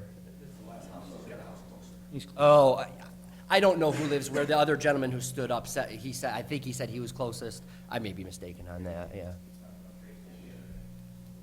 No, the younger gentleman with the black coat, he said he was. Yeah, he said he was one of the. That's irrelevant, I'm not, yeah. Okay. Yeah, he's on Smith Road, he owns that 3 acres, the house and the 3 acres. And all the way up to the water tower, they own that whole property. My driveway is right on Lockport Heights property line. My house runs east and west. It's 10 feet from Lockport. It's probably, I don't know what is it, 60 feet now? Is that what the road is gonna be? Yeah, 80-foot right away. My house is 70 feet from the Which one is your, I don't know which one is your. Sorry. Well, if I may, Right there where our intersection is? No. You know, I heard 136th Avenue is the big white lane. I'm right where the writing is, and my house runs east and west, Okay. and I'm right on the property line of Lockport Heights subdivision. I guess, John, what I'd like to, or Jim, what I'd like to ask is, some of the, one point that was brought up by one of the Lockport Heights residents was some of the gaps in the berming. Can you address that for us at all? I mean, we'd like to think that there's much mitigation as possible, like a continuous berm, but why? Any place that was tree lined, that has a heavy tree line, stays tree lined. If there's gaps, meaning open space, fields, that's gonna be bermed. We didn't want to take down the existing trees to build a berm. I think that brings up a very good point, because from 2014, everyone wanted to make sure that we don't cut any trees down, nobody cut any trees down, so I think you respected that, but somebody stood up and said, we'd rather have the trees cut and put a berm, so I don't think we should do that, right? Keep the tree lines the way they were. Yeah, the trees will help with noise, and it's obviously, your sight lines are better. Right. Sure. Yeah, I agree. All right. And then as far as the drainage goes, I am very concerned about that. So I know the creek is south of this. In general, that's the drainage basin. Although the land's pretty uneven, like when I was standing up by Tracy's house yesterday, I mean, if the water can roll a bunch of different ways. How do you guys get water past the berm and keeping it from backing up north into Lockport Heights if there's a berm there? What allows the water to go south into the drainage? We're gonna need to find, it's either gonna be an opening in the berm, or it's gonna have to be piped through there. We can't, the people at north are higher elevation, the water's going to the Right. creek.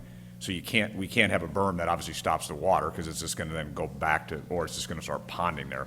Correct. So we'll have to do something with some sort of, drainage tiles or some sort of ditches that we create to get the water out of there. I mean, that's just engineering, that's gonna be a requirement. I can't tell you exactly what we're doing. Okay. But the rule of thumb is, the water that goes on our site has to leave our site at the exact same rate that it's releasing today. So when people talk about flooding, that doesn't happen. We have to detain that water, and we also can't change the flow of water. So they have the right to have water go there to come off their property onto our, and I don't know necessarily the homes, I don't know the engineering well enough to say it's running onto our property, but I assume it is. We need to pick up that water, and we need to continue to get that water off our site. So there's not going to be any issue in flooding, or at least if our design's done correctly, there's not going to be any issue with flooding, so. Okay. Or if it's not done correctly, we're going to hear about it, and it's going to get done correctly, so, after the fact. I had one resident ask me a question before the meeting started, Jim. It was a Lockport Heights resident, so I'll pass this question on to you. He had mentioned opportunities to have some park space. I will agree that, for years, when you have a field like this, kids go out there and they play and they do their things. And when I grew up, I lived next to a business park, and, that's what we did on the weekends. Most of the time, these operations were dead on the weekends because people go home, and we would just spend our time riding our bikes or playing racquetball up against the building, those kind of things. You're not going to keep kids from coming in here. Is there opportunities, like, say, between buildings where buildings 4 and 5 are, there's that parcel of, and Jim had mentioned that our bike path, what do you call it, Jim? It's a regional bike path. It has a bike path supposed to go up through Farrell. Is there possibilities to do that, to give an outlet for what inevitably will happen with kids? And right now, as that field is removed for opportunities like that, even though they're not supposed to be on there, it's not their property, but. I would say we would look into it. I might need some of that area for some compensatory storage. I need for filling in a floodplain. So from an engineering standpoint, I don't know it's going to be a field right now. I guess we would look into it. If we have land that we're not going to use, like that land right now is just wasted land for me, so it makes sense. Now, whether or not people want their kids to go play in that area, I get it. I don't Just really know. Passing on a comment from a resident. Oh, yeah. There's a concern of- It's not a great, probably not a great park there. Now, maybe if you got the Bonnie Bray piece, you could make a very big park, so. Okay. Look, my number one thing with this is really the impact of the trucks. It's always been, right? I've had my concerns about it since the beginning. I've had my concerns about it since, as they leave on the Route 171, how do we control that? When I talked to IDOT a couple months ago, as we've been trying to work through the mitigation, contrary to what Jody says about being reactive, we've been trying to find proactive ways to deal with this, whether it's getting our temporary scales and starting to set up down south, and all those things are ways that we could try to mitigate some of the safety concerns that we feel that we already see going on. My concern, of course, is putting trucks on the 171, which is 2 lanes, okay? IDOT's not going to widen the road until the traffic necessitates it. They don't do it ahead of time. I'm very curious to know what IDOT says to you. You still have to take and go to IDOT with this and get information from them, and they'll tell you how much mitigation needs to be done. Is that correct? We've met with IDOT, so we know well, they won't at this point tell us exactly we know what their requirements are, so they're going to have codes just like our standard with everybody else. So like the turn lanes we showed would meet what IDOT would require. So I think what we showed is gonna be probably pretty close to the end result. Who knows, I mean, unless they push back on something else that we're not aware of, but I don't think. Yeah. I mean, there's a kind of a baseline of what they require. There was a concern, can you put that drawing back on about that Archer? Some of the residents did have a legitimate concern about like how many trucks would fit in that queuing going south on Archer, turning left in. Yeah, I don't disagree with that. So maybe one thing, how I view traffic is, I want our trucks to be able to get in that, we want enough queuing or enough stacking that we don't, they're exactly right. If it doesn't hold enough trucks, the I'd want trailer's the gonna back stick end. out and people are gonna drive on the shoulder, and we don't want any situation with kids or that. So one thing to clarify, a truck is 73 feet long. So, but I heard a lot of different numbers, and so it's 73 feet long. So you need, you're gonna need at least 215 feet, but that's assuming, all the trucks are, the trailer to the nose, which isn't gonna happen. So I've had conversation with our traffic guys saying, look, in my opinion, this isn't a very expensive improvement to get us enough where we have enough room for 4 trucks in there or something. I don't know what the magic number of trucks that'll be there. I mean, we think most of our truck traffic will come in off 143rd. So I can't tell you we need to build it for 10 trucks. I just don't think you'll get that many trucks there at one time. Remember when you start thinking about the number of trucks per hour, I'm not saying it never would happen, but you don't want to design for the one time a year kind of thing. But we're willing to, we probably should investigate that more to make sure we have adequate capacity there. So, so you're talking, it probably needs to be closer to 300 feet in my opinion. Yeah, I mean, addressing the school's concerns and some of the residents. One second. Yeah, and that's actually another concern I have now. When you go down New Avenue today, there's a school bus stop on New Avenue, and I take it every day, so. We're actually, I don't know where New Avenue is. Oh, New Avenue is, it's further east, it's along where, the Chevron property is that we Okay. talked about once, but it runs along that road. Again, it's very similar in that it's just a 2-lane road, much like most of Archer is here. And there's a bus stop, and we all stop behind it, and, there's trucks in front of me. It still has business, parks there. It's like, but, I mean, that was, designed and built years ago. And like I said earlier, it's the typical Lockport hodgepodge, that was built, unincorporated buildings, bad drainage, all kind of issues that go on there. But that's not where we're at anymore. Today, we take kind of these things in a different fashion, and I think the safety is important.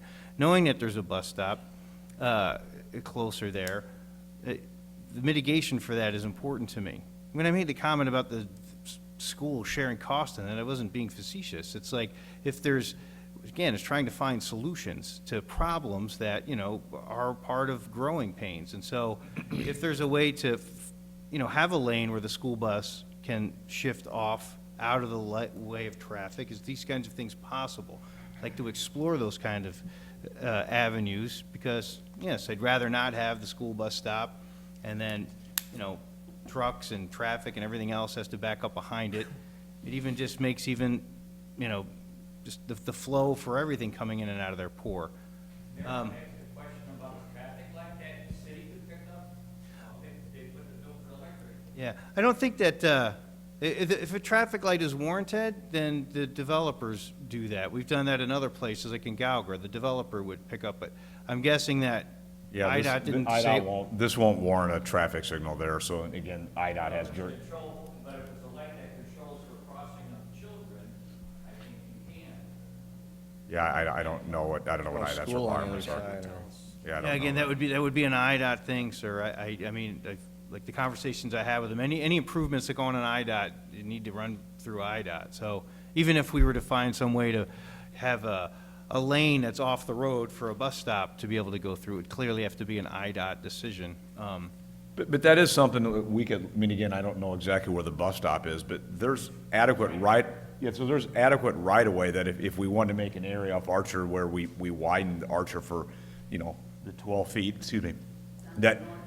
so somebody showed me that. I mean, again, these are, I don't want to minimize spending $20,000, $30,000 in nickel dime stuff, but when you look at a project of this scale, it is nickel dime stuff. And if it was better to have, kind of a little turnout like we have, that, the bus could pull there, so the kids for sure are better now because they're standing on the shoulder, right? Right. So if you built another 12 feet, that gets the kids 12 feet further from where they're getting picked up right now, and cars could still continue down that road, and the bus will pull back out when when traffic allows the bus to pull back out. So that isn't, now, again, I say that, but I don't know, IDOT may not let us do that, so that might be a but that's, again, where the mayor's got to get involved and, Yeah. you know, push IDOT. So, I mean, again, they're not usually flexible with developers, but they're usually more flexible with government, so. And, you know, we've been. talk to the Over the district. last few years, you know, we've been building a relationship with IDOT. As I said, they were gonna get rid of all of our on-street parking, make downtown a thoroughfare as opposed to a pedestrian-friendly place. They did work with us, and there'll be a tremendous amount of pedestrian safety improvements there. And so now that this is, you know, in front of us, I'd like to, you know, think through the same kind of issues and how they can be resolved. Because, again, contrary to the comments, you know, we have been proactive. We made a full-time officer for traffic for a reason, you know, we got the temporary scales for a reason. So trying to work through the issues that we're facing is important to us. I have a question, Mayor. One of the residents had mentioned about a frontage road to possibly be built to kind of relieve traffic from not going a certain direction. Is that something that you think you could work with? No, we can't. It's the annexation agreement prohibits it. Oh, you're talking down 151st Street? Well, I'm not sure exactly. I thought it was right in the complex itself. Yeah. Because you do see that in different So areas. let me answer, I guess, as a owner of a property, there's two things for us, and also for the fire department, is we always like to have 2 points of ingress and egress, because it gives other people ways to get out of our project. So if you built a frontage road running along first off, you got the tollway line, you see those little notches, that's the tollway land, so Yeah. the odds we could ever work out anything with the tollways is whatever, I'll be dead before then. And then basically you're running everything back to 143rd. Then you have other issues that 143rd is not going to allow you, we have an approved curb cut. Well, that curb cut's too close to the tollway, so then the tollway gets involved and Will County. So, meaning it might sound good, but I don't really know what it's doing. It's just you're just funneling everybody up and you couldn't get an access point anyway. So the only other I look at it is, which I think there's different feelings on it. You know, one thing we did look at is if you did take employee traffic down to 151st and restrict trucks, then you would have no truck traffic going out to Archer, you have no car traffic going out to Archer. We just want two access points. I'm indifferent which way we go. There's other issues that the seller doesn't want our people going through, doesn't want our traffic going through there. People in Creekside don't want it there, but it's kind of like, well, you kind of had to pick which, a little bit, I don't say pick your poison, but you got to pick which one you want. I mean, it does help. Maybe all three of them go in because it relieves congestion and relieves traffic, because that just helps us to get people, and I'd almost prefer for our employees to have that, because then they could go back east down, 151st, going back down to Gallagher or Homer Glen and other ways, or go back to 151st, which is a full signalized intersection. Our intersection isn't signalized. That's not ideal for us. So, but again, I look for your guidance, and I know the seller doesn't really want that to happen, but again, Look, this is all about trying to make the best of a situation that, that this land has been, the zoning on the M2 from 1970, the other from 2001. And I think, the thing that, I think part of the, concern, and Jody made a comment of, it's like, well, if we hadn't annexed that central part and none of this would have happened. The truth is, the land would have got developed. It was industrial on three sides. All that proposed R2 residential now, except for a tiny corner, that was all industrial as well. I mean, being able to bring in a person that, or Prologis style park that would buy all this property enabled, I think, Lockport LLC Investments to be able to give up the southern section for residential. If they were selling this 3 acres at a time, I can't see them ever having, being willing to give up that bottom portion for residential. So this is about trying to find give and take to make something work, knowing that the zoning has been here for so long. Let me ask you another question. The timing of the buildings. Yeah, I heard you kind of saying something, but a lot of folks were talking at the time. Buildings 1 and 2 are kind of a phase one. That's what gets you going. The road has to get built all at once because of the fire department requirements, which is fine. But, when it goes to buildings 3, 4, and 5, here's my question to you. I truly would rather see makers in here. Like I said earlier, it's what I like. And I know that the market's not strong for it, right? And I get it. And we can all hope Donald Trump's bringing back manufacturing, right? And, oh, yeah, we'll have plenty of it now. But, the reality is, it's not necessarily the market, but we have had opportunities, and we do have a track record now of being able to incentivize those makers and bringing them here. My question to you is, Jim, like during the preliminary stage, if you design buildings 1 and 2, and they are what they are, that if the timing of this is, it's 2019, it's 2020, before you obligate yourself to a building that is building the size of building 3, do we have opportunities then to find better users that, I'd say, and when I say better users, less truck intensive, more, skilled labor intensive, depending on whether they're makers or not. Can you hold off fully designing those buildings? I mean, we have a handle on what they would be if they were going to be. Oh, yeah, I mean, we often do build-to-suits, which mean a specific user comes along and we build the building as long as we kind of think it fits. And I did make a comment that we don't sell these buildings, but there's times if a specific user came and it's manufacturing or processing or something, we would sell it then because a lot of times the owner might want to own his own building. So it's a negotiation. So, yeah, we're amenable to doing that. Well, I think that's what Julian Electric did. They bought their building in ML, and so.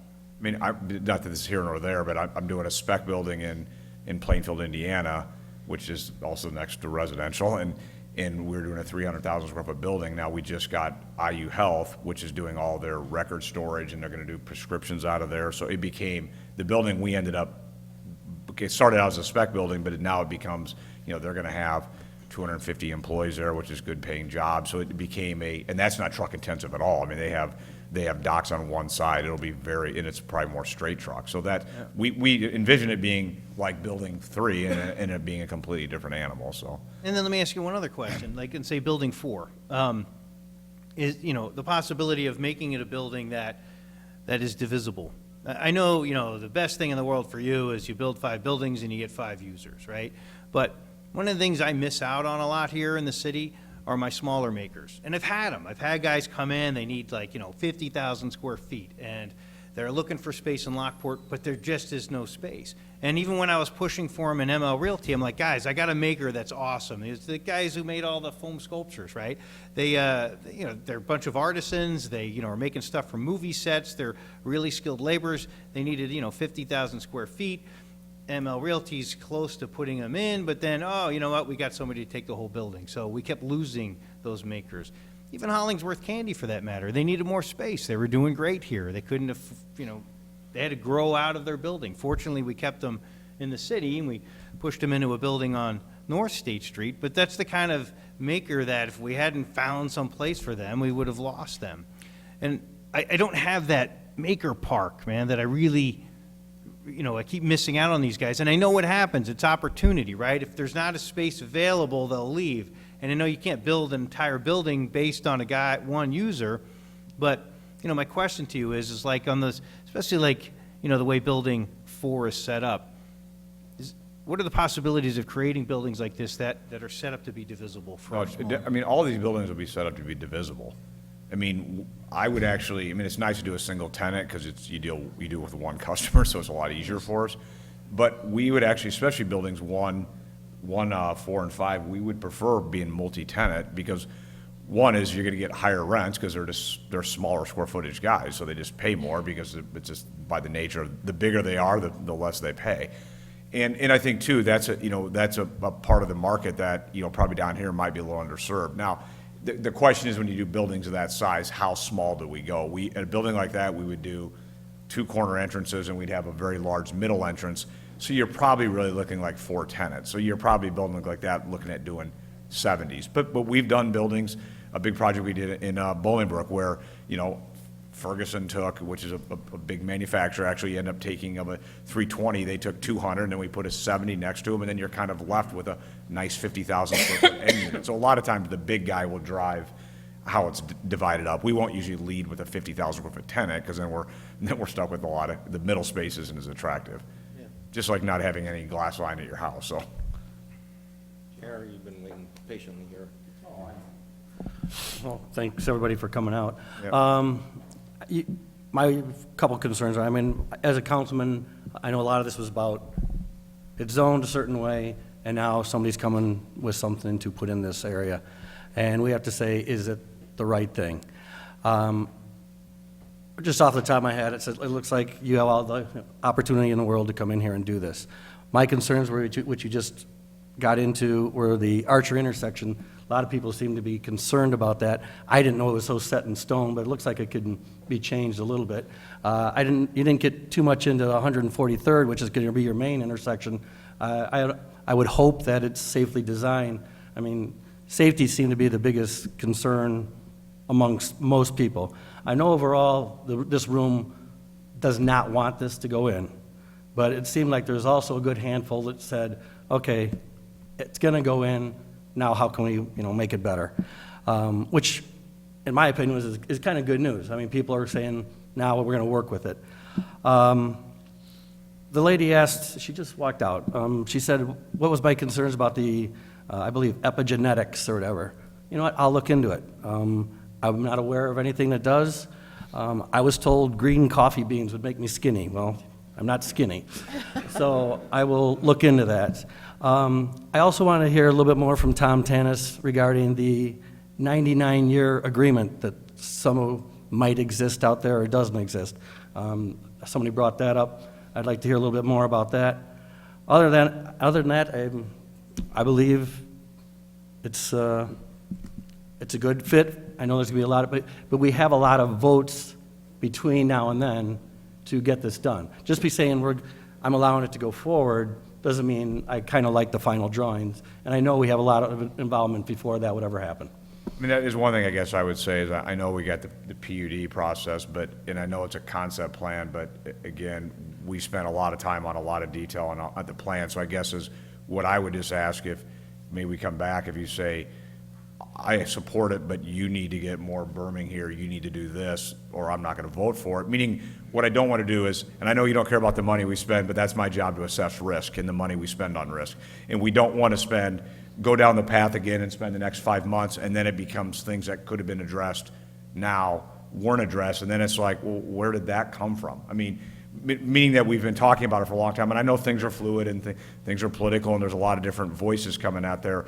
But I guess I would just ask, if you're not ready to vote, then we should have more sessions on what do you guys need to support the project. And we'll listen to what you have to have, and then, but meaning I just don't want to be blindsided 5 months from now that, building 3 is supposed to be cut in half and it's going to be half a square footage. I'm like, well, okay, I wish I had known that, or that was the voice of the board. I do have a request. If you can please address, you said there will be some kind of leases that are, obviously the tenants are going to be signing off on, and you can put certain things in there to safeguard and so forth. And I know that a lot of residents don't believe that, that's going to be, enforced when you or your representatives are going to be there. I'd like to see some kind of policing on your part, or putting verbiage in your lease that if, in fact, some of these concerns of noise or idling of the semis, that they actually get fined if they are in,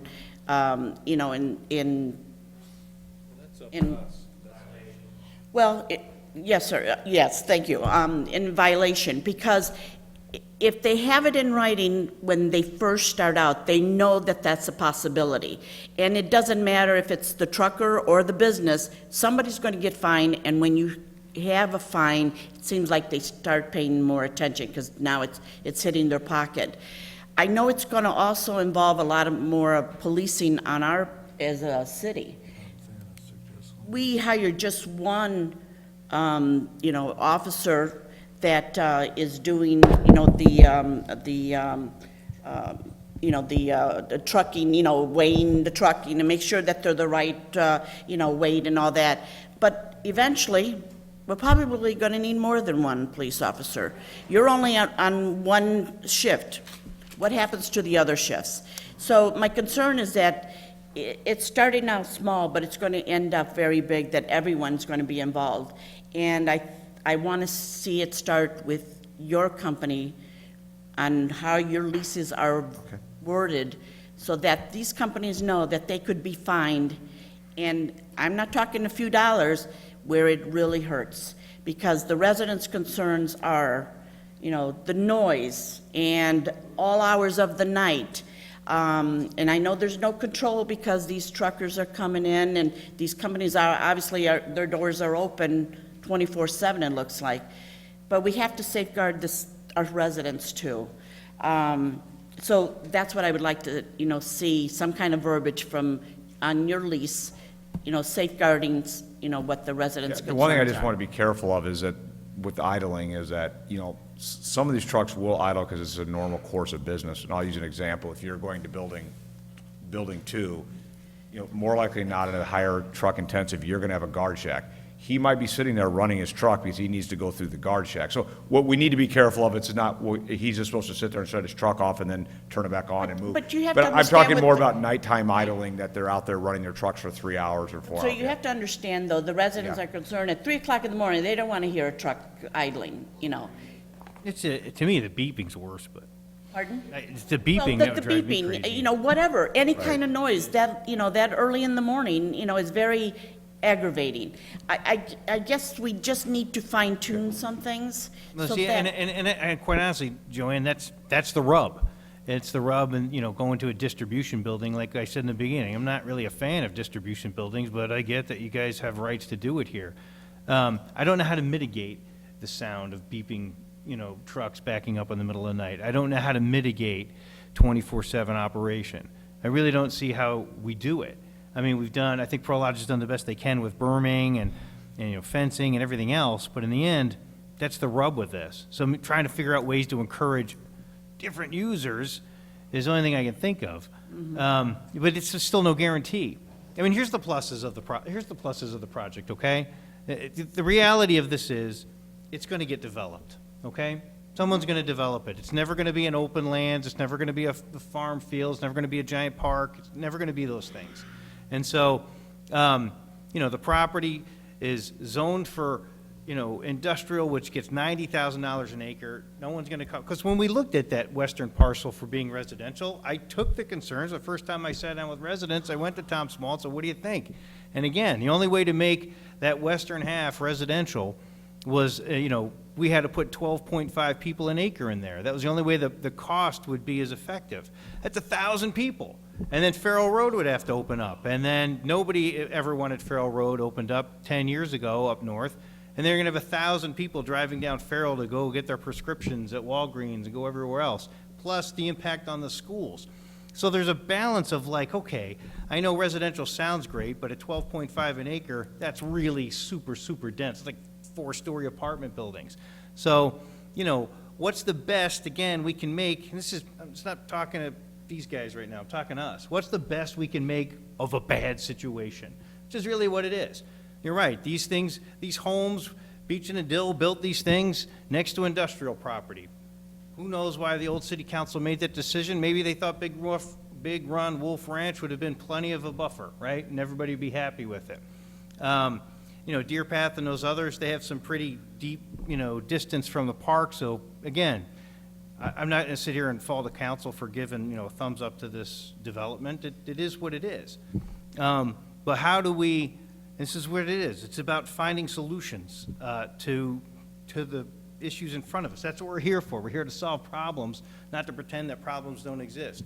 We can't pretend that, again, we're not part of the largest inland seaport in North America. We can't pretend that that's not the reality. So how do we mitigate it? I do have issues with how we mitigate the 2 distribution buildings here. And while we can try all we want to get the kind of makers, that is my dilemma, actually, with this. You said you got an exit at 143rd in this project already? Yeah, there's already an approved curb cut location. So why can't you take that road and go around that building and put it on a frontage? Why do you have to go straight up? You're still getting the access for the fire department and egress. Totally owns that. I mean, go back and wrap around building 1? Yeah. I mean, Get that road away from the house. we can do anything, it's just, at some point, you lose square footage, and that becomes a conversation. And then the rub will be, Because yeah. you can make the roads go, I mean, All right, it's not a bad thought, but it's just at some point, if you gotta cut through the property that you're maintaining, then I'm cutting through that building and coming back out to do hundreds of. It would be better than me smelling exhaust fumes and not being able to breathe. Yeah, 8 feet of the road and put that But I guess I just want to say one thing. I mean, I hear about the exhaust. I mean, there's 65,000 cars and trucks a day on I-355.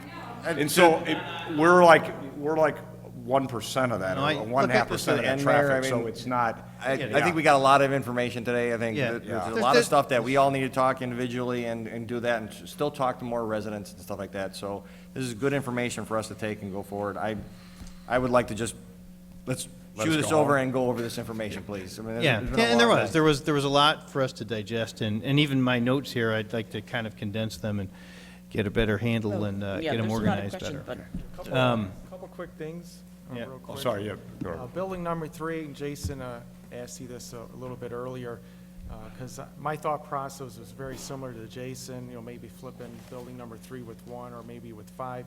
What about the thought of moving building 3 a little bit further south to make that road a little bit more straight? So that way it won't be as close to some of the residents in Lockport. I mean, up at on Lockport Heights? Correct. I don't think the topography allows it. Make the building a little bit smaller, if that's possible. Yeah, I mean, I guess I would defer to you guys on suggestions. I mean, that's just taking Okay, square that's one footage out of the thought. building, and that And also also- allows the road to go a little further down. Yeah. And also, if this land is developed, because of our experience from ML Realty and all the trucks going on 151st, let's be proactive with these roads, make sure it gets into Google Maps and all these softwares with the truckers, that it's in the software in Google Maps way ahead of time, so we don't run into these issues. So be proactive with that. Yeah, that's certainly a thing that we've learned now, is you can get out ahead of that, and you need to do that. If this road is gonna be built, now. that needs to be done, like, yeah, the day you start digging. yesterday, yeah. Right, Yeah. because it takes 6 months to 9 months to even get it on the maps. All right, look, you're right, we've got a lot to digest here. Let's, why don't we adjourn for today, and we'll have this, they'll be back on the agenda. Lockport Heights would really appreciate it if you divert the road from behind our property, and if you would make the building further away, since we're getting the garbage end of the deal here. So please do take in consideration us. I know you're not governed by us, we don't govern you, but we are human beings, and we like to respect and we appreciate it. Oh, no, absolutely. I mean, you're our neighbors, and as, being concerned about berming and drainage is all very important to us. All right, look, so looking for a motion to adjourn. I'll make that motion. Second. Next meeting will be 2 weeks from now, February 15th. Thank you, everyone. Thanks. All right. Thank you very much. Yeah, all in favor? Aye. Okay. Oh, man, we don't have an executive session?